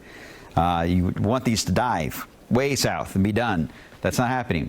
They're training over the same spots, heading along 64. Now there's a southward slow tick of the boundary. I mean, it's crawling southbound. It's still right through Louisville into Fern Creek, Okolona, Mount Washington. Very heavy rain through there all the way into Shelby County. But that boundary is sinking slow enough that these cells rolling in from Evansville. See how quickly they pop on the radar? They're just feeding right into this line and merging actually with it. And that merging point is where we're getting some of that rotation that is showing up there.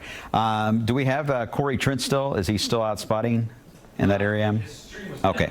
He's down right now. Okay. Getting some gas. Okay. All right. Thank you for the update. You can see the wind gusts, by the way, at all the, I think it may have been the highest, 26. It wasn't much. Okay. Yeah. Not a lot of wind.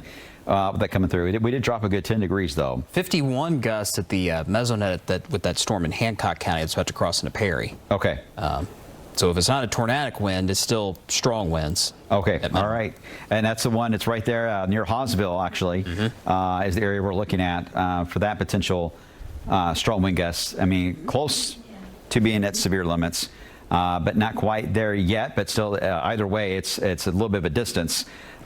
Likely from the actual core of the storm there. So a little bit of the rear flank, you can see it with that little appendage right over Hawesville. That's where the wind's kind of bursting around that, and we should be able to track that. So let's bring that up.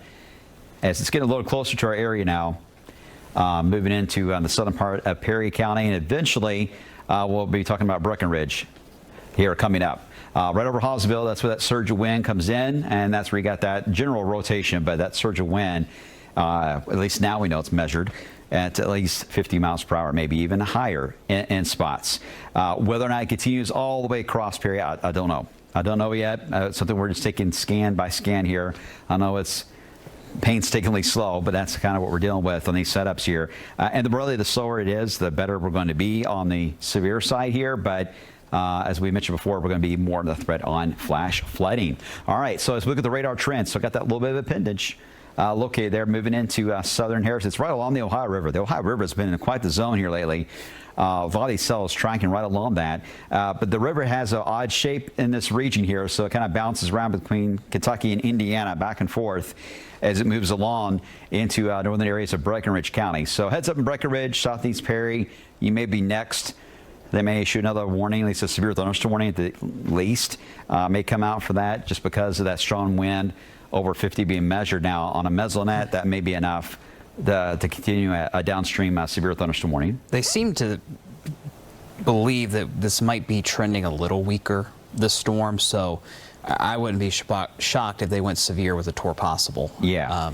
Downstream. That probably be that seems to be the trend on all of them. Been drifting down to another status of warning as they begin to weaken and then fade them out. All right, so there again is that rotating area that we'll be watching. Okay, so let's get back into Louisville and into areas just west of Louisville into Bullitt County, because that's where we're dealing with the other pocket of wind that has been showing up, that at times has been showing some signs of rotation. We had then more of a downburst signature to it, and that's in the southwest side of the metro. They did upgrade that severe thunderstorm warning to considerable as they increased the straight line wind potential to 70 miles per hour. I hear another alarm go off. That is a rise we were talking about, a new severe for Breenridge and Perry. Okay, so there we go, southeast Perry, Breenridge, and that's just going to cover that rotating part around Hawesville just to make sure that that maintains the alertness, everybody downstream from it, just in case it were to tighten back up again and become a little bit more pronounced. But that warning is set to expire at midnight tonight for Breenridge and into areas of southern Perry County. So 2 areas now is what we're down to for now of wind issues. One right over Fort Knox. You see a little bright green that shows up as you hit toward the radar beam itself. And I've got the terminal Doppler up on that. Of course, Sure. it came up with a bad scan, but just to tell you at least, came up with a 51 mile per hour queried pixel here. So at least the radar trying to detect 51 miles per hour just south of West Point here. This is just east of Muldra here. So keep that in mind for folks in northern Hardin County. There may very well be severe winds moving through the very northern tip there. Okay, and what we'll do, I know that radar takes a while sometimes to come through. Let me show you what looks like in the Fort Knox radar, and it's underneath all this mess, but it's right there where that pocket of green is located. That's where Ryan has measured, at least on the radar beam not far off the ground, of about 50 miles per hour potential on that. Now, whether it's getting all the way down to the tree line and below, we don't know. That takes a bit of time to figure out, but at least we know that some of this gusts we could see out of this as it moves in. I don't know if it's going to get to the level of 70. That the warning's out for, but anytime you deal with a downburst, you always have that risk that it could certainly happen. We saw that on Preston Highway in Louisville a few weeks back with having all the power line poles being tilted over. So you can get those little bursts like that. So you got to watch it as it drifts on the western side here of Bullitt County, right on the northern side there of Hardin County as well. Otherwise, I don't see any other damaging weather set up right now into the immediate Louisville area. Have we had an update at all on Clark County, by the way? Nothing since that one report a little while ago. I'm trying to see. Yeah, and they said no injuries with that. It almost seems like if a tornado touched down, which we believe it did, was out in the field, and it may not have hit anything. So it'd be interesting to see how they could survey that if we end up with an EF unknown sort of situation. That's something you see in the plains, but not here in Indiana. Yeah, and interestingly enough, though, it was so close to the fairgrounds, right, in Clark County. Yeah, it was just a couple miles north. Yeah, hats off to them for reacting to that quickly before the warning came out. To get those folks to a safe spot just in case. But we'll continue to evaluate that. We do have our crews out, so as soon as we get more info, we'll pass that along. But these damage reports, especially this time of night, sometimes they can be up to 12 hours delayed. So we got to keep that in mind too. So we don't want to guess too much on what we think has happened here until we get all the data in. But we're just going with what we got so far in front of us, and those are the areas, the hot spots, if you will, of trouble that we've had tonight. Those are the ones we're watching. Okay, so we got the severe thunderstorm warning now. Again, to Bullitt County. This is out until 45 after, I believe, for the severe thunderstorm warning tag. And then Carson's been all about watching this one to the west because this has been a sneaky zone coming in from the Evansville area of these cells, Carson. And this is still our main tornado warning, but the appendage a little tougher to see. But further west, Brian, there's another one. You may have to keep scanning? Yes. Oh, okay. Let's scan back over. Just to the west, we've got another man, see, I could have just stopped there, Carson. I could have stopped there. I know. All right, yeah, that one's not pretty looking there. It's not pretty looking. It's the strongest one on the board right now. Okay. Nothing confirmed, but the rotations. Well, it's the same community, grass. We just showed. It's the same area. The previous one, yeah. Between I-64 and the Ohio River, right there from Evansville to about Corydon. Okay. All right. Let's bring up the wind field on that. That's our next one. We'll see if this holds. That seems to be, wow, yeah, that's a very strong signature there. Radar indicated still. Okay. We'll monitor that and see what happens. Actually, right as I say that, no touchdown, but ham radio operator reporting confirmed rotation again. Okay. They're seeing it. Yeah, it may be an environment, too, that's very tough to see all the way down to the ground level. They may have to wait for a lightning flash in some cases. So it gets dangerous, guys. We have radar data, but you can't always tell what's really happening. You saw that with Corey Trent's feed earlier. We saw it with the storm tracker. You can only get part of the story, not all of it. So it takes multiple things you got to have at your hands to solve these issues when they move in. But this is one that certainly it's rotating. We know that. That's very clear and evident on radar. Now, it's not technically all the way into wave country yet. It's going to be approaching Spencer County, Santa Claus Holiday World again. It was the north side tonight, and the south side, it's all over the place. But we'll see if these trend. It's still away. It may be a good hour, actually, before it even gets into the core of our county. So we don't know yet how it will look at that point. And by that point, we may have that boundary keep sagging southward to where it kind of chokes it off. Yeah, that would be nice. Let's hope. That would be nice, because we need this one to end, that's for sure. Tornado debris signature with that cell just now coming in. So they've made it observed now. So it is confirmed. Tornado again for, this is the one in Evansville. Just northeast, yeah. yep. Yeah, that we're watching there. So that's the one that is rolling toward Spencer County, Indiana. All right, otherwise, we have that one warning that that looks like it's probably not going to survive. They probably will let that go around Hollisville, Kentucky. So we'll see that trend holds. Then we got the severe thunderstorm warning in and around Bullitt County, near Fort Knox. Wind gusts, just straight line wind concerned right now with that one. If you're east of Louisville, like it's raining like crazy, a lot of lightning in Spencer County and Shelby County. What's going on? Just heavy rain. We don't have any sign of anything severe happening here. The environment is actually not as prime for severe weather here east of 65 between Louisville and Lexington. This is all heavy rain zone. This is where you're still enough of a wind being injected into it. Notice the wind in Louisville now is northeast.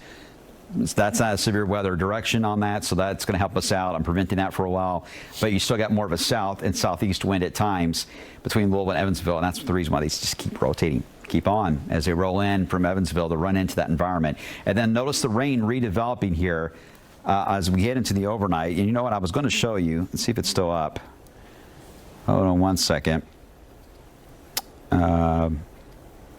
All right, here's the future cast, and this is going to be advancing. This updates every hour. So this is a snapshot of about 2 in the morning where we're at, and it shows some of those cells in Evansville at times kind of bend that line. But in general, it's probably lagging a bit on this location. I think it's a little bit more south than what you see. But it still does feed in more additional bands there into Indiana. That continues to 5 in the morning. I mean, this is the same spots. We're looking at 5, 6 a.m. Don't like that. More heavy rain signature all the way until mid to late morning at times before it finally comes to an end. So just an idea of some of the things we're going to be watching as this line progresses to the south. Flash flooding will continue to be one of our bigger threats in the area. Carson, got anything new? Tornado on the ground. Okay. That's the one heading towards Spencer County? Chandler, Indiana, along Highway 62. So that's the strongest storm on the board still. Again, this is not in wave country. Let's be very clear about that. But this, another supercell that now has a confirmed tornado with it near Chandler, Indiana. That's northeast of Evansville, about to move into Spencer County, Indiana again. And it could be more trouble for Perry County, maybe closer to 12:30 tonight. Brian. Okay, so if you know any friends or family there, you've already probably talked to them before this evening. They got another one they got to worry about as this tracks off to the east there. So don't know yet how it's going to be when it gets into wave country, but that's one that we got to watch. So we are just one tornado warning that is set to expire in 3 minutes, I believe, is the one located right there around Tell City, east of Tell City now, moving into the community there, Dodd, Addison, so it's east of Tell City and Hollisville at the moment, moving into southern Perry County. The storm structure not as impressive as what it was. Let's look at the wind field and see how that's looking on it, because that continues to be one of the issues we've seen kind of vary back and forth. And yeah, it's still got spin to it, not as strong as it was by any stretch, but still got some rotation with it. I'm hoping it'll be, we can have to let the tornado warning go, but they may keep the tornado warning tag or tornado possible tag on this as it moves into the northern part of Breenridge County. And that warning, I believe, goes all the way out to about 12 midnight. Right at midnight. Yeah. New severe for Bullitt and Hardin. So they're extending that warning. They're extending the warning out. Yeah. Okay. Let me bring that up real quick, and then Ryan will get to you with an update. Again, this is going to be out until 12:15 in the morning. Well, it's not. Hold on one second. It's not taken. Give me 1 minute.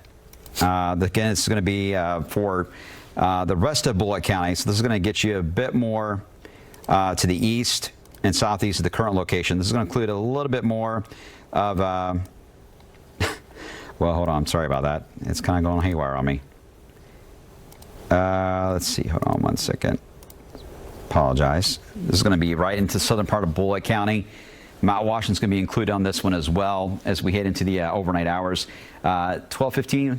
12:15 on that one.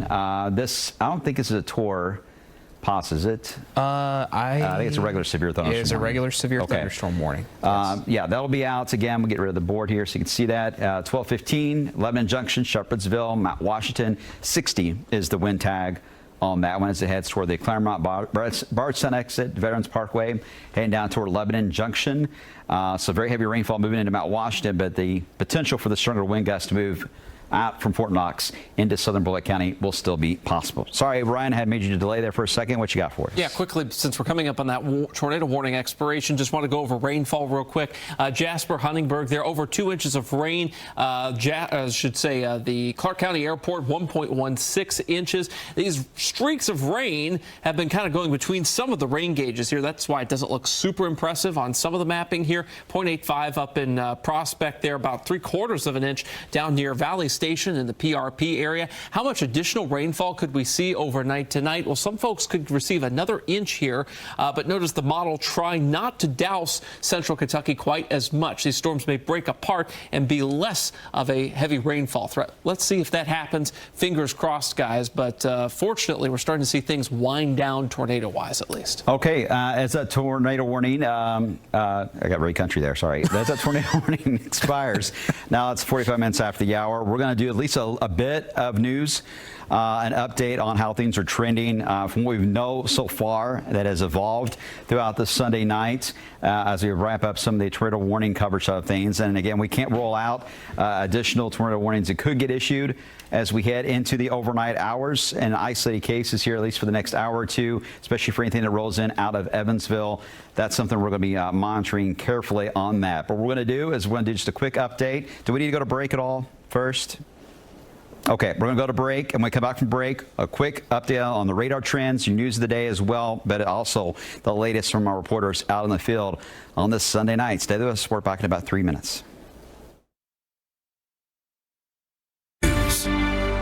And you're watching Wave News at 11. I'm Myra Ansari, and for Alina Noakes, it's a wave weather alert day. We've been warning you about it for days now and brought you wall-to-wall team coverage from our meteorologists for more than 4 hours straight. Brian Good joins us now with the very latest on a very active forecast that we've had so far. Oh, absolutely, Myra. In fact, as we continue to track these storms, we're not done with the severe warning sign of thing. There's still a couple out there we're monitoring, and only one tornado warning that's out east of Evansville. We've been watching that, but the environment as they head east is for them to gradually weaken, and we're hoping that's the trend. Can't rule out, though, still some severe weather issues that may get issued on warnings on our southwest side here from Perry County, Breenridge, where we currently have a severe thunderstorm warning, and then also into Meade. So that area of wave country we're monitoring. Otherwise, there's also a strong cell in Bullitt County that is racing into Lebanon Junction into areas just south of Highway 44, south of Mount Washington, but a burst of wind could get up to 55 to 60 miles per hour with that as it moves across Bullitt County. The rest of the area, it's more about flash flooding and more downpours that'll be developing in Indiana as we head into the overnight hours. Carson's got more on that trend as we head into the overnight. Carson Meredith, what you got for us as we head into this late Sunday night? Yeah, we're slowly but surely, Brian, transitioning away from that severe storm and tornado threat. As expected, after midnight tonight, the focus is going to turn to heavy rain. Here's a look at Futurecast, doing a nice job showing the heaviest storms basically along I-64 at this hour. Those heavy storms will continue to try to slide southward through the night, but you still notice we get towards 2 or 3 o'clock tomorrow morning,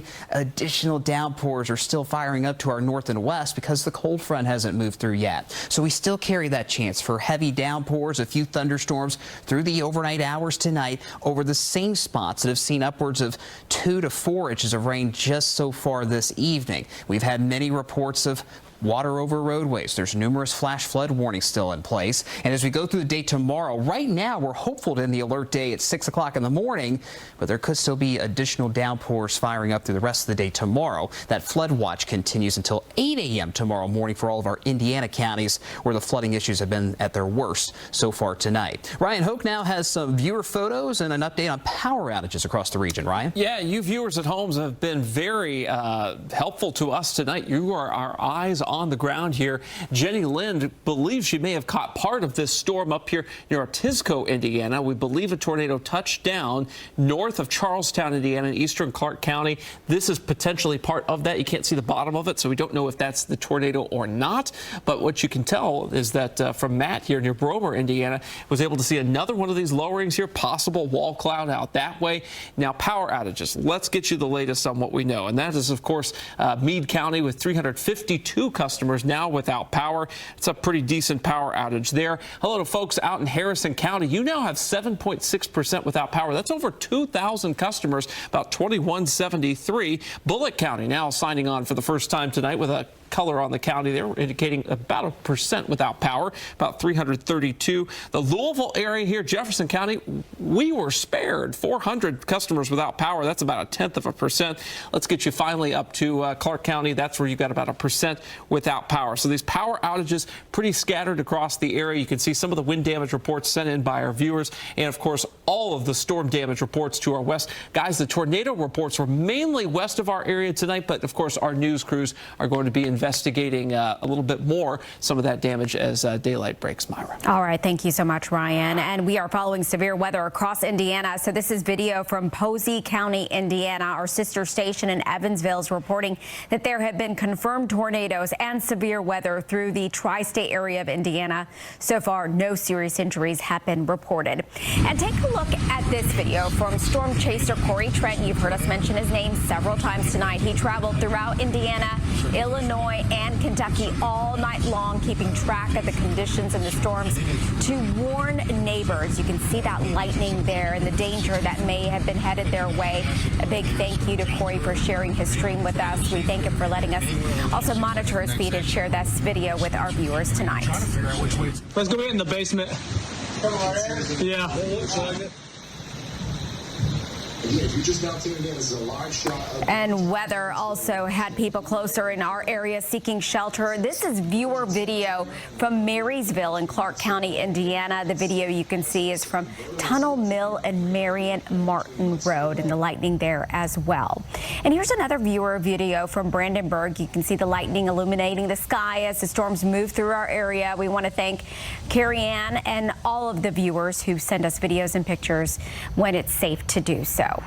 And the risk of heavy rain and flooding will continue through the morning commute, so make sure to keep the wave weather handy.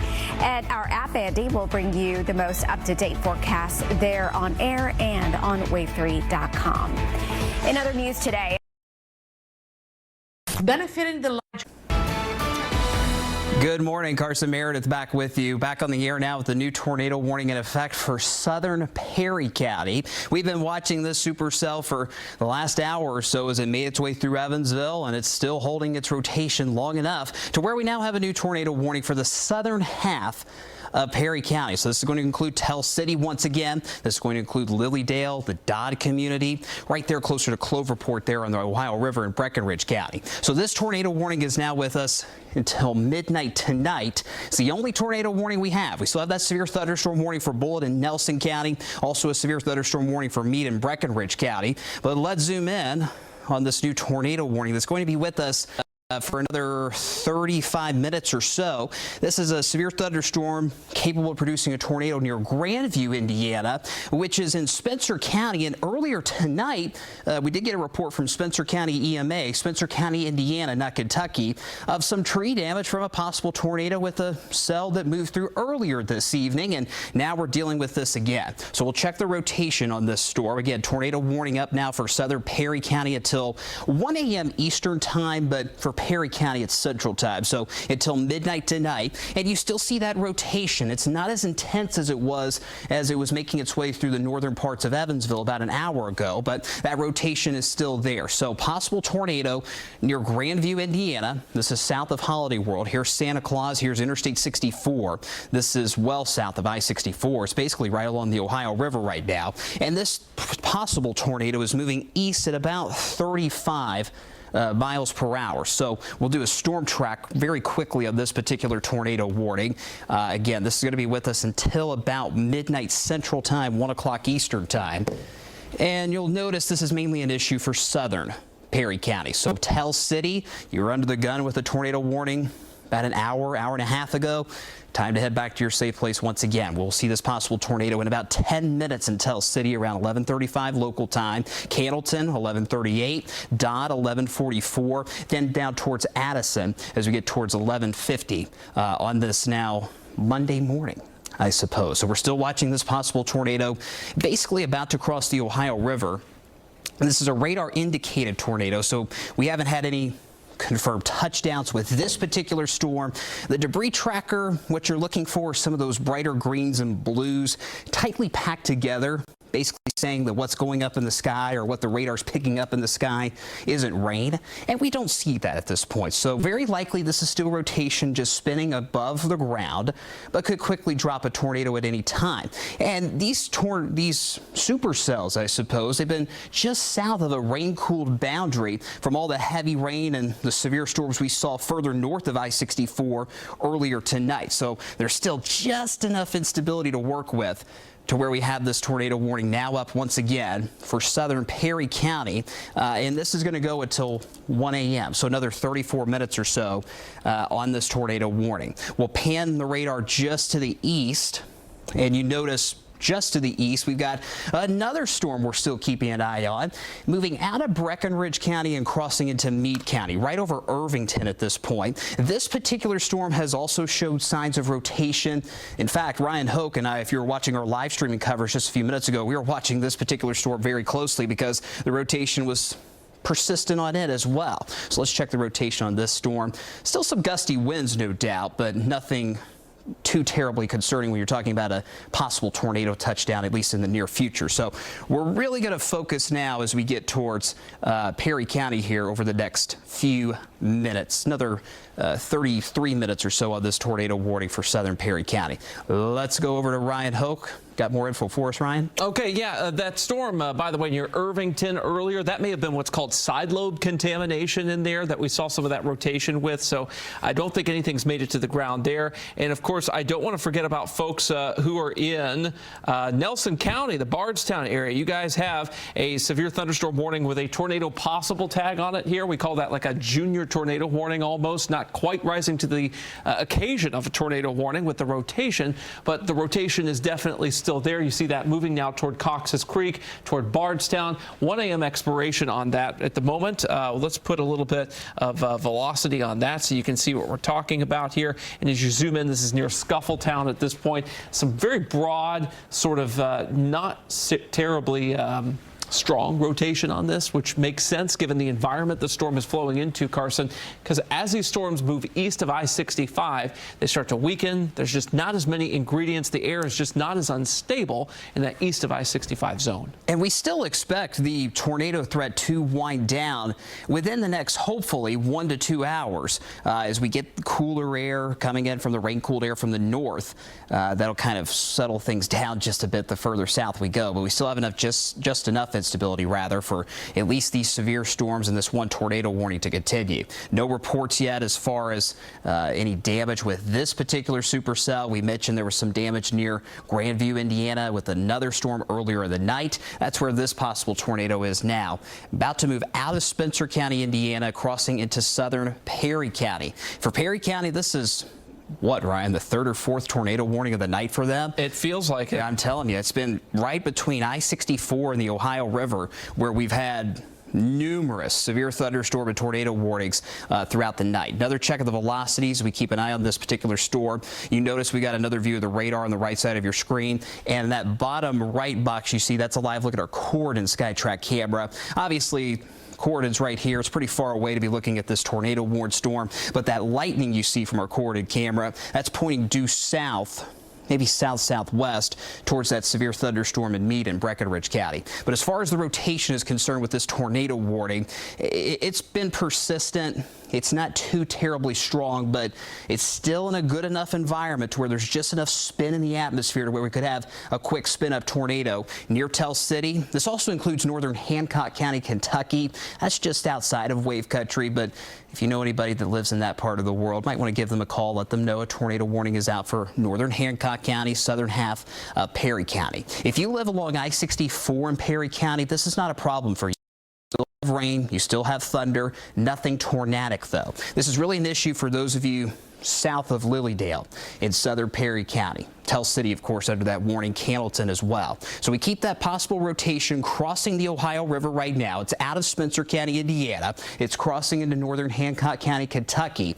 And here in about 5 minutes, it's going to cross the Ohio River again into Tell City. So there's going to be some rotation moving over Tell City here in the next 5 minutes from this particular tornado warned storm that's going to be with us for now for another 30 minutes until 1 o'clock Eastern Time, midnight Central Time. So that's the tornado warned storm we have at this hour. We'll pan back to that severe thunderstorm warning that we have for Breenridge and Meade County.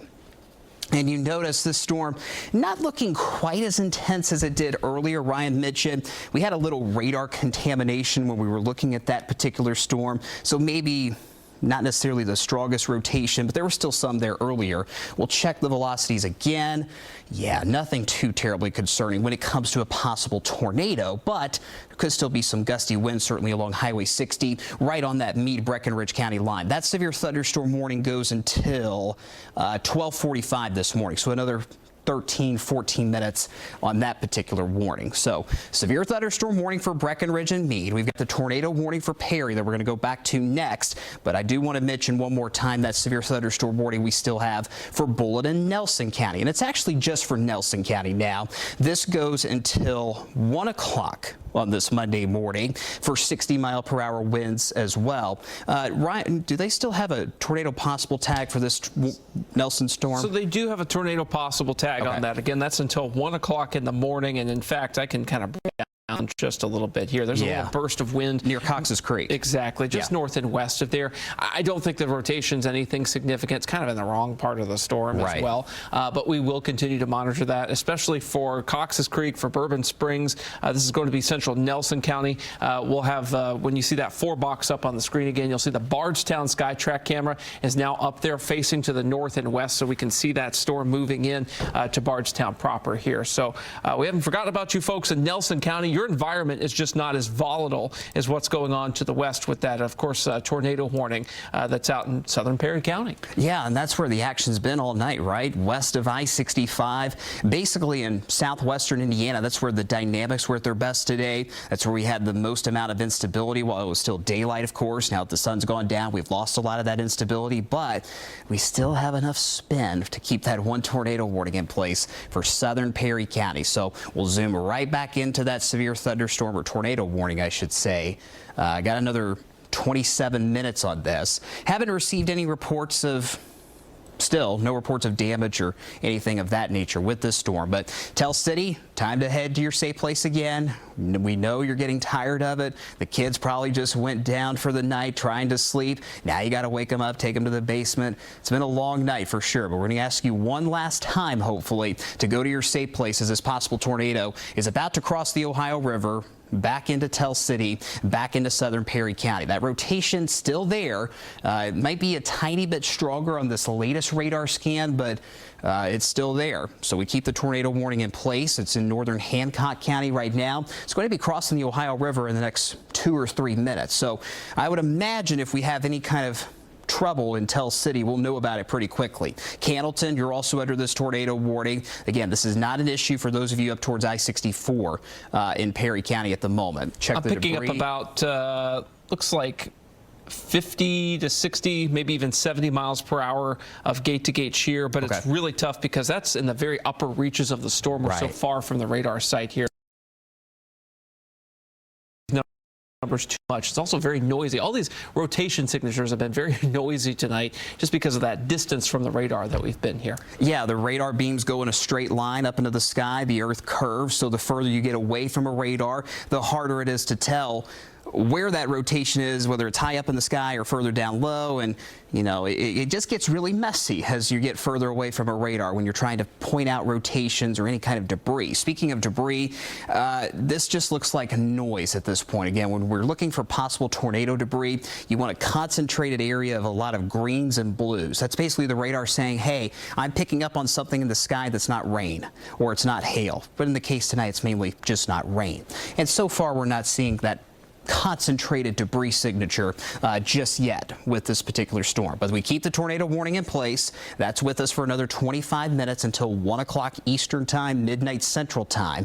And you notice the further east this storm goes, the more it loses its structure bit by bit. So we do expect these storms to move into a less favorable environment to become tornadic, or better yet, to become severe. So again, the later into the night we go, the more likely we'll see these storms at least go below severe limits. But we'll still keep that tornado warning for the southern half of Perry County until 1 o'clock, until the top of the hour, early on this Monday morning. And Carson, we should say too, for folks who are watching from the Louisville area, we are in the clear. Louisville's fine. Almost all of southern Indiana is fine, minus maybe the extreme southern tip of Harrison County, and even then that's a stretch. It's really Perry County, south of Perry County, that we're seeing the problems here. It's Bardstown, it's areas closer to southern Meade County, E-Town. You guys are still kind of exposed to this volatile atmosphere. North of this purple line I've drawn, which includes Louisville, Shelbyville, Clarksville, Jeffersonville, up toward Goshen, and of course LaGrange, Corydon. You guys are all fine. If I just named your city, you're in great shape here. It's really like E-Town and Breckenridge County out toward Hardinsburg that we're really seeing more of that risk for the rest of the next hour or two, Carson. Yeah, you beat me to the punch there, Ryan. That's exactly what we were zooming out to show. Again, along and north of I-64, all clear. Don't be surprised if you hear some rumbles of thunder tonight. We've got additional downpours moving in from western Indiana. They are not going to be severe. But as far as that severe threat, again, along and north of 64, we are in good shape for the rest of the night. This is slowly but surely sliding south of I-64. It's like we got a new warning coming out. Okay. This is going to be Breckenridge, Hardin, or excuse me, that's the wrong one there. We'll go ahead and zoom it's in going to on be Breckenmead, the severe thunderstorm warning. Okay. Yeah, it also does include parts of Hardin, too. There you go. So Four Corners, Rhineville, Radcliffe, you're in this new severe thunderstorm warning. Flaherty, let's get up towards Grampton along Highway 60, Buck Grove under this severe thunderstorm warning. This also goes until the top of the hour, until 1 a.m. It still has that tornado possible tag with it as well. So there's 3 distinct storms we're tracking right now. Of course, we got the tornado warning for southern Perry, new severe thunderstorm warning for Meade, Hardin, and Breckenridge. That severe thunderstorm, by the way, does not include E-Town. E-Town, you're not under a warning. Still pay attention to this storm. We might get a good look at this thing from our E-Town SkyTrack camera here in the next few minutes. But E-Town's not under warning yet. This is for northern Hardin County, up towards Radcliffe, Rhineville, and Four Corners. We've also got this severe thunderstorm warning for Nelson County that expires at 12:45 this morning, I do believe. Or no, that goes until 1 a.m., excuse me. So all of these warnings go until 1 a.m., until the top of the hour. Let's zoom back in on that new severe thunderstorm warning, and then we'll go back to the tornado warning in Perry. So here's the new severe thunderstorm warning for Meade, Hardin, in that extreme northeastern portion of Breckenridge County. But this is kind of becoming more of a Meade and Hardin issue at this point. Let's check the velocities, make sure the rotation's not tightening up anymore. Perhaps just a little bit, right along Highway 60. Still not too terribly strong, but something is still there when it comes to, if nothing else, just strong gusty winds. And that severe thunderstorm warning is primarily for 60-mile-per-hour wind gust. And we'll have that tornado possible tag because there's still been some indications of at least a little spin with this particular storm as it's moving out of Breckenridge County. Breckenridge County, I know you're still technically in a severe thunderstorm warning, but the bulk of this storm is moving out of Breck and into southern Meade and that northern part of Hardin County. So that severe thunderstorm warning goes until 1. The reason we're back on wave on the television side of things, though, is this tornado warning for southern Perry County. And I see a debris alert on my system, Ryan. I don't know. I see it, too. I just was getting ready to investigate that. Let's look at this. Well, maybe right here just west of Tell City, but it's so noisy, though. That's not correlated with the reflectivity at all here on Max 2. I'm starting to think this is a false one. Yeah, and keep in mind, we mentioned a moment ago, this is really far away from the Fort Knox radar. So we're getting a look at this storm a little bit higher up in the sky. So the radar might not necessarily be picking up on actual debris. It just could be picking up on some kind of noise that might be in the air. Yeah, so I think this is noise east of the updraft base. I mean, it literally could be a flock of birds getting inhaled into the updraft. Truly. I mean, that's almost what it looks like here. Yeah, and sometimes our graphic system mistakes something like that, like wildlife or birds or what have you flying, trying to get out of this storm or something like that. It mistakes it as debris. But based on what we saw in the debris tracker, I'm looking at Ryan's source on Max 2. I'm looking at mine on Max 1. I just don't see any debris just yet. And the Weather Service does not seem to be too worried about any debris at this point either. But nonetheless, we keep the tornado warning in place. Let's go back to the velocities, go back to the wind. And you can still see that rotation is right along Highway 60, about to cross into Perry County again, crossing into Tell City. Candleton's right about here. There's Tell City. This is northern Hancock County where that rotation is at the moment. And this storm's moving east, right, Ryan? Yeah, pretty much due east at this point. Yes, and that's been the common theme with these storms tonight, moving east or east-southeast. So southern half of Perry, if this rotation can hold on long enough, it could be a problem for northern Breenridge County as we go through the next, let's say, 30 minutes, get closer to the top of the hour. But for now, it's just the tornado warning for southern Perry that is with us until midnight tonight Central Time, 1 o'clock here in Louisville.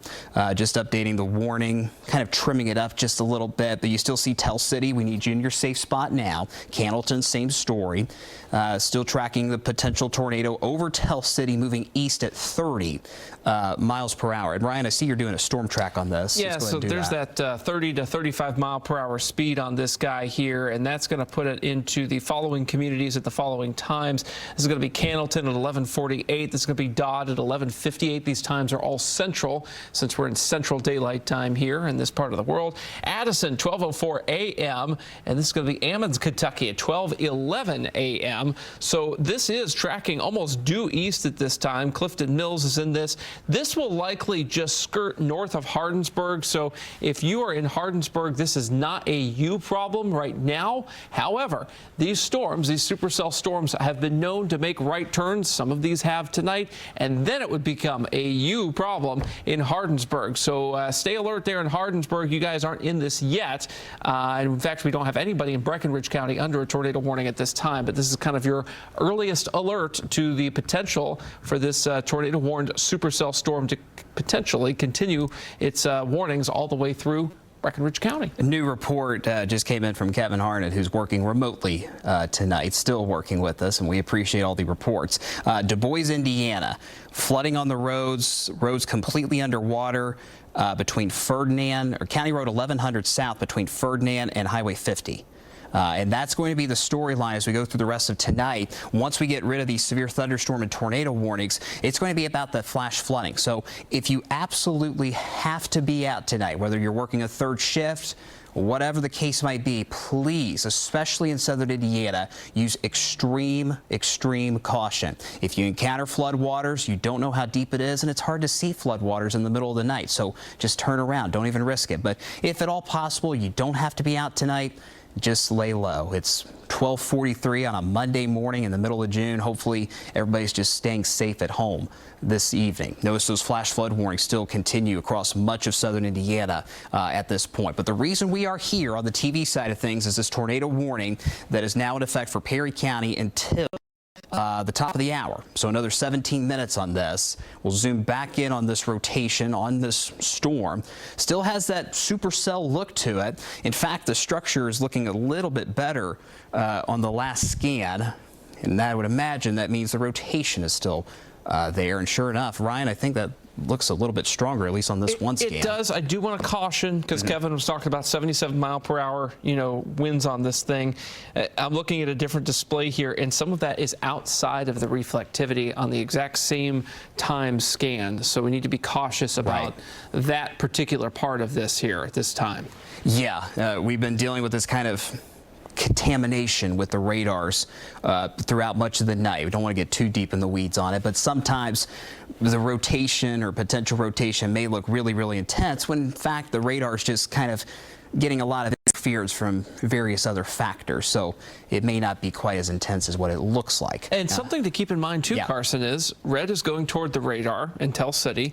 Green or excuse me, red's going away, green's going toward us there. So you can kind of see how it is at least the correct directional setup there, but it's just not completely, you know, kind of inside of where the reflectivity is. Right. So a little bit of concern with that. And why we're even saying this is because sometimes the radar can falsely give you a sense of rotation that's outside of the actual thunderstorm, and that's caused by this contamination that we were just talking about. So we're trying to be careful with that. Yeah, and that's been an issue that we've had throughout the night, just trying to delineate, okay, is this just the radar contaminating or is it actual rotation? And that issue is still with us tonight. Let's go ahead and do another storm track on this as we continue to monitor this tornado warning. It's moving east at, I believe, 30 or 35. I think 35 is last I saw. That's been the general trend throughout the night. So we're going to track this further east in case it makes its way into northern Breenridge County if we get a new tornado warning extended into northern Breck. Candleton, possible rotation knocking on your door here in the next minute or two at 11:46 Central Time. Towards the Dodd community in about 5 minutes, 11:51. Addison on the other side of Perry County along the Ohio River, 11:56. And then potentially getting towards Irvington on the other side of Breckenridge County after midnight local time, so closer to 12:15. Quarter-size hail in Tell City per Custer Fire Department. That's the first severe hail report we've had all night. No kidding.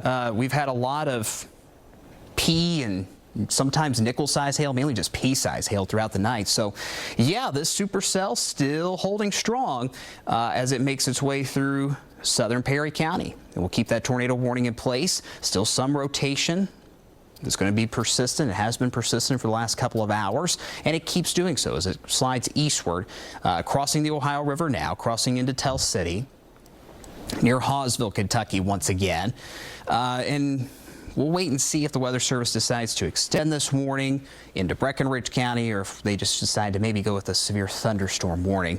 We'll know that decision here shortly. But again, time now 12:47. Go back to the regular radar and then we'll zoom things out because you'll notice that for the northern half of wave country, we're winding things down when it comes to the severe weather concern.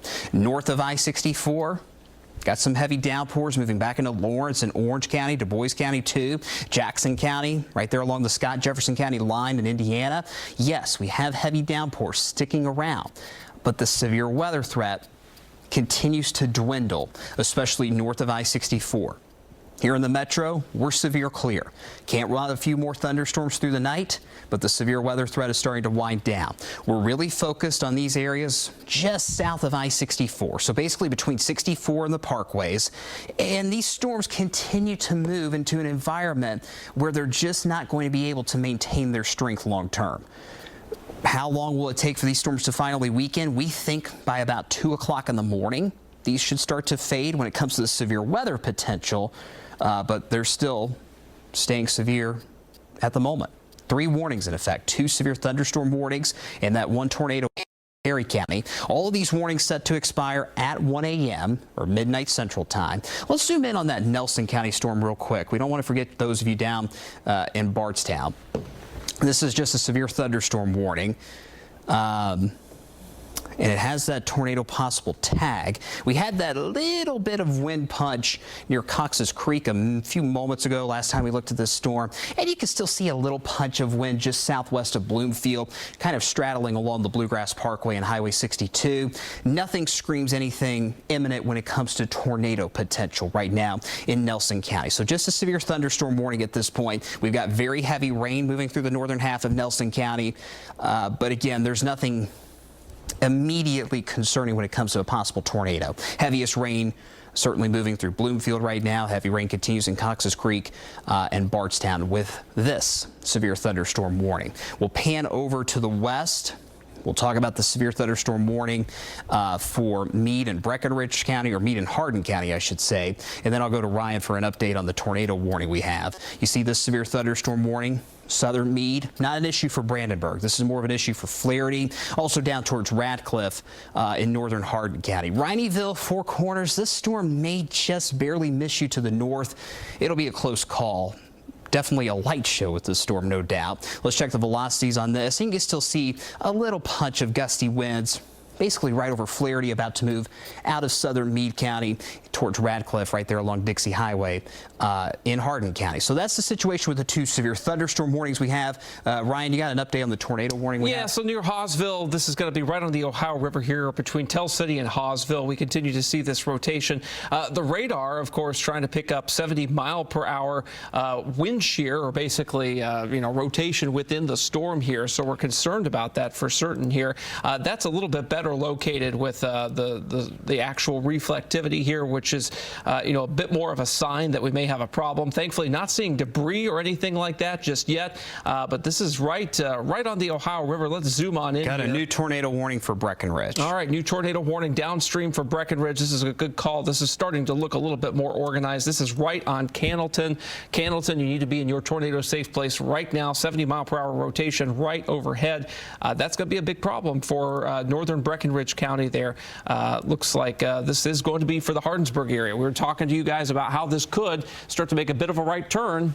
That's what we're seeing now, Carson. And when we see that right turn, that means the storm, like you talked about, it's starting to get its act together. That rotation starting to intensify just a bit. So the Weather Service has decided to extend this tornado warning basically down Highway 60. This is now starting to shift south and east just a bit. This tornado warning does include Hardinsburg. So if you're in Hardinsburg, now's the time to get everybody up.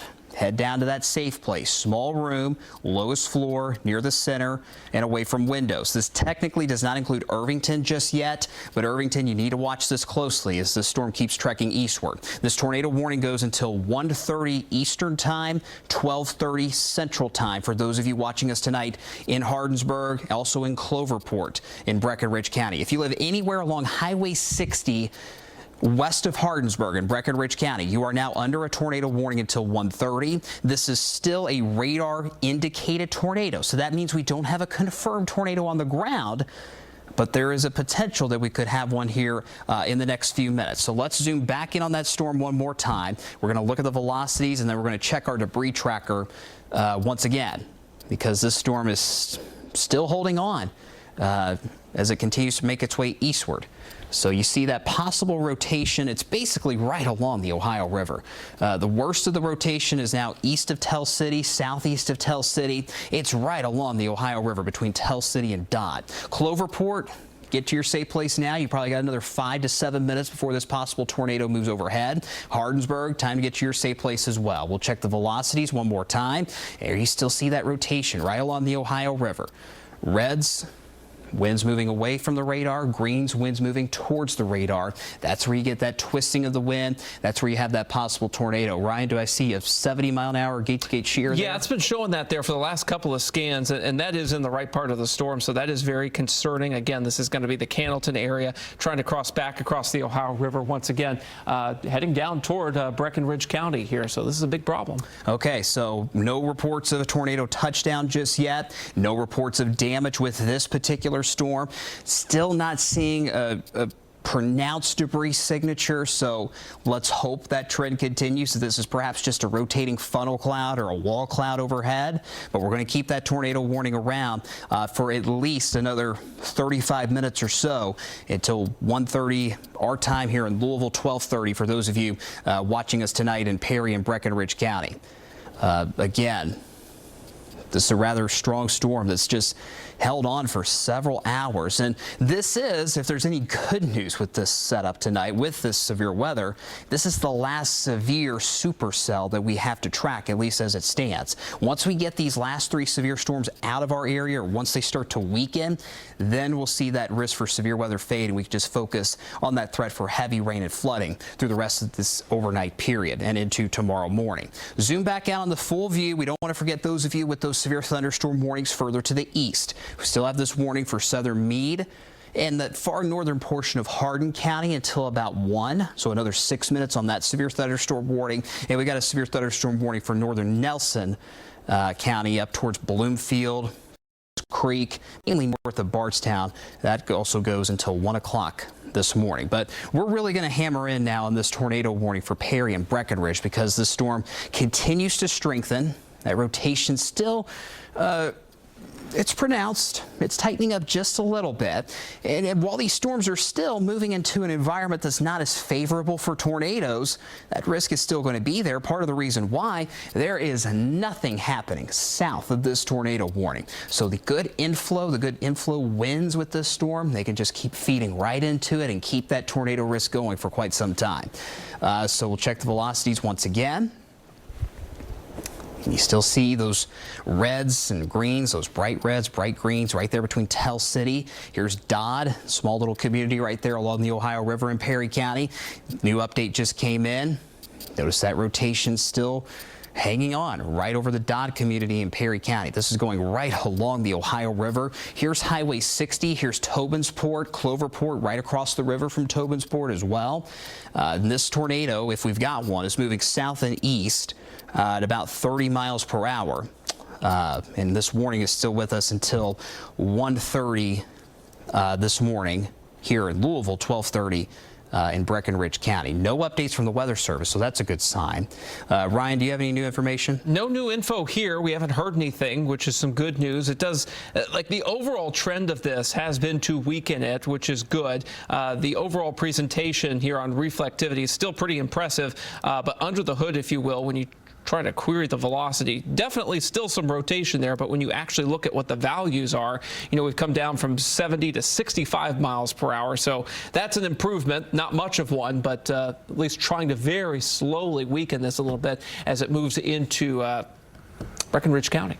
Yeah, we'll keep that warning up for another 34 minutes or so, it appears, and we'll stay with you as long as that tornado warning is in place. Do want to mention that severe thunderstorm warning we had for Nelson County is now off the board. So that severe thunderstorm warning for Nelson County has been allowed to expire. So we've got one severe thunderstorm warning for Meade and Hardin, and we also have this tornado warning in place for southern Perry and a good chunk of Breckinridge County. Again, this tornado warning does include Hardinsburg, it does include Cloverport, it does include Tobinsport right there along the Ohio River. Irvington, technically not in the tornado warning yet, but you still really want to pay attention to this. It's not a bad idea to maybe start heading to your safe place in Irvington should this tornadic storm hold together here over the next half hour. We'll pan the radar further east as the storm keeps moving east at about 30 miles per hour. You note the lightning count has gone down just a little bit. We saw that lightning count way into the triple digits earlier tonight. With this particular thunderstorm, about 88 lightning strikes with it. So we'll keep an eye on that. The lower the lightning count goes, the weaker the storm is becoming, generally speaking. Let's check the velocities on this one more time. Then we'll check the debris as well. Still that rotation, and this doesn't look like contaminated data, at least at this point, as this particular rotation keeps sliding south and east. Still right along the Ohio River, right over the Dodd community there in Perry County. Tobinsport, getting close to you. Cloverport might go just north of you, but it's going to be a close call. It'll cross the Ohio River for good here at about 5 to 7 minutes, and will make its way closer to Hardinsburg as we get closer to, let's say, 12:10, 12:15 Central Time tonight. So this tornado warning continues for southern Perry and basically the northern half of Breckinridge until 12:30 local time. Real quick, I'm going to pan back over to the Hardin County severe thunderstorm warning, Meade and Hardin County. That is set to expire here in a minute or so. And you can still see there's a little pocket of wind moving out of Flaherty in Meade County, crossing over Dixie Highway towards Radcliffe.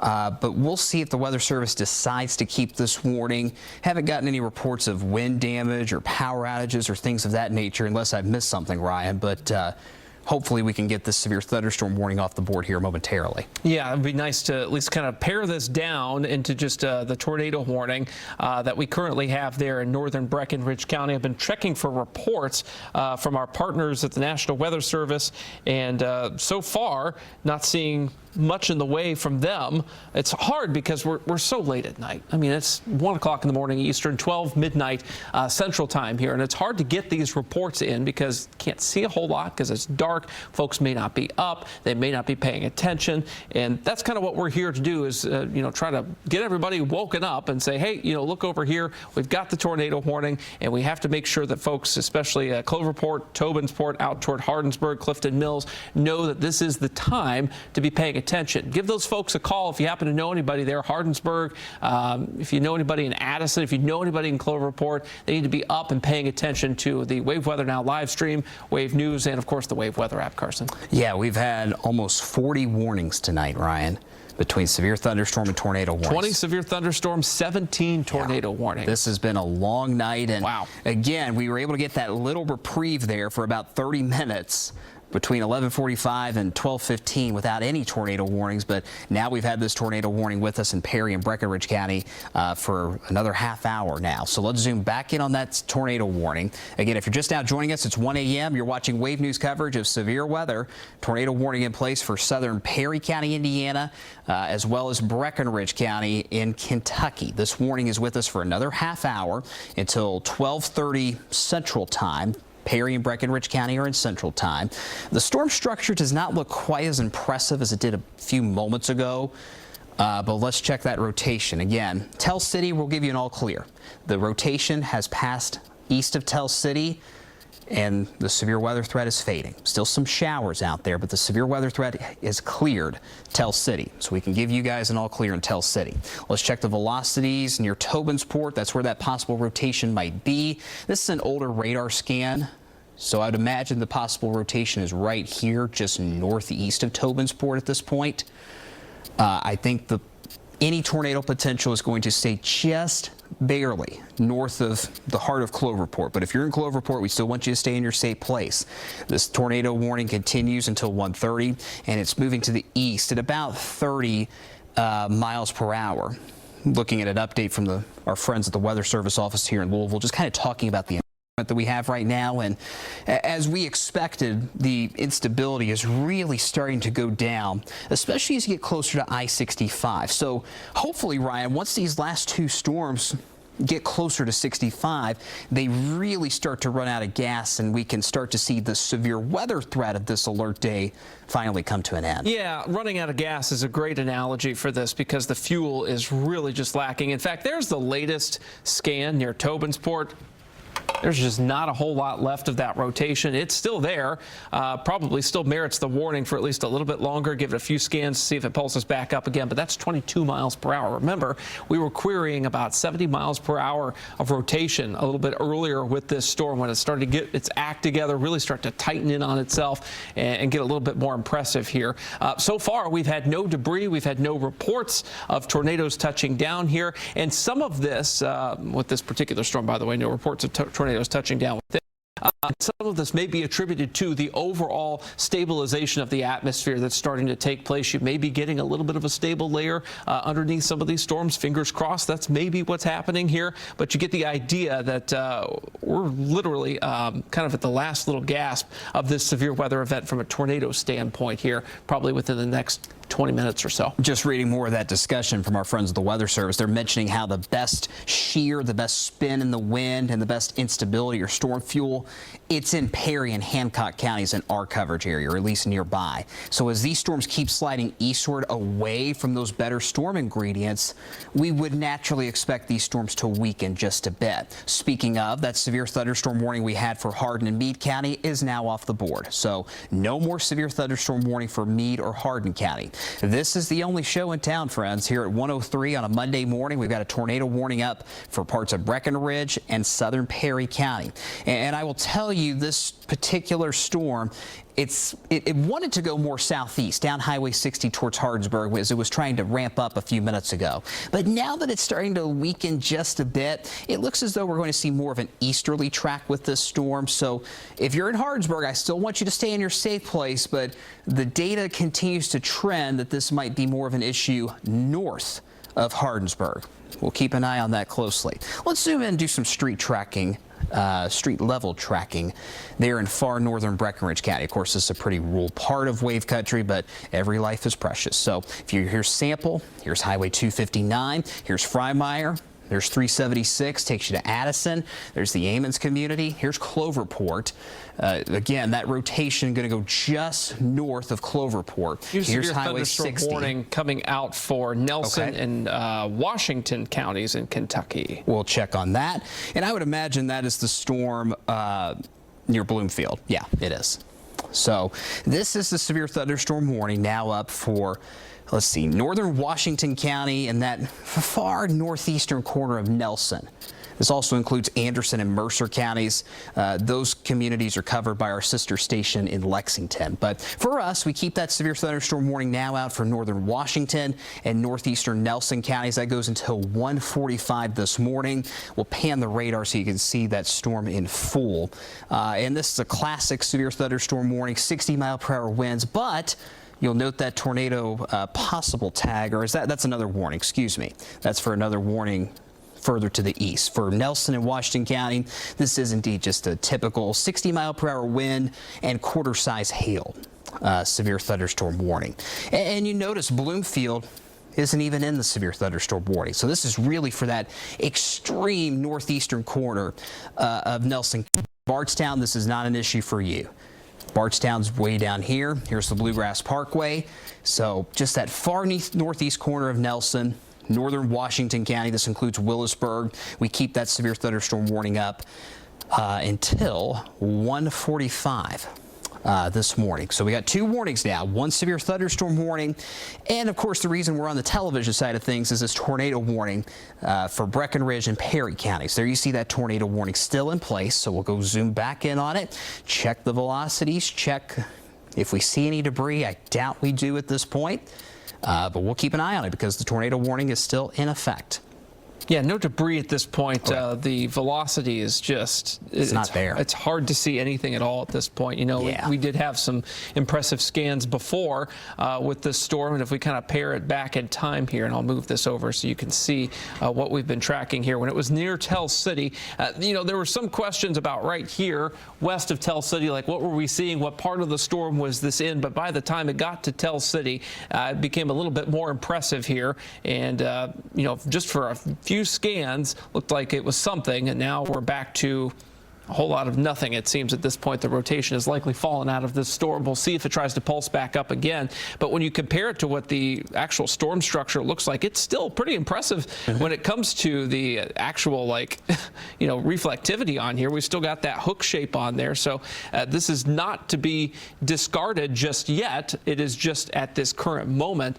We're not seeing a whole lot going on under the hood with this one. Yeah, it's still a good looking storm. When you look at the regular radar, it still looks mean, but you see the velocity behind me, and there's gusty winds, don't get me wrong, and there's still a little bit of spin, but it's just not quite as intense as it was when the tornado warning first came out about 45 minutes ago.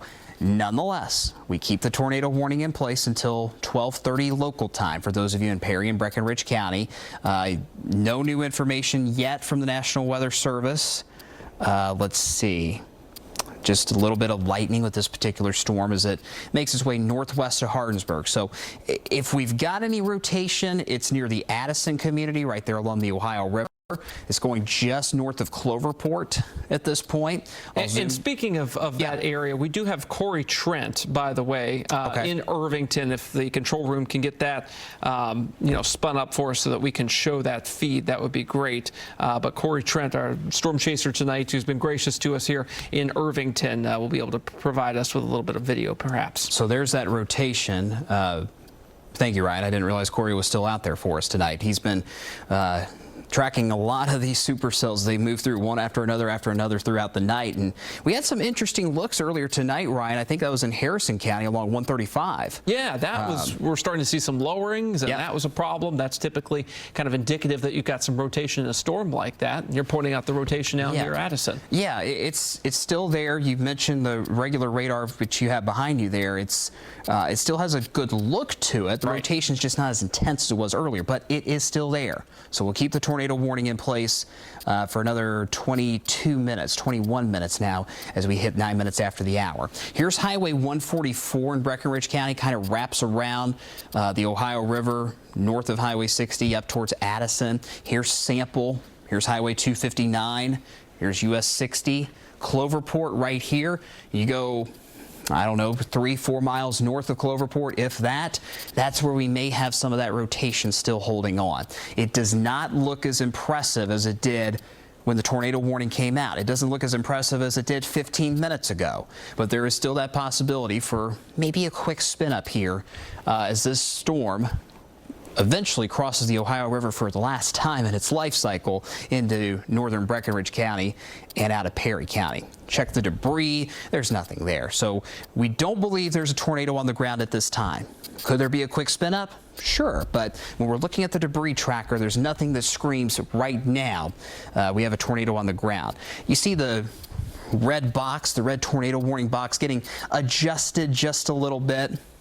Notice Perry County, in fact, is now completely out of this tornado warning. So if you live in Perry County, Indiana, you're all clear. The tornado warning has been canceled for you. This is exclusively now an issue for Breckenridge County until 12:30 Central Time. Weather Service still watching a storm 7 miles northwest of Hardinsburg. So Hardinsburg right down here just off our map, 7 miles to the north and west. We still have that possible rotation crossing right over Highway 144 at this point. So here's 144, there's Highway 60.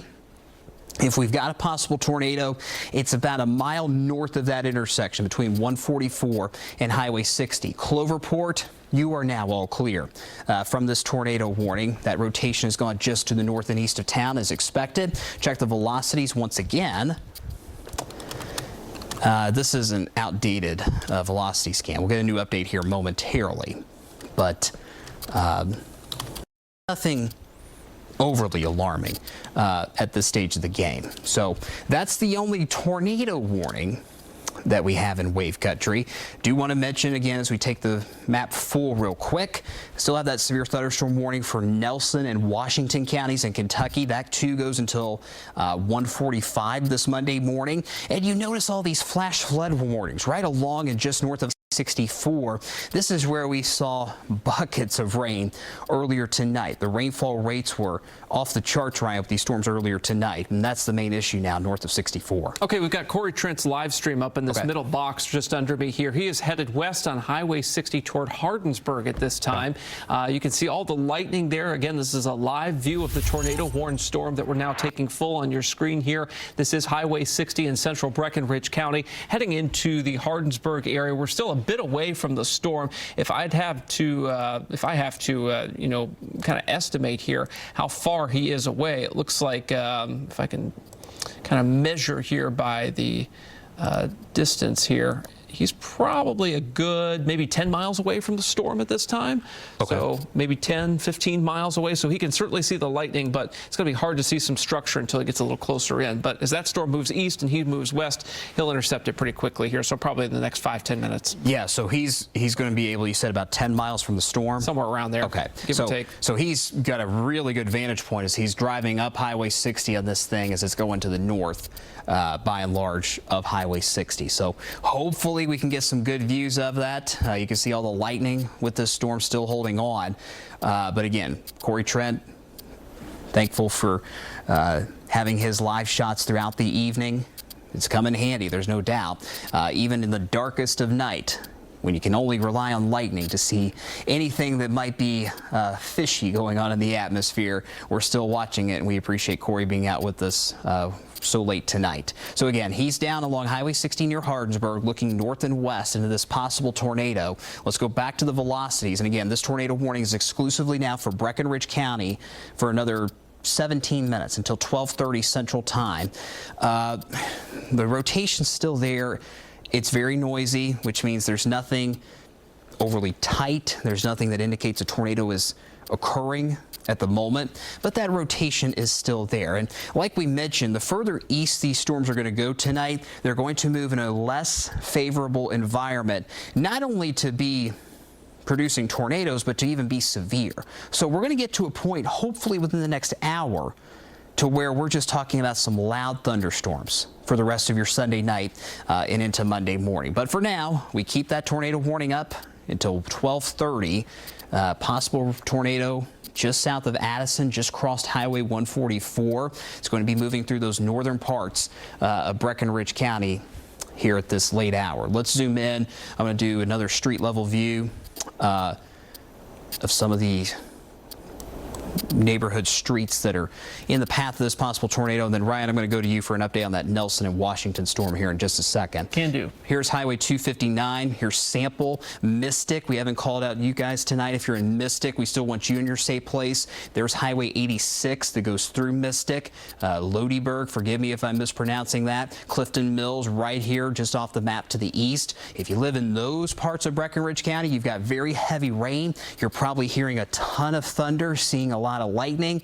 Just off to the west, there's still just enough rotation where we may have a quick tornado here develop in that northern part of Breckenridge County here over the next few minutes, Ryan. Okay, there are only 3 warnings within the Commonwealth of Kentucky right now of the severe tornado variety, and 2 of those are in our counties. One of those 2 warnings is a severe thunderstorm warning now that's moving through Tatham Springs. This is just north of Willisburg. This is heading through northern Washington County, Kentucky at this time. This is now mostly out of the Nelson County area here. You can see there's definitely some wind packing in this thing. There's this near Tatham Springs here, about 35 miles per hour on the kind of away side of things. The toward part of it, maybe about 8 to 10 miles per hour. So we're really just at that baseline severe thunderstorm warning with this.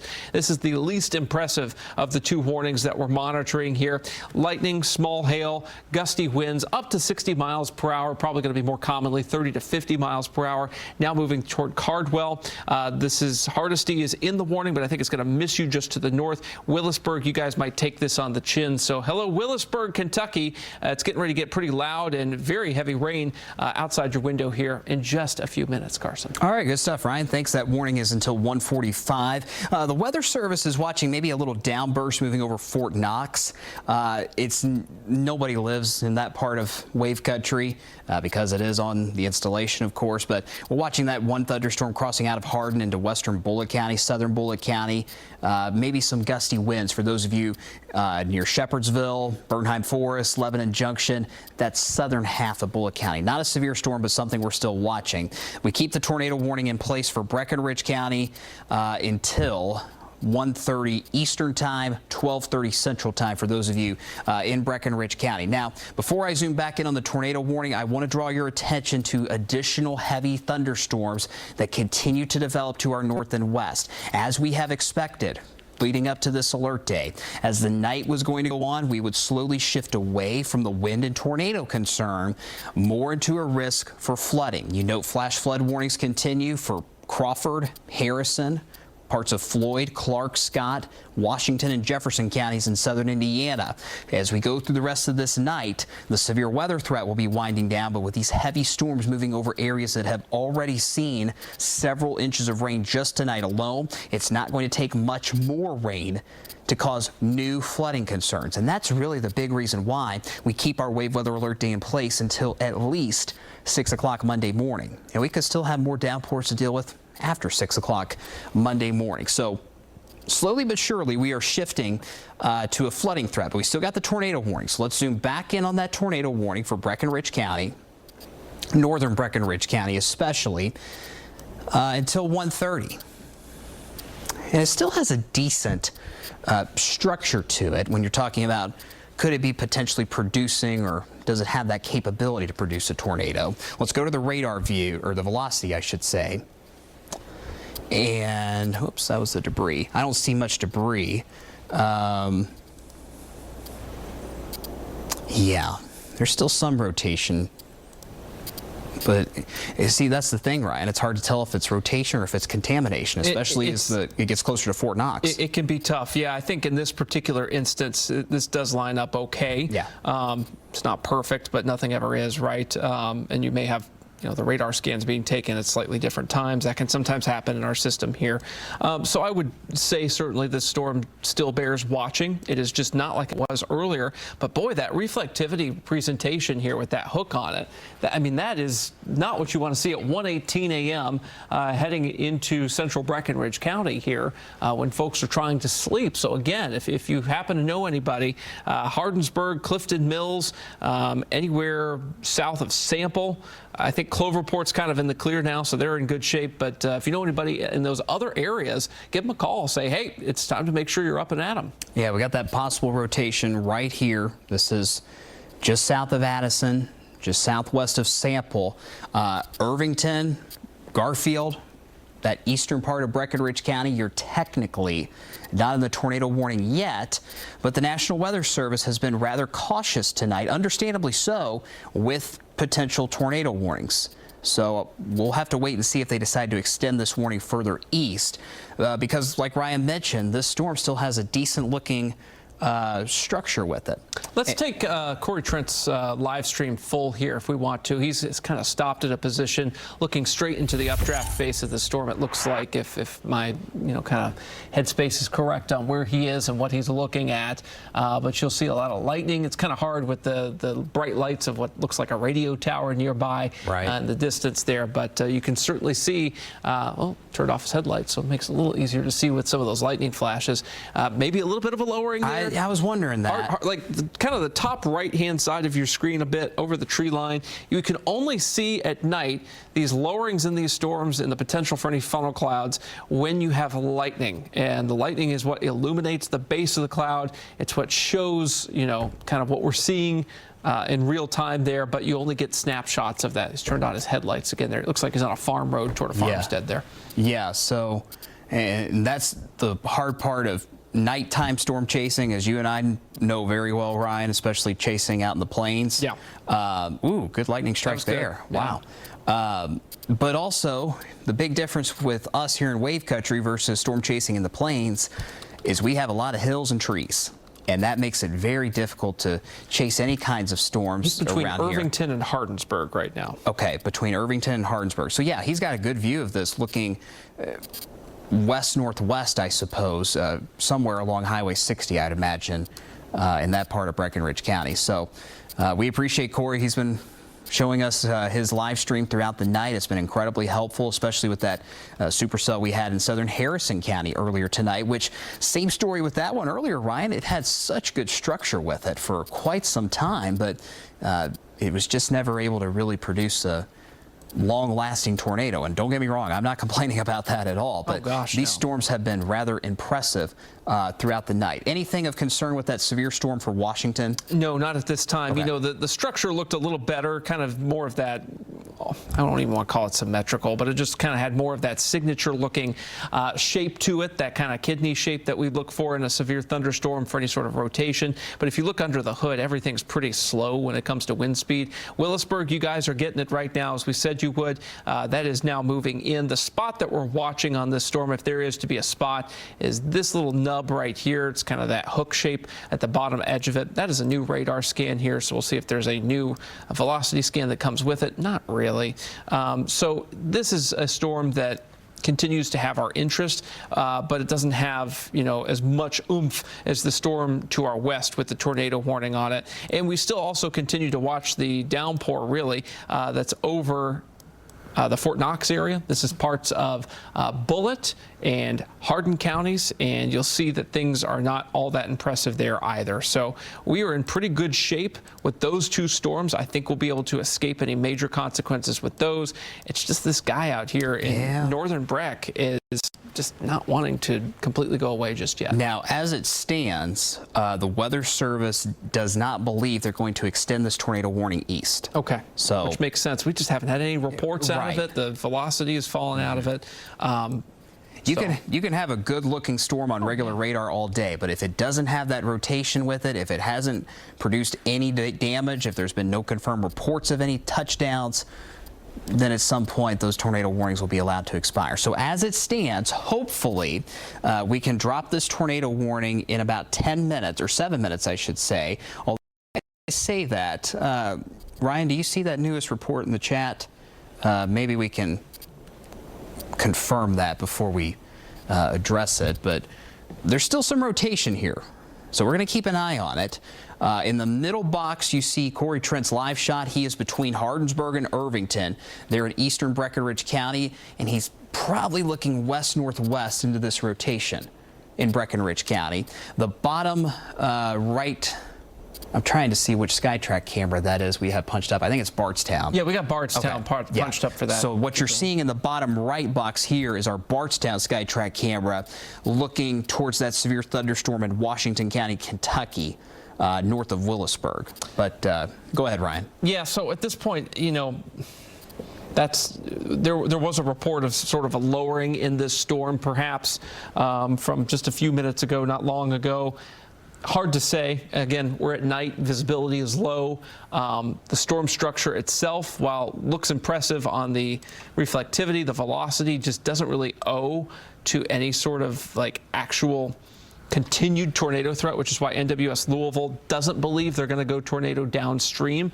I'll be frank, we get a lot of reports of wall clouds. They happen a lot. Those are somewhat common.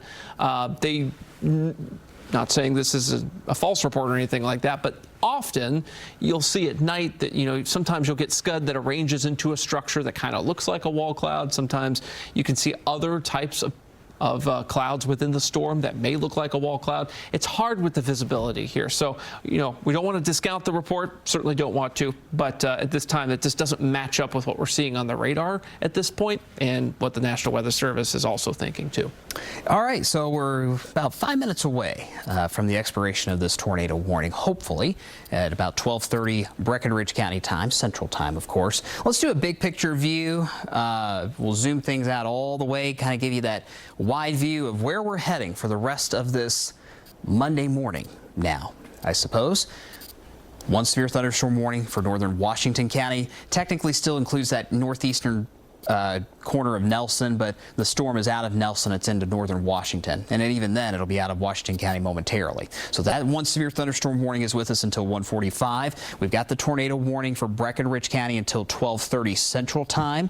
And again, we've had perhaps one or two reports of a lowering, maybe a wall cloud with this storm, but the rotation just has not been too terribly strong here over the last half hour or so. And again, the further into the night we go, and as these storms slide eastward, they'll continue to lose that punch that they need to maintain that severe strength. Having said that, we still have flash flood warnings in effect for Crawford, Harrison, Floyd, Clark, Jefferson, Scott, and Washington counties in southern Indiana.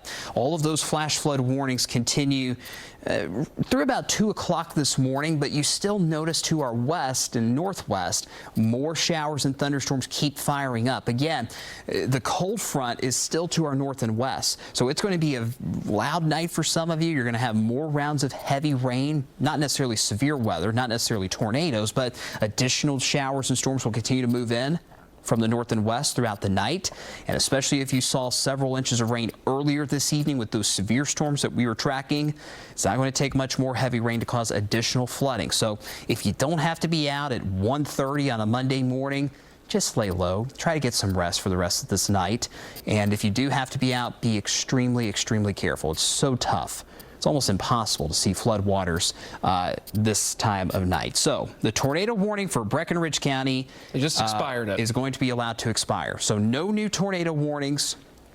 That tornado warning for northern Breckinridge County is about to be off the board here in about 2 minutes. So again, as we go through the rest of the night, we transition slowly but surely. We're still seeing that transition now away from severe storms, away from damaging winds and tornadoes, to more of a heavy rain and flooding threat. So we are going to keep our wave weather alert day in place until at least 6 o'clock tomorrow morning as that risk for more heavy thunderstorms moves in. Again, the ground is just so incredibly waterlogged, going back to all the storms we had Wednesday night into Thursday morning and all the heavy rainstorms we've seen so far tonight. Additional flooding issues could develop as the night goes on. Go ahead and plan on giving yourself plenty of extra time to get to work tomorrow morning. An extra 10-15 minutes, not a bad idea at all.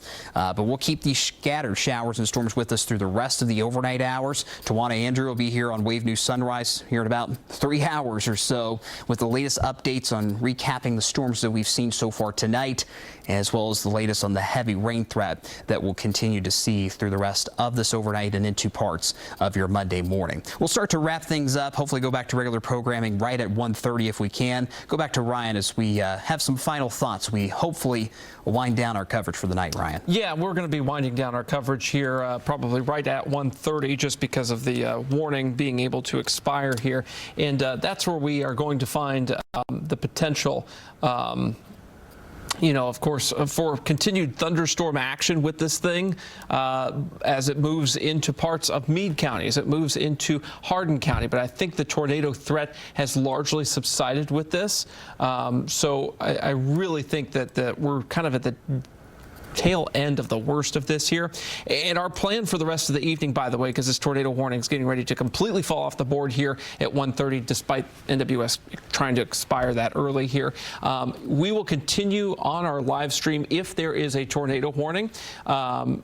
We're going to give us a little downtime here, prepare for sunrise. That severe thunderstorm warning that's in northern Washington County. That storm is exiting right this second. So we're going to enter a phase of this, Carson, where we have 0 warnings, and we're going to let all of the streams and our coverage kind of fade away here. But we will be here. And we will be here if of course, we have severe thunderstorm warnings or tornado warnings overnight tonight, if there are any additional. But for now, I think we can rest a little bit. Yes, we can. And we thank all of you who have been watching us going back to 6 o'clock this evening when Brian and I gave you our first update of the evening. We started our nonstop severe weather coverage at 7:15, and we've been going now for over 6 hours. But we are going to wind down our severe weather coverage for the time being. We're still here. We're not going anywhere. Ryan and I are going to stick around for a little while longer. Tawana Andrew is going to be coming in shortly to take us through the rest of the overnight and through Wave News Sunrise tomorrow morning. Get some rest. The tornado warning for Breenridge County has been allowed to expire. Just don't be surprised if you hear some thunder and heavier rain throughout the night. And be careful as you head out early Monday morning. For meteorologist Ryan Hoke and the entire Wave Storm Tracking team, I'm meteorologist Carson Meredith. We'll send you back to regular programming. Introduce the smoldering E-body.